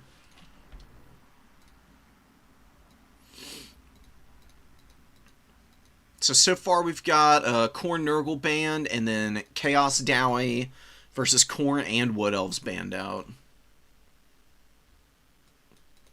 And then Greenskins Korn. Oh man, no Korn today. That's okay. That's fine. And Nurgle versus Wood Elves is also banned. So, I mean, basically it's going to be my Warriors of Chaos against something.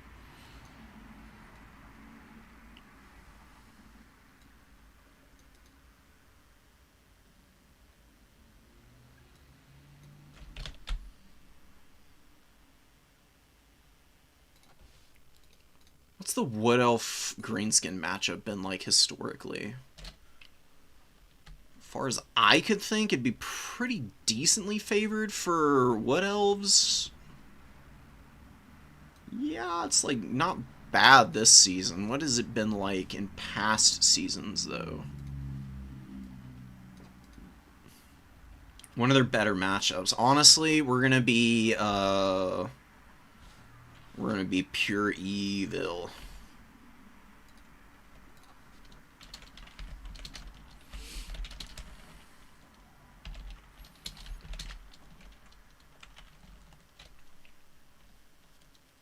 So we're gonna leave Wood Elf's Greenskins and Walk Greenskins open because both of those matchups are pretty decent for me. I don't know what it is about Chaos Dwarves. Chaos Dwarves have been a faction that I've had problems with beating semi-regularly, so let's see what we can do on a couple of these other factions. Wood Elves would be fun to play. I haven't played them in a while, but I'm very comfortable with them. They're really powerful.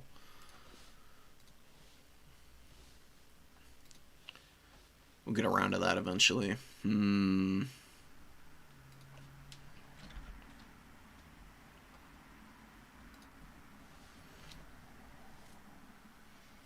Okay, we're gonna do Greenskins Wood Elves. Okay, actually, I'm gonna kick y'all out again. So sorry, guys. I'm building my army in secret here a little bit. And then I'll bring y'all back when the time is right. So, fear not.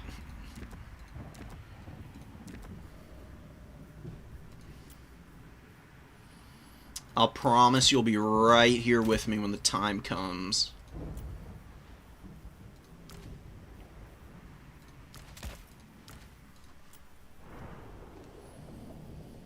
This this really is a good matchup and map for this game, too.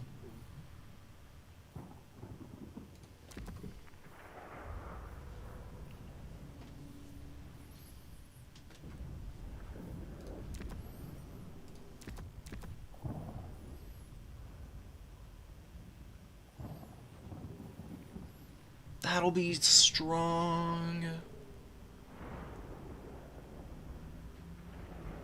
Do I want this particular spell?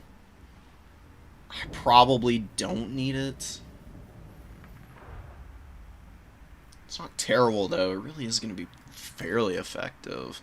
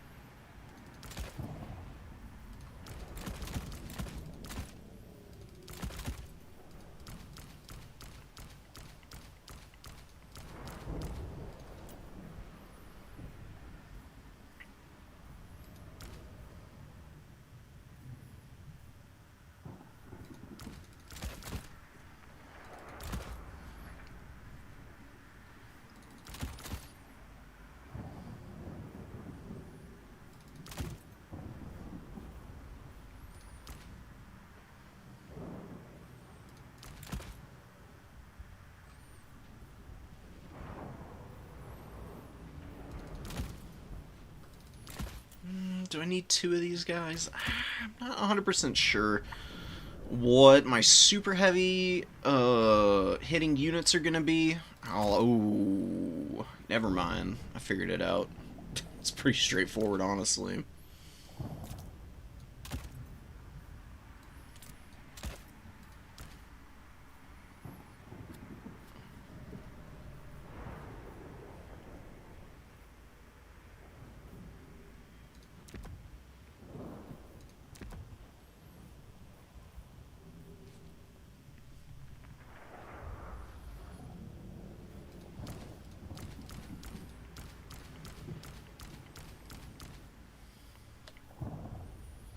So this one I'm gonna run. It's always good to check in with yourself that you're confident in the odds of victory with your builds. Just a little shy on that. Is there anything worth cutting here?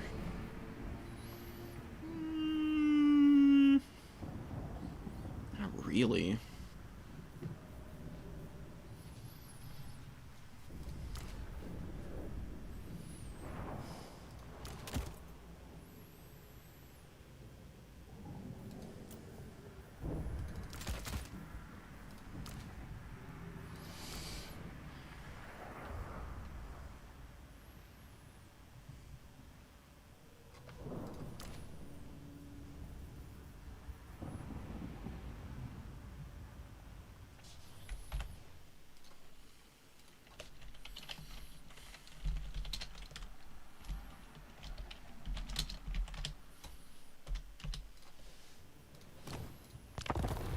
I'm ready.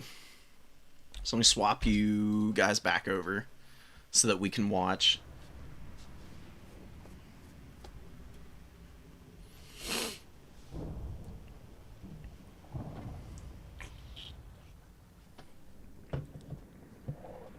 So this is honestly kind of a bump and grind type of map.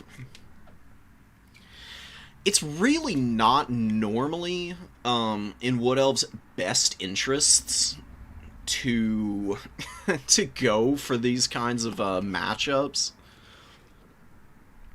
The reason, though, that they have a good matchup against the Greenskins is because Dryads are pretty good chaff clear.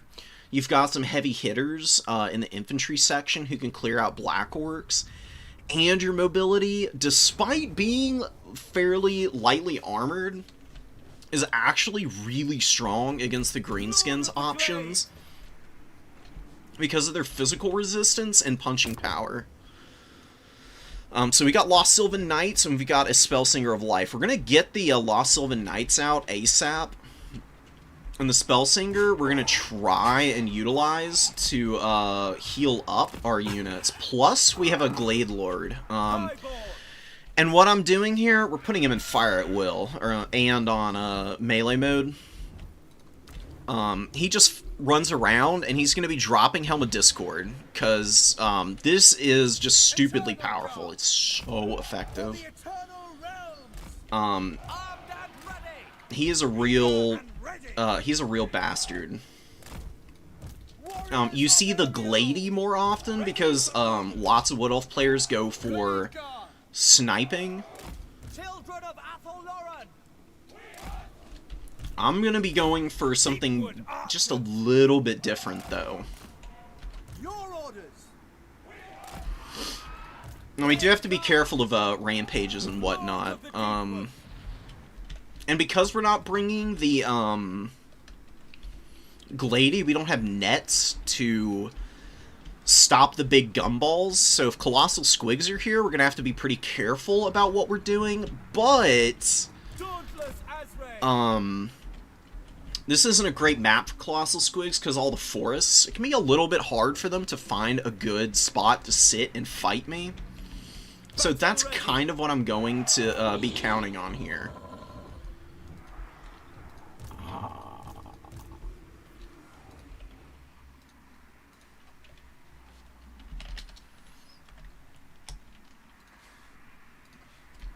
Alright, Empire's ready. Let me make sure everything's set here on stream. Looks like it. We got a nice little bunch of archers here. I mean, Glade Guard are just really solid, so we're going to be trying to utilize them to just kind of pound whatever is in front of our face here. Might need something to kind of guard through the trees there.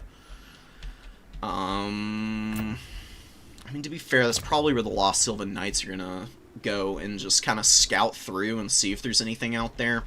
We're going to try and make use of the fact that we've got terror-causing units here. Could be a little tough.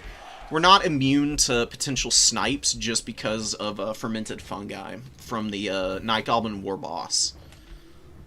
It's a very powerful ability, obviously, and it could definitely catch us out in a really bad position if we're not careful.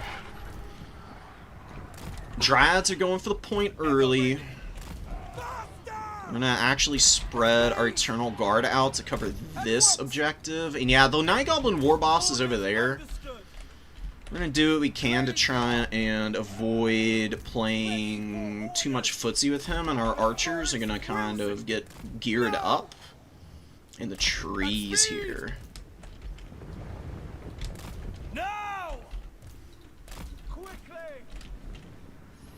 Does have fermented fungi and Spite of the Bad Moon. Hammer Gork Rock Lobber is kind of cool to see. I don't know how effective it's going to be against me, to be quite honest, though. Black Orc, a ton of Black Orcs. I'm not super surprised to see those guys. This will be alright. We can always retreat a little bit. We don't have to fight the Black Orc front line. We can be careful about this. We've got the River Troll Hag coming in. Okay, River Troll Hags can be a little bit tough. Swiftly. Move around on the outside here. Quickly! Swiftly! We are tireless! Defenders of Athalloran! We're actually going to try and bring the greenskins onto our home ground and see what we can do against them. I will comply. Shoot! Heed Athalloran!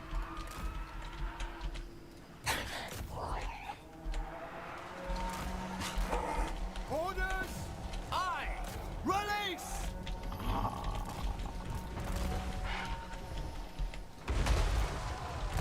Now! Just sit here. We're gonna fire. The rock lobber is doing some damage. Let's just spread out a little bit more. The Lost Sylvan Knights I'm actually gonna use out here aggressively on the flank. I kind of want to get the Black Orcs in a position where they're losing their shield. The opportunity to kind of take advantage of that. I'm gonna get a Glade Rider over on the Snotling Pump Wagon.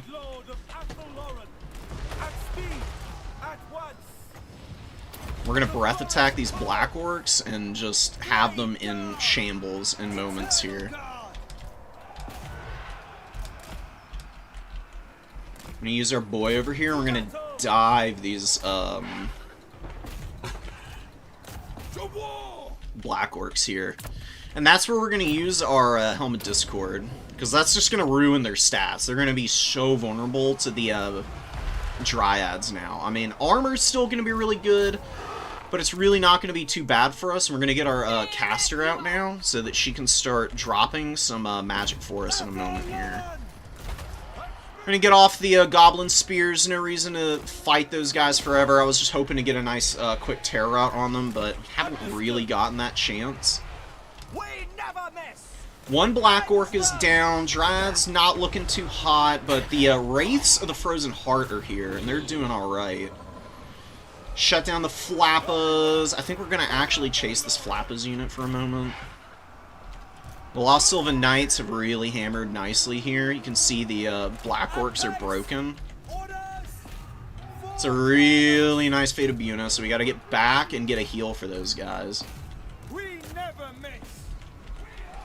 Oh, and we're gonna get a breath attack here to break down this remaining Black Orc. See if we can shut these guys down. Now my opponent's responding to that, so we're going to get away from there.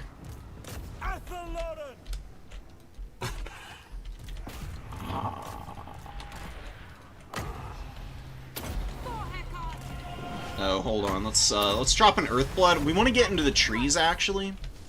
I'm going to tell you why in a second. So the reason we're getting into the trees first is because she's going to get extra spell mastery, which is going to help me out tremendously here. That's me unit shut down. We can actually get up on this point. Just need to be shooting these guys for the time being. That Earthblood is going to be so fat on the Lost Sylvan Knights here. I mean, they're doing so nicely with that. And we're going to use them to attack here. We're going to give them a Flesh to Stone while they're in that fight. Because they are going to benefit tremendously from the fact that they're really just not taking any damage at all as they're attacking here. Unsummon you. Just so beat up. Wild Rider I'm going to send in aggressively. Keep fighting the River Troll Hag. Got Black Orcs in here. We're gonna get Wildwood Rangers up because we do have to kill these Black Orcs eventually. Wild Riders, pull back! Quickly, let's hunt! We're doing damage to that Lord, but he's holding fairly firm.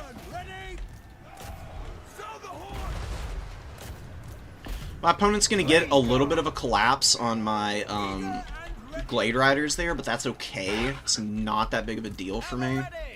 Orders? Quickly. Heal up my Lord.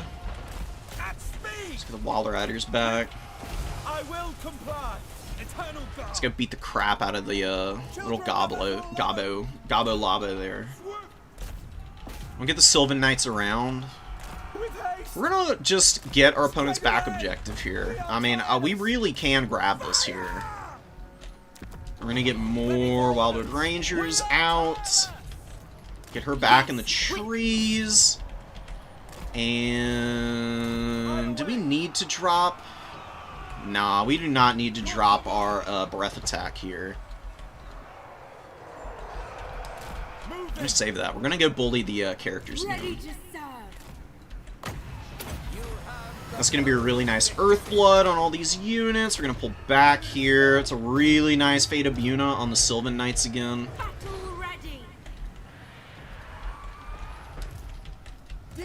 Host. Wildwood Rangers are in there though, and they're doing some good damage. He's swooping around this side with these cavalry.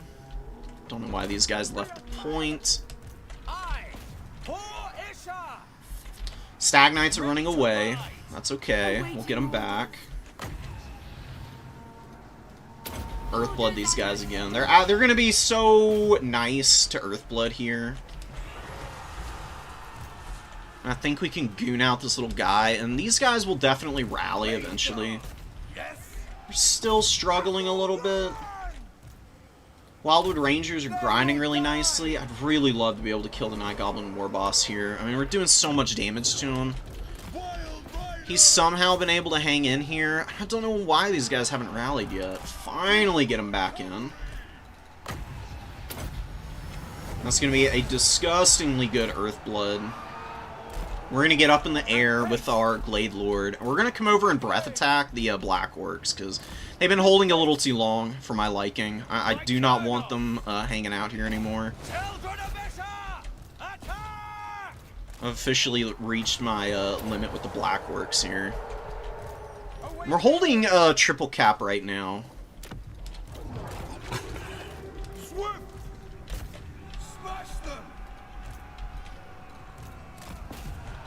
I'll land in there and finish him off. I can't believe they haven't killed the Night Goblin War Boss yet.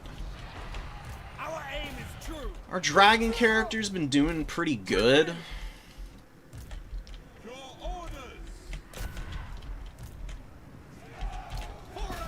It's our cavalry to catch these guys. Wild Riders go into the middle.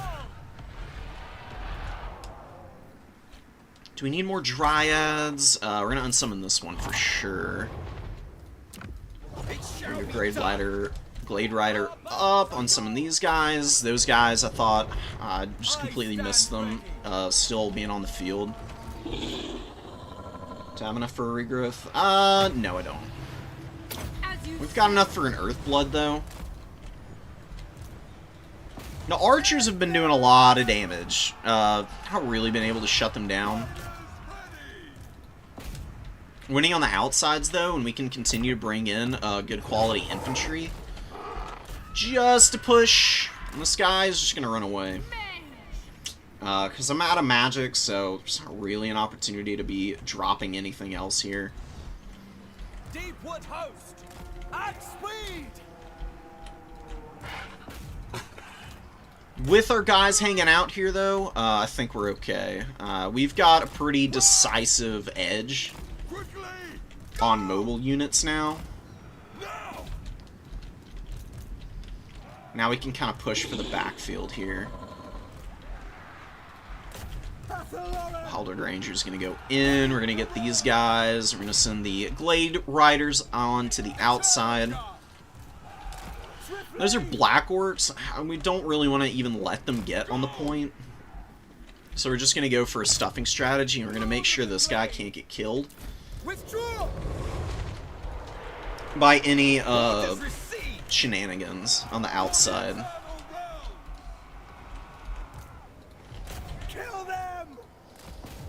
It's really not going badly for the Greenskins necessarily in the value trade game, but that's why we brought the Glade Lord with Helm of Discord early.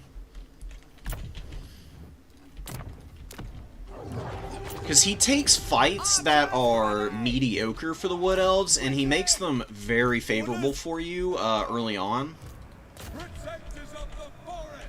Dogpile in here, and the Sylvan Knights have gotten 1800 value. They've been getting a couple of terror routes as well, which has been nice. We're going to get around the back here, and we're going to hammer the Black Orcs. They haven't been able to terror out any of the Black Orcs because they have ITP, but they did terror out a few lower tier units, which was nice. Unsummon these guys. We're just holding on the points. I mean, he can eat my caster if he wants to. It's not like she's got anything going for her. Oh, and the Glade Lord. Oh, the River Troll Hag got close enough to actually hit him with something, so... he's routing. I don't think he's going to die, though. He's just going to be on the edge of the map. And you can see the River Troll Hag has been ground down here. And we've shut down the Black Orcs that were pushing.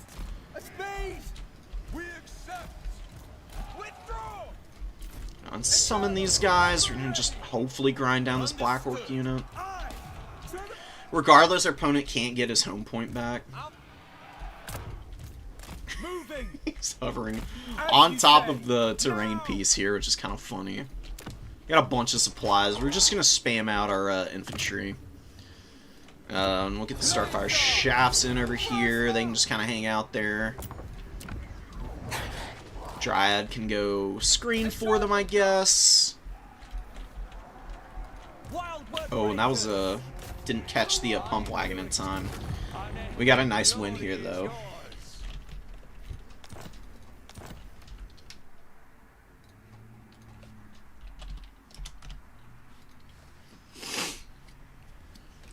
Glade Lord could have done a little better, but he was good.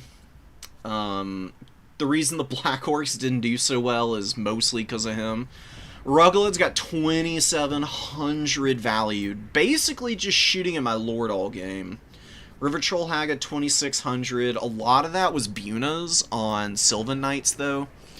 And we just kept healing them up, and they just went all freaking day. Starfire Shafts got good value. Hagbane Tips are okay. They both just about paid for themselves. Race of the Frozen Heart were good. Eternal Guard were fine. Dryads were fine. It's really all you need, to be honest. It's just everything needs to be about okay. We're actually able to make that happen. Plus, we had all that healing, right? I mean, a lot of it was on just one target on the Sylvan Knights, but we did have a couple of Earthbloods that were hitting some big blobs of our units. And that was kind of the game plan.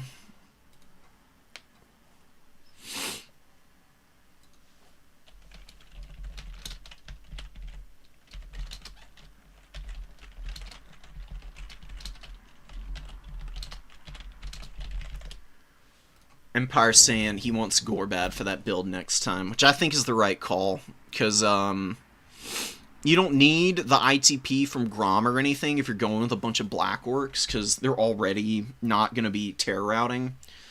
Giving them a bunch of buffs so they can just rip through all of the Wood Elf infantry is definitely the way to go about it. Oh my god. Oh, I gotta, I do need to go in and throw that game down for the event. Because I've also got another Norska game that I won against some Vampire Counts play. Because that's Fire Magic and Life Magic that I've won some tournament games with now. Yeah, dude, I knew it was going to be a grind fest. It was a boring matchup to watch. Fair enough. Look, Wood Elves are something, you know. They are a very interesting faction. Another thing that I had thought about doing was going Durthu. Durthu with Sword of Daith and Flock of Doom will literally nuke just entire armies off the face of the earth. It is so filthy. Plus, he's crazy heavily armored. You can't rampage him, basically, because he's got 35 speed. There's nowhere that he's going that's going to be that bad of a position for him. Once it wears off, you just pop all the stuff that he's got on him to just nuke everything around him. He was the other option. He might have even been better than the Glade Lord with what I bought, or what I brought, I guess. I just really wanted the buffs, because I had Call of the Woods and Banner of the Hunter King on this guy. And that gives 10 melee attack to your units, which is pretty useful. He was in enough fights that I think I was getting benefits out of that was worth the price of admission.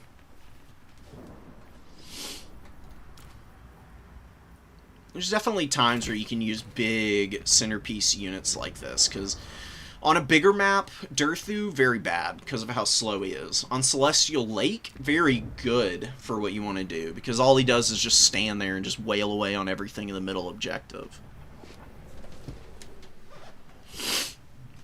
You can always bring like a Spell Singer and just give him one good Earth Blood, or a Regrowth, if you're worried about him getting killed.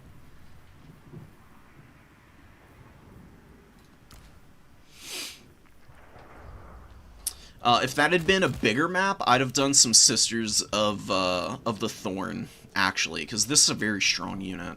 They're really good at skirmishing against the Greenskins, because they have a ton of Fizz Res. And their javelins that they throw just absolutely annihilate Wolf Riders. And I like to play builds that are not, like, super popular. I try to bring some fun stuff every time I'm playing games, so I just don't want to play the same stuff over and over again all the time. I can get sweaty, but it's just not my preference for how to play the game personally.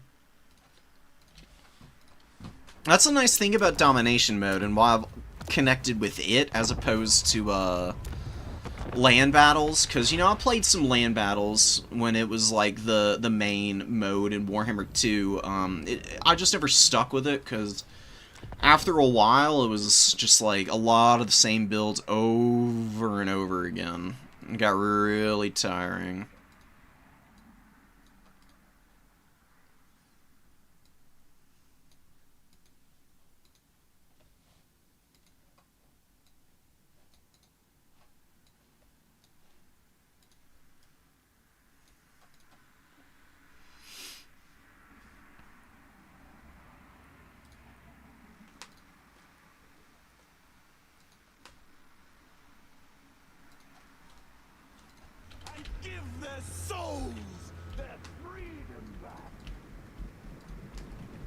So we've got a nice little spread on units here for the Beastmen. You got some Corngors. Two of them kind of centered up on the, or really on the outside of the formation, really. Ungor Herd, a lot of Ungor Herd with shields. Butchers of Kalkengard look like they're going to be heading to the low ground. Not really where they are best suited right now. I think the best thing you can do is Beastmen. If you're looking at this spread of Slaaneshi troops, what you need to do is just identify the weakest points of your formation, because they brought Skirmishers, they brought the Marauder Horsemen. Marauder Horsemen, what they want to do is poke Butchers of Kalkengard and the Giant, right? And the Doom Bull, if they get an opportunity. And the Bray Shaman's not an awful target for them either. They've got a lot of things to pick from. What the Horsemen don't really want to be spending a whole bunch of time shooting at is the Ungor Spear Herd. So Spear Herd can be positioning up to kind of box out all of the Marauder Horsemen of Slaanesh here, while you gear up for fighting these Forsaken that are here in the middle, with Impenetrable kind of rushing those guys in. You can see them posturing forward to go after the Ungor Spear Herd, and that's where the Butchers of Kalkengard should be rotating to properly answer against the Forsaken units that are trundling in, while the Giant goes to the other side with the Doom Bull to kind of answer that section of the battlefield. Going to the low ground here with the Butchers of Kalkengard, the Devoted Hellscourge Marauders have expert charge defense.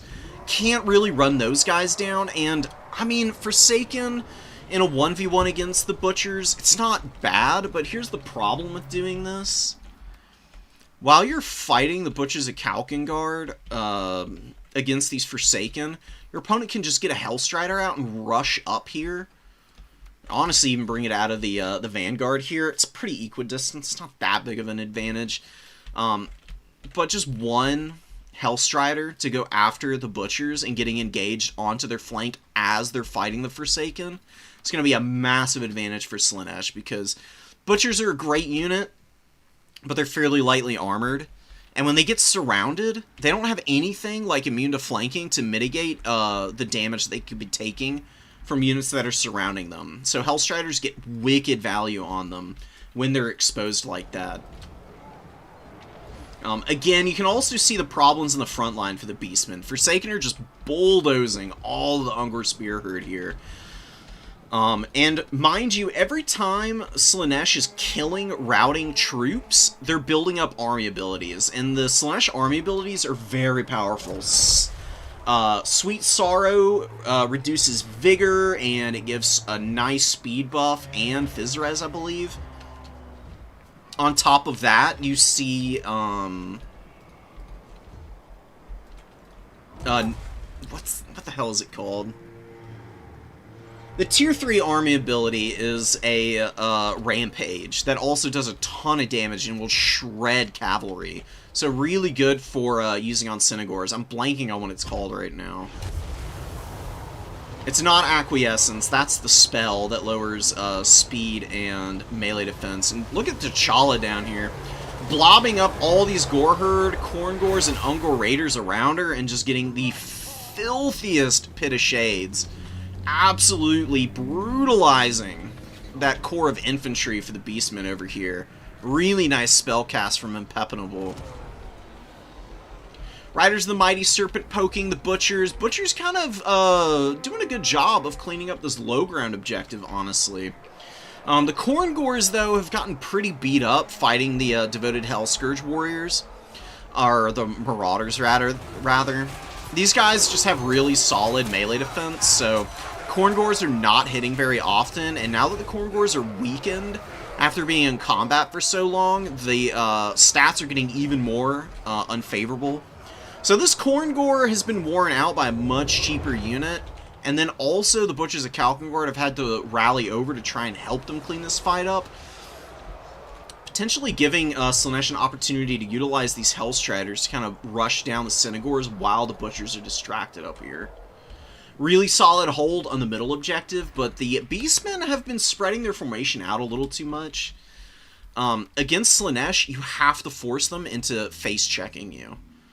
So getting all of your units lined up so that you have a fat front line with no gaps in your formation for the Forsaken or Hellstriders to get around the edges of the fight is imperative. The more time that Slaanesh is charging into the front of your units and you have stuff like Ungor Raiders or Synagor throwing axes that can kind of poke at Slaanesh as they're stuck in frontline fights, the better it is for you.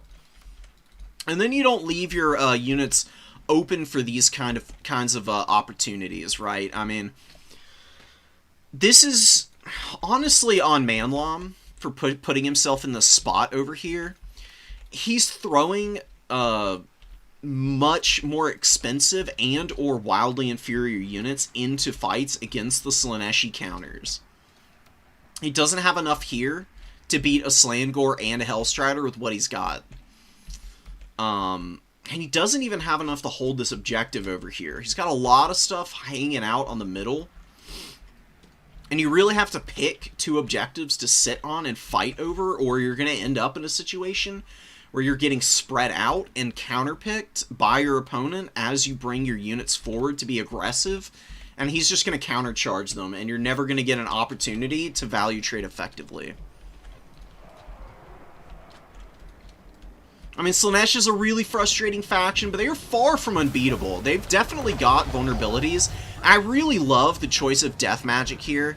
It's a really good call. All you do is just pop Spirit Leech on your opponent's Lord the entire game. Never ever give them a fight where they can get a clean engagement against your own characters, and ensure that you always have some kind of bully tools nearby to keep them honest. So you can see the Hellstrider. I mean, this Hellstrider isolates the Butchers of Kalkengard over here. And yeah, the regen is nice, but that low armor really hurts these guys, and they're just not that efficient against cavalry, so this is why the Hellstrider is winning so hard. You get the Ungor Spearherd moving over to help them out, but it's a little too late for that. The Butchers have 4 models left. They can continue healing, but it's definitely not a very good situation for them to be in, with just how expensive they are and how isolated they have been on the edge of the fight over here. And this is, again, you're moving off the middle objective. Slaanesh has, you know, a little bit of presence on both sides of the battlefield. Getting some good engagements out here against the Marauder Horseman, as Impenetrable is maybe losing a step here. He's not quite paying enough attention to these engagements on the edges. But he gets Pleasure Seekers out, and they're going to get a flank charge off against the Gore Herd and just shred through those guys. Plus, he got a beautiful Fascination off. That's the Tier 3 army ability that I was thinking of. I just completely blanked on what it was called. Really powerful. It's something that can take like a good third or even more of the HP off of a cavalry unit, plus the Rampage obviously is really, really not something that you want to deal with. Uses the Narcissism here. I think you probably could have saved that. I don't really agree with the usage of it there. You just immobilize the Cynagors, but I guess Manlom does move the infantry a little bit out of position to keep the flank of the Cynagors open for the Pleasure Seekers to kind of charge those guys down. Piling in, Slayangor is going to be getting on top of the Corn Gores, and those Pleasure Seekers just peeling out. Stupidly fast unit. Oh, it doesn't give Fizz Res. It just lowers the vigor and raises the speed to a buffoonish level. More Slayangors on the way in. Going to be very effective at grinding down all of the infantry that Manlom has out over here. And the Cynagors. Cynagors really are a shock damage unit pretty exclusively. They're really not that good in sustained combat. Cynagors get better in sustained combat as your opponent's units tire out, just because they never really lose any vigor, hardly. Until they get to like the absolute dregs on the last of their HP, typically. So they're doing alright over there, but Pleasure Seekers kind of turn around. Gonna be able to put beat down on these guys, and then you can probably just see a nice little skirt around the rock formation here, and then just a pile in on the back of that fight. And Pleasure Seekers are a terror-causing unit. No, they're not. They're fear-causing. I need to get more familiar with the Slaaneshi units, obviously. I think T'Challa's the one that I've been seeing calls all the terror routes in these other games, then. Okay, she is the one who's got terror. What about the Chaos Sorcerer on the Danger Noodle? He doesn't even cause fear. I'm so unclear on what the criteria is for some of these units. And what they do. Anyways, Doom Bull's kind of out here. You can see a huge leadership break on all these units. Slayangor's just kind of tearing into them, and they're losing their nerve a little bit. Now the Doom Bull's just completely caught out of position here. He's going to get ripped up. You can see that fighting around the Giant has gone really well. It's actually got some damn good value at 1368 right now. But the problem has been some of the positioning on these characters. Like this Bray Shaman caught way out here, away from the rest of the units on the center point.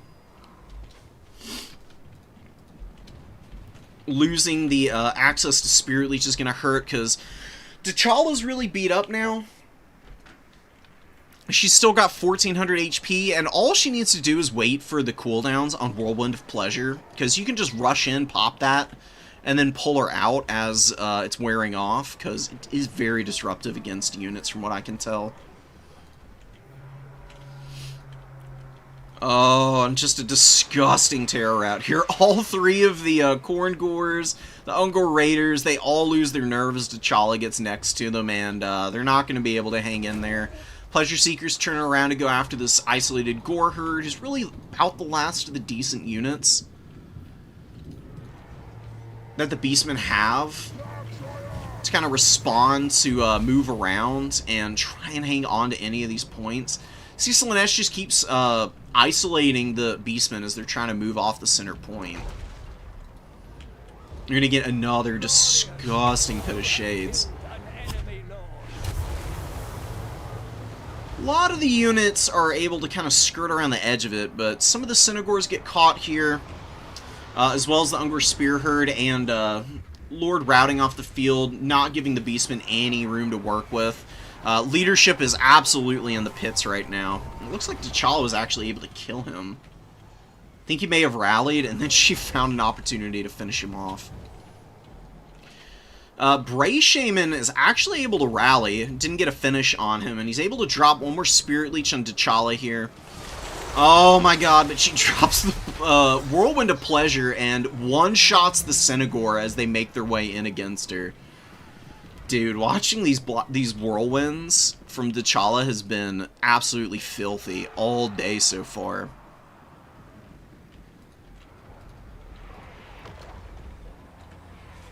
Kudos to Impenetrable for not using the mask, but T'Challa does seem pretty crazy, to be quite honest. I think, though, again, this is a winnable game for Manlam. He spent a lot of time splitting his forces in a way that's just never really going to work against Slaanesh. If he had just grabbed the number 2 and then rotated all of his forces around to the number 3, you can just fight on the edges of the points. Keep your forces nice and intact, and have a little passageway, basically, for all of your reinforcing units to get up into your formation, so that Hellstriders can't get isolated fights on your Cynagors, which is where they're really going to shine. You can see the Hellstriders have gotten some excellent value this game. And this is another... You just can't retreat. You cannot run away from Slaanesh. It's never going to work because of how quick they are. If the Cynagors had just sat in that fight, even though they would have taken a bunch of damage, it's better than all the free value that they've given to the Hellstriders here. Because these Hellstriders are just hovering here on 2-0 leadership, and they actually get a break on the Cynagors at the end of this game in such a tattered condition. If the Cynagors just hang in there and actually do some extra damage to these Hellstriders, you could see the Hellstriders be the one rout off. Then the Cynagors can maybe follow up on the Marauder Horsemen. And it's just lots of little things like that, more often than not, that add up to be a loss for you against Slaanesh. And they've certainly got some really goofy, broken stuff right now.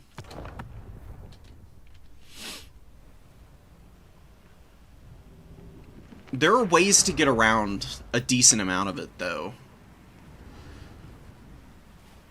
And most of it comes down to where and when you take fights and how you position your forces. Because I think, honestly, the Beastmen have enough here to be able to outlast if they just play an objectives-focused game. The reason, though, that people get so antsy against Slaanesh is because most factions you're kind of able to get a leg up on and then kind of run them down. You can really press them back and keep them from re-engaging onto objectives very safely and easily. Slaanesh just always has the speed to be able to maneuver your forces out of position and leave them in a spot where they're not going to be able to get the help that they need to be able to survive. And with Devastating Flanker, all you need is one good flank charge from most of these units. Like, Slangors have Devastating Flanker, Pleasure Seekers have it, Riders of the Mighty Serpent have Devastating Flanker, and all of the Forsaken do, as well as the characters. Really, you just need, like, one or two of those units to be rear charging any one of those isolated positions, and you're going to get very quick routes off. Because Devastating Flanker gives double the charge bonus. I believe it also imbues a small extra amount of leadership debuff to units as well.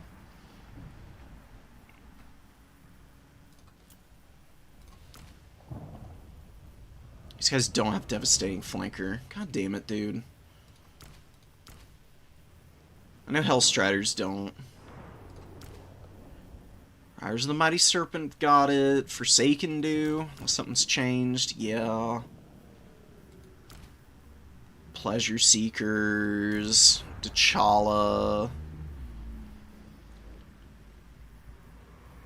Well, that's fine. I mean, really you just need to know what does and doesn't have Devastating Flanker. Because if it doesn't have Devastating Flanker, let it filter around the back of your formation and then find your opportunity to kind of strike on units like this. Slangors are really low armor.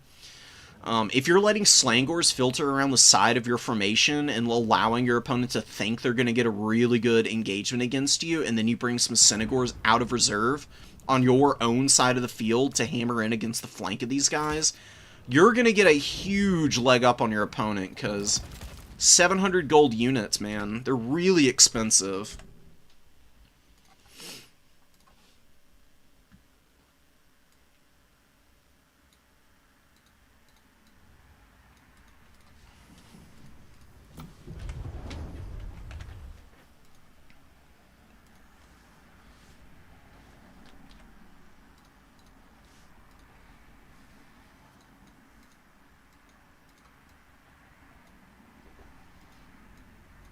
Skip your semi. I'm getting around to it, Kenthama.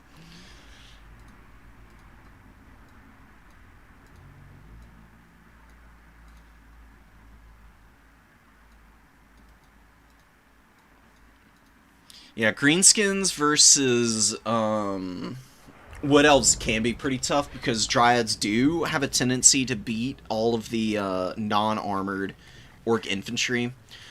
Normally against factions that have slightly better value trades against your Orc boys, you can get away with bringing the Savage Orc variants.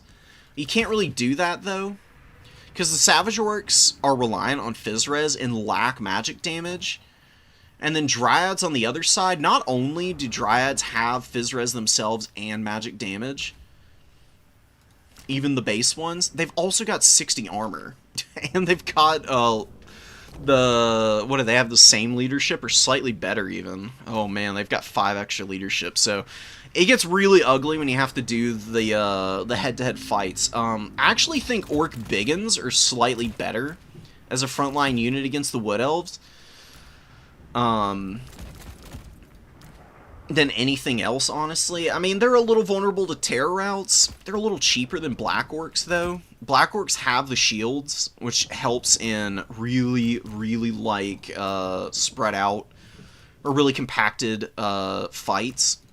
While the Orc Biggins can be a little bit cheaper and get a little more width onto bigger battlefields, and then can value trade a little bit better because they have the bonus versus large, and their weapon strength's really high.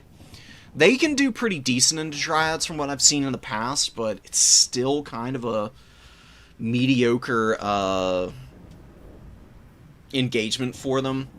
I think, honestly, what do greenskins really need to beat Wood Elves?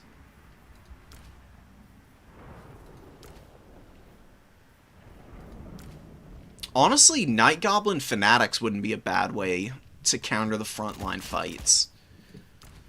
You need really good micro to make this work, but Spinning Loons do tons of damage, and they can definitely hammer stuff like Eternal Guard and Dryads down pretty quickly if they get a few good casts off.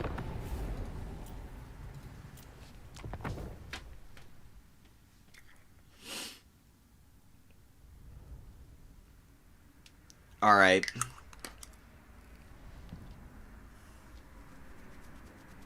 Last semis match for the day. We've got Kenthama and we've got Impenetrable. We've already seen that Impenetrable is going to be the one who wins the tournament. But we'll see what Kenthama is able to throw out here to maybe kind of keep Slaanesh on their toes. And maybe we can see if there's any way for Coast to win this matchup. I just don't really see this being very doable for Coast, unfortunately. This does happen in single faction tournaments. You just run into bad matchups and there's not much you can do. I don't know if Forsaken's really the way to go. I actually think Chaos Warriors would be a better call. That's generally what Khorne does against Vampire Coast. They go 3 or 4 Chaos Warriors to just catch bullets from hand cannons, handgunners, resilient against bomber mobs as well. I think the Forsaken are a good reinforcing unit. I don't know about them in the opener, to be honest, but I guess since you've also got Slangors on the Slaanesh roster, you can be way more aggressive than Khorne ever can. Khorne really has to hold ground. While Slaanesh, with their speed, you can see how quickly he's grabbed all 3 objectives here, and is now already gearing up with good flanks. I mean, this is how you want to pressure and overwhelm your opponent's much slower army. You want to, like, force them to have to divert units away from the front line, which allows you a little bit better of an opportunity to engage up into the front line, grind through a handful of units, and then get up into the secondary to go after the guns. Hand cannon's moving forward, trying to get some shots off on the Furies, and this hand cannon's doing the same. Fellbats are occupying ground, and we're getting a really nice volley from the Shade Wraith Gunners onto the Hellstriders over here. Hellstriders look to be pulling the trigger out there. I wouldn't really be engaging over there right now. I'd just pull back, loop back around, and just wait for opportunities to open up here, where all of the Forsaken are ripping apart the deckhand mobs currently. I'm going to get a really nice Pit of Shades. Very well placed by the Sorcerer of Shadows here. I believe that's an overcasted Pit of Shades too. Black Spot are going to be able to survive through this. They've got better leadership than the baseline handgunners, obviously. Oh, T'Challa's going deep in the backline here. This is risky as hell, man. I think she's going to close the gap before the hand cannons can open up on her, and getting on top of the Shade Wraith Gunners, Whirlwind of Pleasure will rip this unit apart. Hand cannons blasting, T'Challa just using those magic attacks to rip apart the Shade Wraith Gunner units, and you can see a lot of crumbling starting to develop in the front line. This is where you want to push through and get on the hand cannons with your Forsaken, your Hellstriders, the Hell Scourges. Nice shot with the Gaze and a Gash, plus Spearfisher's Net, occupying T'Challa here, and oh my god, look at the hand cannon fire flying in. It's not really making good contact with her.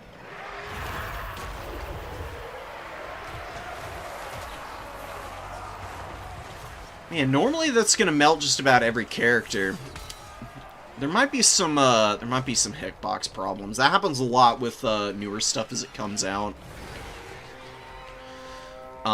It happened with Zarina Kataryn had this bug on her Ice Chariot where units would shoot at the front of the chariot, but because of the way that the hitbox was coded, they'd be firing over the top of the horses.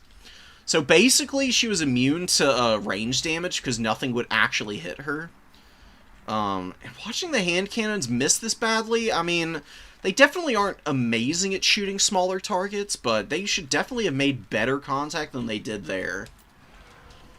Gaze and a Gash hit her pretty square, though, so maybe it's just some funkiness there's not much to do about. There's bigger problems going on in the front line anyways for the Vampire Coast. You can see them just getting taken to town by the Forsaken and Slain Gores.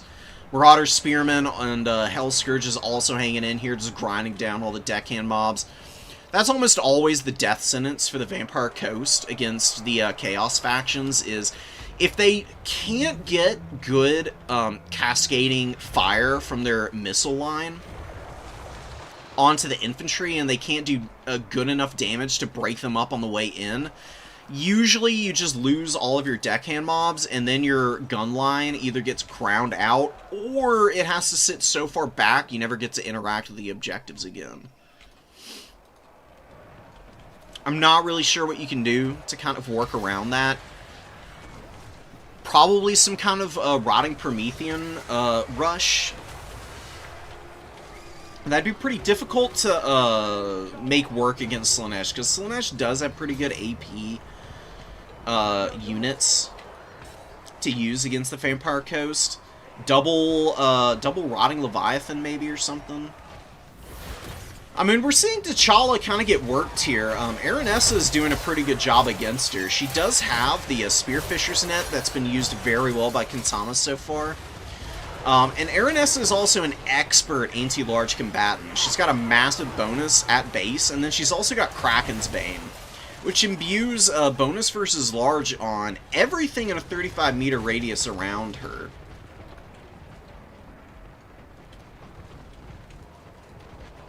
Vampire Fleet Admiral fighting some Forsaken over here. The Forsaken have just bulldozed through everything in the front line. There's been so much crumbling, too, and the magic usage was really on point.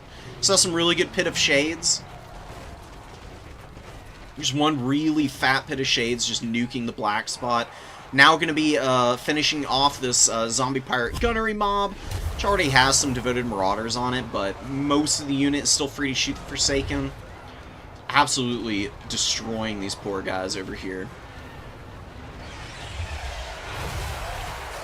Pleasure Seekers ripping apart the Lamprey's Revenge. This is really violent. Oh my god, man. Oh, you hate to see it.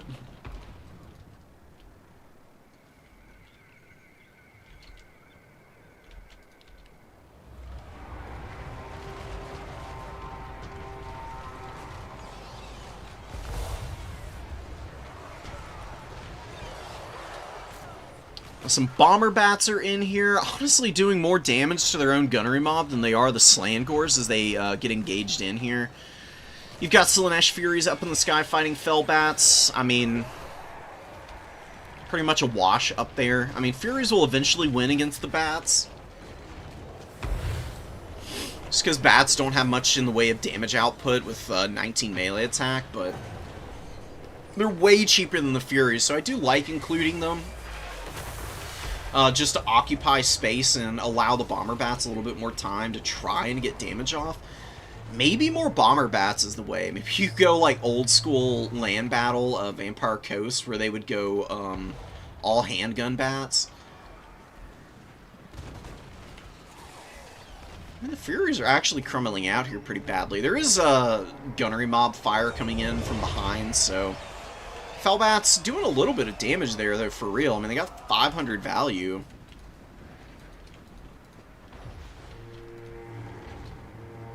Most of these deck droppers, though, really don't have much in the way of damage being done by them. Slaanesh is gassed out, though. I mean, they really don't have much left on the field. The problem is that Kintama is just as poorly off. Impenetrable has a decent amount of supplies, and for every, like, unit that the Vampire Coast can get out, there's a much higher quality, faster, and more easily well-positioned counterpart on the Slaanesh side of things. So unless you have, like, a substantial force that you can start getting serious caps with and forming actual defensive positions with, it really isn't that good of a position for you to be in, despite how beleaguered your opponent's army is. Scurvy Dogs are trying to grind down the Hellscourge Marauders. You've got some Slangors fighting against the Lamprey's Revenge, who were barely able to hang on against the Pleasure Seekers. The deck droppers are trying to contribute in melee combat against the Slangors there. Slangors hanging in pretty nicely. They're not going anywhere because of the immune to psychology. And you've got the Riders of the Mighty Serpent looking to poke down Aranessa. Going to be using some really nice Javelin fire to give her a little bit of trouble. You get the Rod of Torment coming down from the Chaos Sorcerer. He's been doing pretty decently. He's got 1,600 value, actually. Nice Spearfisher's Net on the Riders, and a really good charge with the Scurvy Dogs here.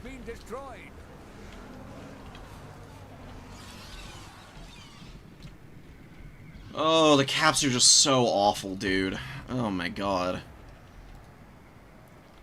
And you can see, yeah, you just get Hellstriders rushing out, and then a Slangor behind, and that's going to make it impossible to cap this point. Probably going to grab the #1 objective, but, I mean, that's really all Kintama's going to get this game. There's just not really enough time to be able to get up here, especially with Slaanesh holding on to this back point. For this win to really come into effect here. Aranessa's going to fight the Chaos Sorcerer. He's got really strong melee defense on the Danger Noodle. But with the massive bonus versus large that she has, I think she'd still be able to win this fight despite being beat up. Especially with the dog support. Gunnery Mob waddling onto the point, but a Hellscourge comes out to intercept them too. Impenetrable should just summon out a Slangor and go rush that point too. Or you can just reroute the Hellscourge from over here. You can see the Hellscourge is really effective against the Scurvy Dogs. Excellent stats on these guys. Great weapon strength, in fact. Way higher than the anti-large variant. I think the inclusion of those guys is a pretty sneakily good idea in this matchup because, Mournguls are a bit of a threat to Slaanesh, but you've got Devoted Marauder Spears that can kind of poke them down, plus Pleasure Seekers are pretty good hammer. Honestly, the Hellstriders, the whips against the controlling the Scurvy Dog pressures, honestly a pretty good idea. Definitely going to be able to flatten them a little bit better than the anti-large Hellstrider variant would. And that's just a really dominant win. Outside of T'Challa overextending, really not many notes to give there. Slaanesh just stuffed the undead back in a really disgusting tide. And you see the deckhand mobs did not hold in worth a damn. They didn't get any value hardly. Got one polearm here with 600 value, and that's the only one that's paid for itself. Everything else, well, I guess these two deckhand mobs, they got a whopping 31 extra value and 16 extra. Hand cannons got shut down pretty quickly. Black Spot got nuked by the Pit of Shades, and then some Fury Pressure and Rod of Torment, I think, helped finish them off. T'Challa did some pretty big damage to the Shade Wraith Gunners as well. Oh, man. Let's go look at the drawing board for Vampire Coast here.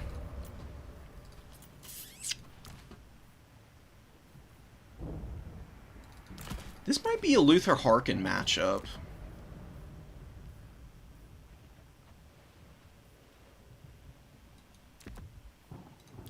Don't know about Sland Gold, but Hornswoggle is a really nice debuff. It's got infinite uses too. Can definitely scale really nicely in the late game. Hunger is fine. I mean, it's worth having just because it's extra regeneration for him. 0.2% as he's fighting in melee combat is definitely going to help keep him healthy for an extended period, and going to be really useful against a faction like Slaanesh that can obviously kill some pretty expensive characters pretty fast with some of their tools. And he's got the silence effect on his pistol. So really, against any of the lords outside of Sigvald, he would definitely have some very nice utility. Just being able to poke them down from afar. And then maybe you go for, what do you got here? You got Death Magic.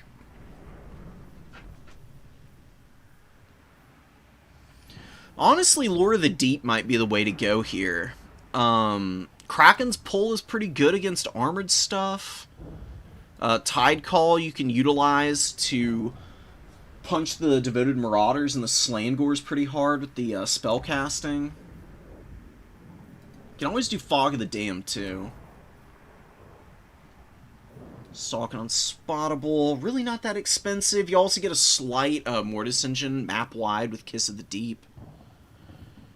We've also got another debuff here, and I think Taunt and Hornswoggle stack. I can actually take a quick look at that. So I've been wrong about way too much about some of this stuff today. Definitely not been flexing my game knowledge the way that I want to. There's nothing more than I hate being wrong. I don't want to misinform people about how units work, so we're going to take a little peek at this. And just see what it does. Actually, let's have the T'Challa out there. Elixir of Damnation.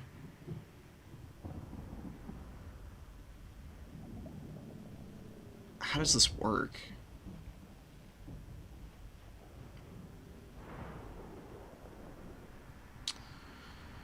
Oh, so you imbue this onto T'Challa, and then she removes Terror, ITP, and Fear from units. Interesting. I think that's a terrible item, personally.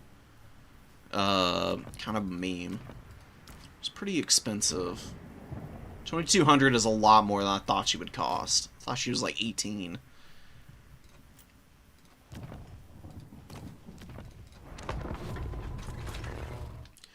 That goes to tell you how much the mask gets used, because I've seen the mask in every other Slaanesh game, and Pepinable has been the only person to bring T'Challa that I've seen so far. He did a great job in a lot of these games against her. Yeah, Noctilus on his Necrofex I can see working. He can definitely throw down pretty well with his magic. He's got Melkos and Pit of Shades. His shotgun cannon is pretty effective against cavalry. It does massive damage to stuff like Hellstriders. It's not that good against infantry. Just get a lot of HP. T'Challa would still be able to smack the hell out of him, though. He'd be pretty tough. I'd also like to see what Luther can do against her, because he does have a bonus versus large. Alright. Okay, it does stack. So you get Taunt and Hornswoggle on her. On my word. By all means. Is it doing damage to her also? Kind of is. And you can use the breath attack. Does a little bit of damage. I smell blood. Luther Harkon. Alright, buddy, I get it. Anyways, and Luther does fire his pistol in combat, so he will continually silence T'Challa as well. Who's next? I mean, in the 1v1, this really isn't going that badly. You can pop Fog of the Damned here and lower her melee attack, because she doesn't have Unyielding Assault or anything. Alright, I'm curious to see what happens in a pure 1v1 here. We're gonna get, like, just gonna hide our caster in the trees and let Luther and T'Challa gut it out here.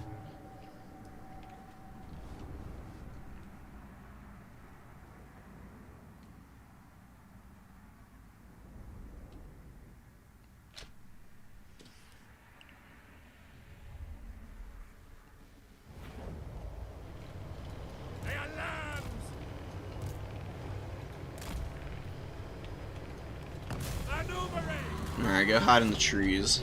Quickly now.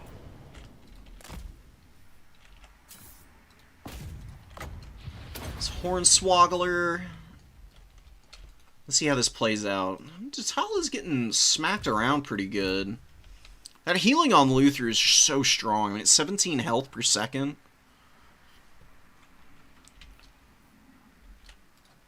Yeah, he just hits really consistently with that massive bonus versus large. Even in the later stages, he's still working around that 60 melee defense pretty nicely.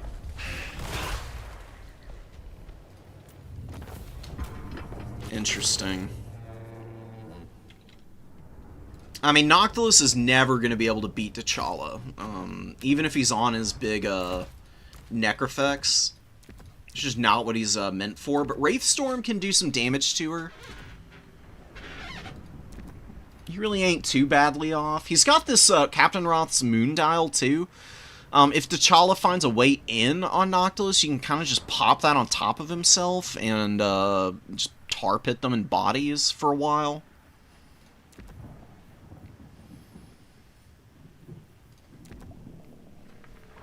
Pit of Shades and Melkoths. Melkoths for Furies and Hellstriders.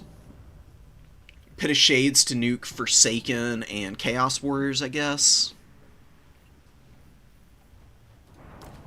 He sure is expensive.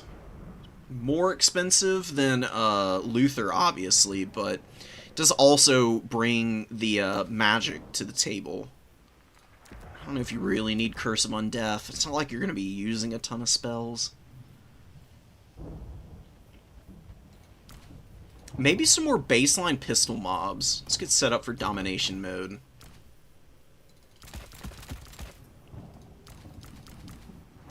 Pistol mobs, you just don't vanguard them forward, and you just have them sitting right behind the zombie pirate deckhand mobs. Just get a bunch of handgunners as well, and you just max out on guns and work desperately to, like, slow down your opponent's pressure.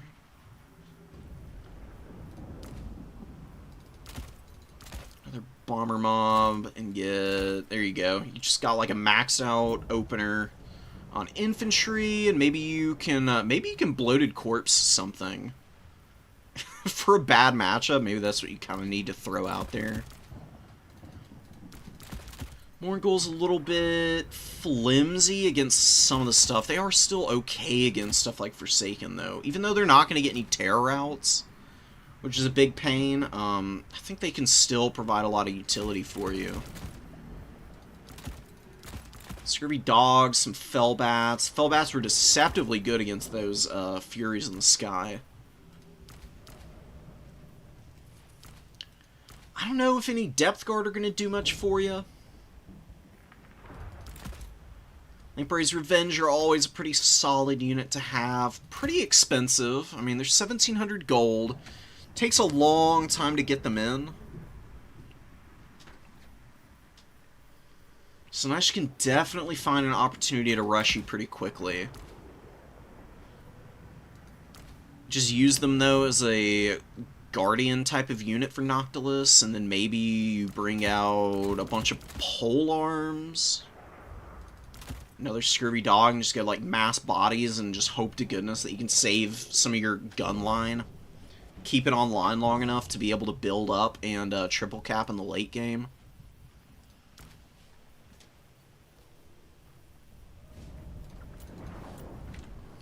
I don't know. That one is definitely suspect.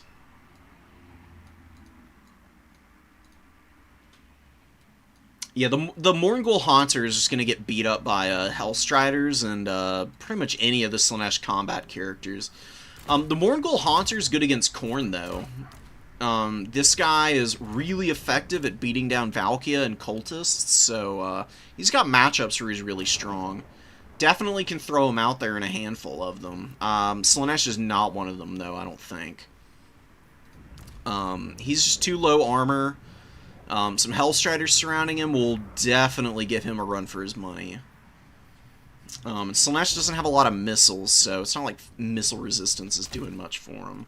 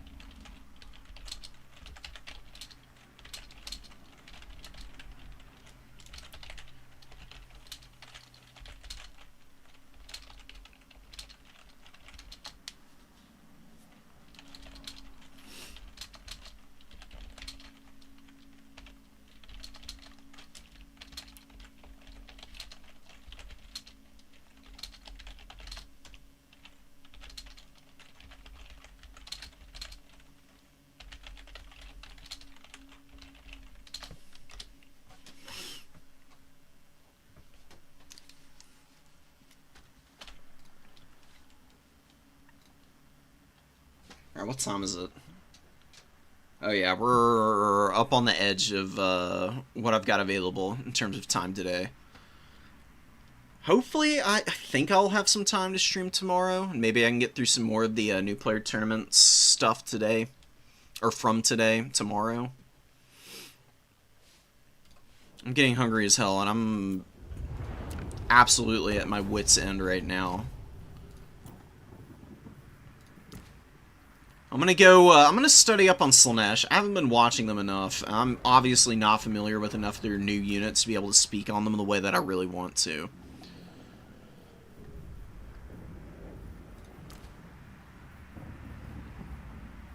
But, I don't know. I'm gonna see if I can find somebody that I can scrim with a little bit against these guys, and maybe maybe I can come up with some, counters, to, like, the baseline Slaanesh builds, because The Slanesh, like, meta seems, like, fairly, static. It's just, like, Slangors in reserve. Like, Forsaken early with, like, the Mask or, the Chaos Sorcerer Lord. Some heroes for some of their, item debuffs, because they've got some really strong items in here. Like, Strykar and his, Sign of Depravity is really, really strong. With the speed buff and debuff on opponents. And it procs pretty quickly, because you only need like a couple of units in the radius before this is like just ruining their day. So yeah, I'll go and see what's what with that, and maybe I can come up with something a little bit more perfectly informed that I can get back with y'all on, and maybe we can figure out some ways around them. Because, I mean, Slanesh is not unbeatable. They just have so many good matchups that it is definitely a little bit unfair for your average player experience against them.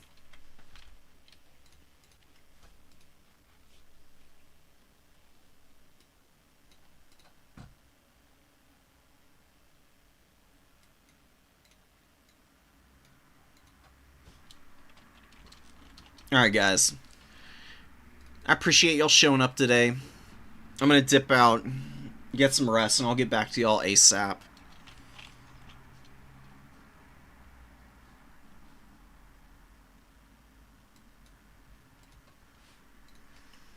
Y'all take care. Peace out. I'll see y'all soon.